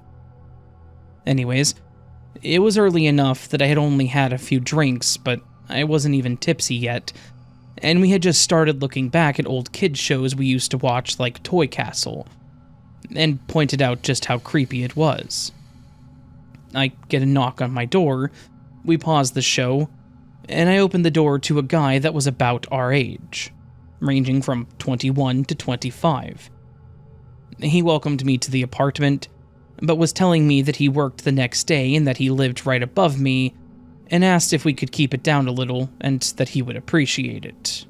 It was about 7 p.m., and I believe it was a Thursday. However, it also may have been a Saturday, because I remember being confused as to why somebody would be working the next day. but I apologized and agreed anyways. We said goodbye, and I closed the door.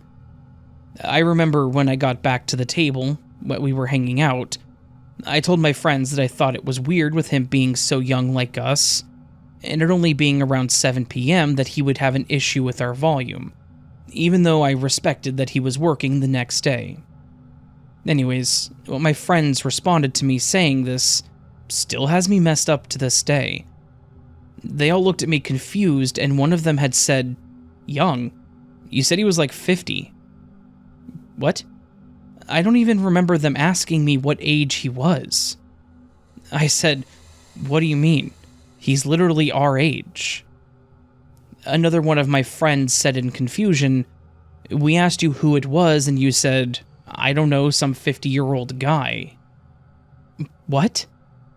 We spent the next 30 minutes to an hour going over this, and I thought they must have just been messing with me. I said, "Okay, seriously, if you guys are messing around, stop now and just tell me the truth. I don't even remember you guys asking me, but even if you did, why would I lie about his age?" They were all serious at this point, and none of them seemed like they were lying or trying to hold something back. Even years after I asked, they still stayed true to their story that night that I said he was 50. I still have no explanation, and it bothers me to this day.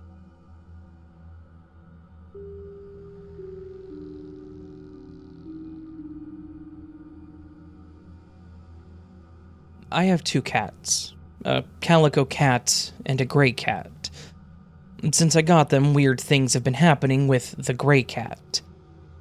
Sometimes it would walk past the couch that I was laying on and disappear into the bathroom doorway, only for me to see it coming from a completely opposite doorway and move the same way into the bathroom doorway.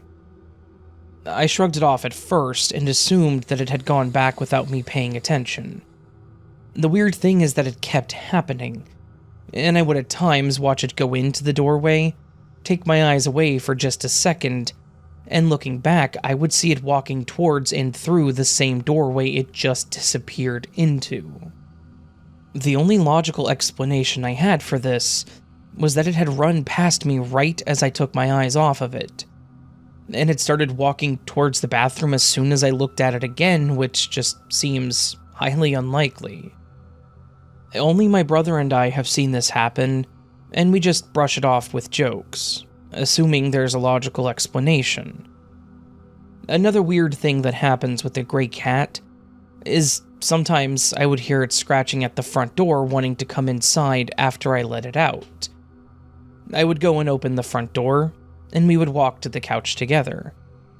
As soon as I sit down and start watching TV again, I would hear scratching at the door again. Assuming it's the other cat, I would go open the door, only for the gray cat to walk in. Looking back at the couch, I would see nothing. No windows were open at this time, as it was night, and even if it had found another opening, I remember pushing it off my lap as I went to open the door so it couldn't have gotten outside again. This has been witnessed by the whole family, as it used to happen during supper. I would go outside and someone would let it back in, only to hear it scratching at the door again as soon as they sat down. We always assumed a window was left open, but at this point, I'm not so sure. I couldn't talk to anyone about this without sounding crazy, except for my brother.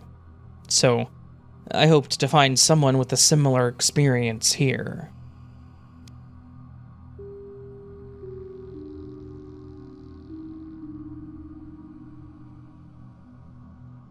Could this be yet another glitch in the Matrix?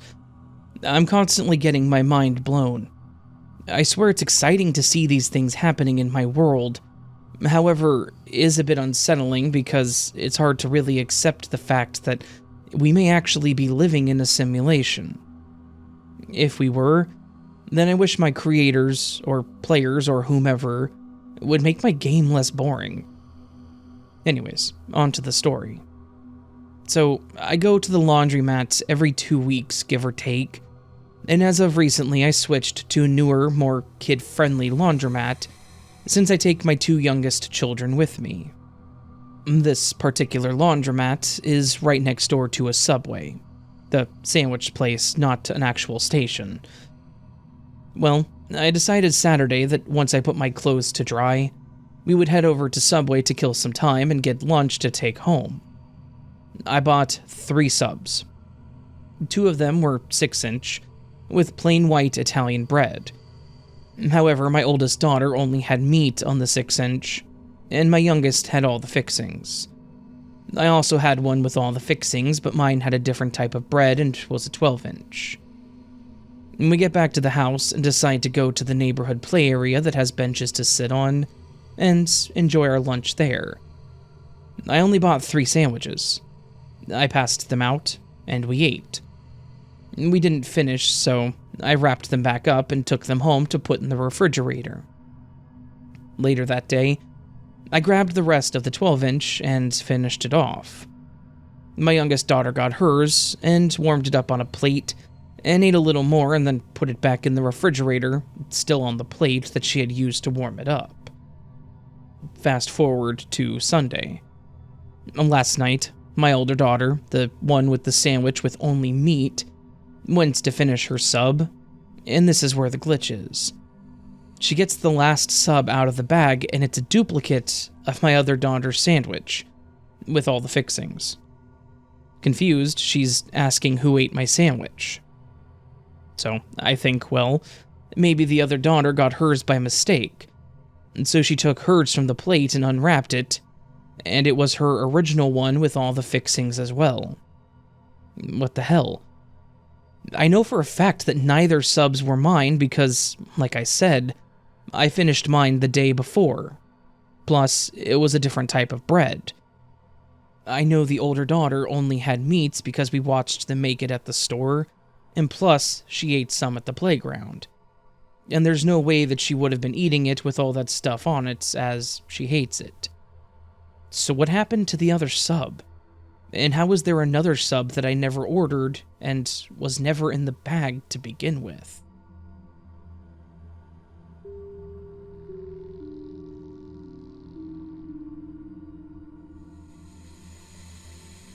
I recently saw this account and realized this exact phenomenon happened to me several times. This happened just last year, and I really don't know how to explain it at all. I'm not too good at story writing, but please bear with me. Me and my close friend oftentimes meet up, and I almost always drive. I had a vape on me, and when I have it in the car, I always try to put it in the center console where it's visible, so I don't lose it. I was filling up my tank, and when I returned to my car, I saw it wasn't there, and I asked my friend if she used it. She was very confused and said that she had no idea where it had went. We basically tore apart the car looking for it, and then I remembered my car had a glove box, which I nor she have ever even used before. We opened the glove box, and we found it. We were both surprised, and I even asked her if she was pranking me, but she insisted that she was not. And she genuinely seemed astonished as to how it got there. Like I said, I have no idea how it got there, and she didn't seem to know about it either, so we just brushed it off out of confusion. Now, the same thing happened less than a week later. I had parked my car as we were driving, and I realized my vape was no longer in the center console. We looked around for a bit, and I jokingly said that it was probably in the glove box again. She checked, as a joke, and lo and behold, it was sitting right where it was the first time this happened. This instance was even more unnerving, because we were both using it at least 10 minutes before, and neither of us had opened the glove box, so it was practically impossible for it to get there. Similar instances occurred until I crashed my car later that year, and this phenomenon ended. I'm not sure which entity or what was trying to hide the device from us, but it was just really, really weird that it only happened with this particular type of device, and that it happened so often.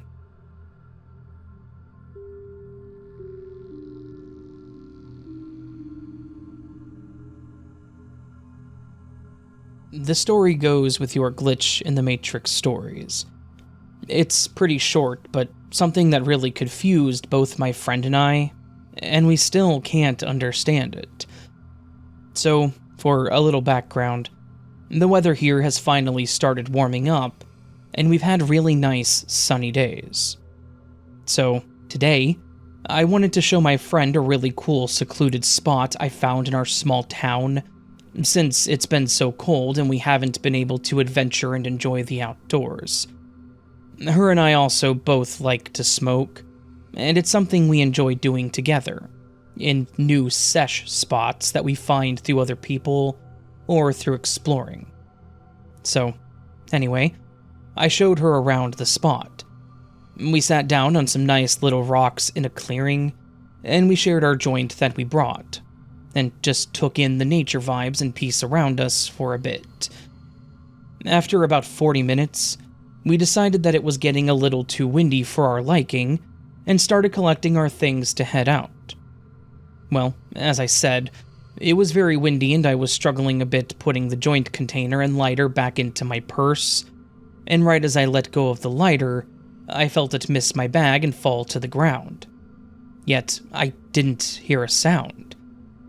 I immediately looked down at the ground, and my lighter was nowhere to be seen. Keep in mind, it's a bright blue lighter, and the ground surrounding us is entirely green and brown. So, a little confused, I check my purse. It's not there. So then I think, okay, maybe it all hit me a little harder than I thought. And I started checking my pockets. And yes, even my hand to see if somehow I just thought I went to put it away. But no, it wasn't in my jacket or pants pockets. Of course, it wasn't in my hands, and after all that, I checked my purse once again and still couldn't find it. At this point, my friend and I are searching everywhere on the ground, moving grass and plants, checking under our feet, shaking clothes, and checking pockets and purses a third time. Nowhere. We weren't close to an edge or a hole in the ground, and yet this thing seemingly fell out of my hand and out of existence, never to be seen again. So, yeah, I know this wasn't the craziest story you've gotten, but I still cannot stop thinking about it.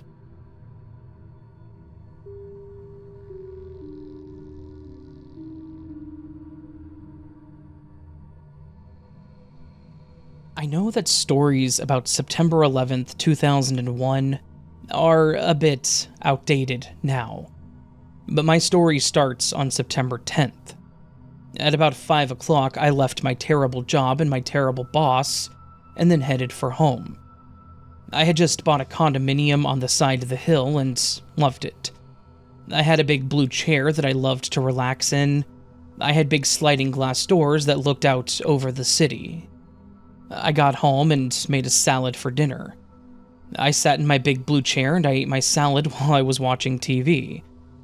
I ended up falling asleep in my chair. I dreamed about seeing the nose cone of an airplane coming through my sliding glass door. I could hear screaming, I felt hot, and I could hear glass breaking. I could also smell what, in my mind, smelled like death. It actually smelled like a grandmother's basement, sort of wet dirt and mold. The dream woke me up out of a dead sleep. I got up, brushed my teeth, and got into bed. The next morning, I woke up, did the normal things you do to get ready for work, and drove to my office. I sat at my computer and started to search the internet about what plane crash dreams meant. The browser opened, and I was able to type in what I wanted to know, but when I hit search, the screen went white. About that time, the office assistant came in and said, "I just heard a small plane crashed into the World Trade Center in New York City." I said, "Wow, that's weird." We went into a conference room and turned on the television. We were watching the news and they were talking about the plane that had crashed into the World Trade Center. At that moment, we could see on live television another plane. Everybody knows by now that it crashed into the second World Trade Center. As that day progressed, everyone felt unsafe, weird, and violated. I always wonder about why I would dream the night before about a plane crashing into my sliding glass doors. I have had intuition and premonitions about things before. They've always been very vague, like this one. And I know there's nothing I could have done or could have told anyone, but I still feel kind of guilty.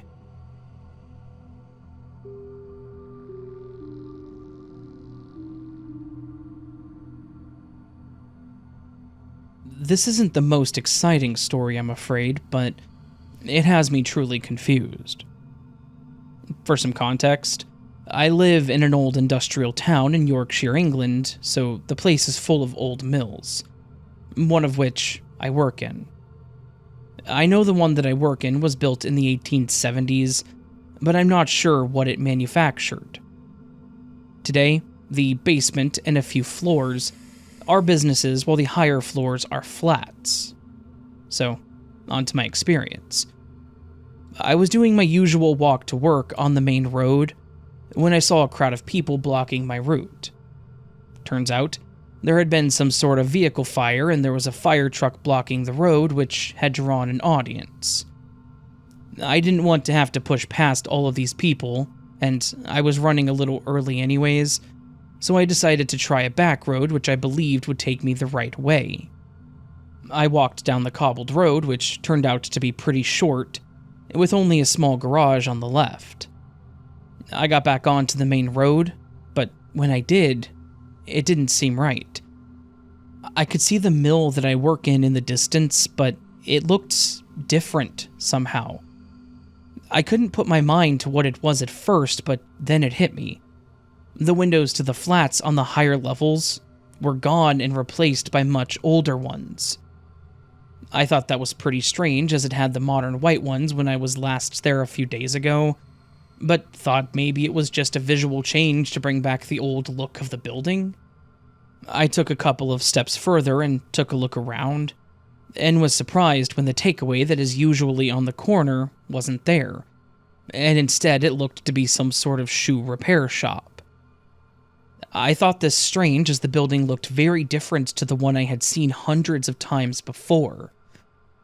I didn't get a good look around, as it was still pretty dark, as it tends to be in the British winter. Thinking I had taken the wrong route, I turned around and went back to the road I had walked down. This was all the same with the garage to my side, so I turned around again and went back. But this time the mill looked normal, and the takeaway was back. I was incredibly confused, but had to get to work. I had a pretty busy day at work, but this was always in the back of my mind. I went home and started doing some searching online about my experience, and eventually came across the concept of a time slip. I watched some videos and listened to some podcasts, and the people in these stories seemed to have similar experiences to me. I'm not 100% convinced that this is what happened, but I'm not sure how else to explain it. I can't have been that tired that I was looking at the wrong buildings, and I've never seen a shoe repair shop in that location before or since. This happened a couple of days ago now, and I'm still not sure what to think. Could this have been a time slip?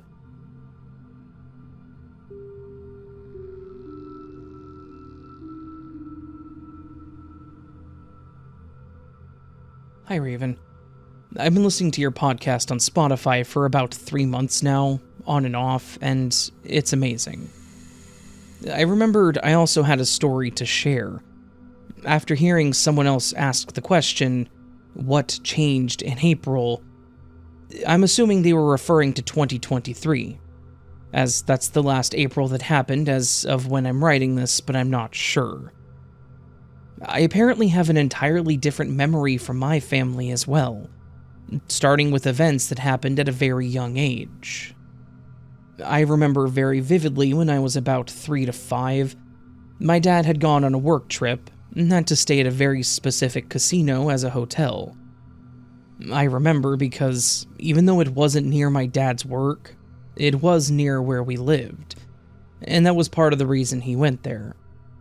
I also remember that we had gone to visit him because he had forgotten something, but I don't remember what it was.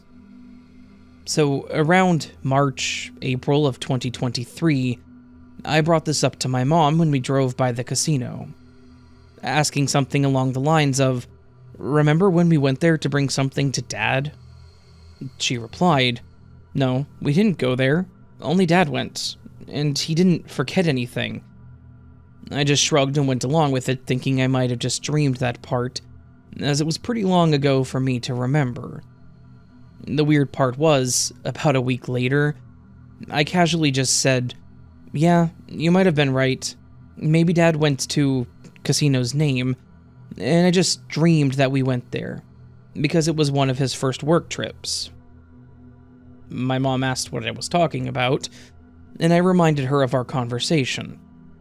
She told me that we never talked about that, and that Dad had never been to that casino, or any casino in our state, for work or otherwise, after I was born. I have other memories that are just wrong too. I remember watching the news about the Russia-Ukraine war, and the Russian flag being only blue and red, and the Ukrainian flag being a different shade of blue. I also had friends that my parents claimed that I didn't ever get along with, and people I never hung out with that my parents claim I invited everywhere with me. So I'm not sure what all this is. A glitch? A timeline or universe hop or something? Anyways, thanks for reading.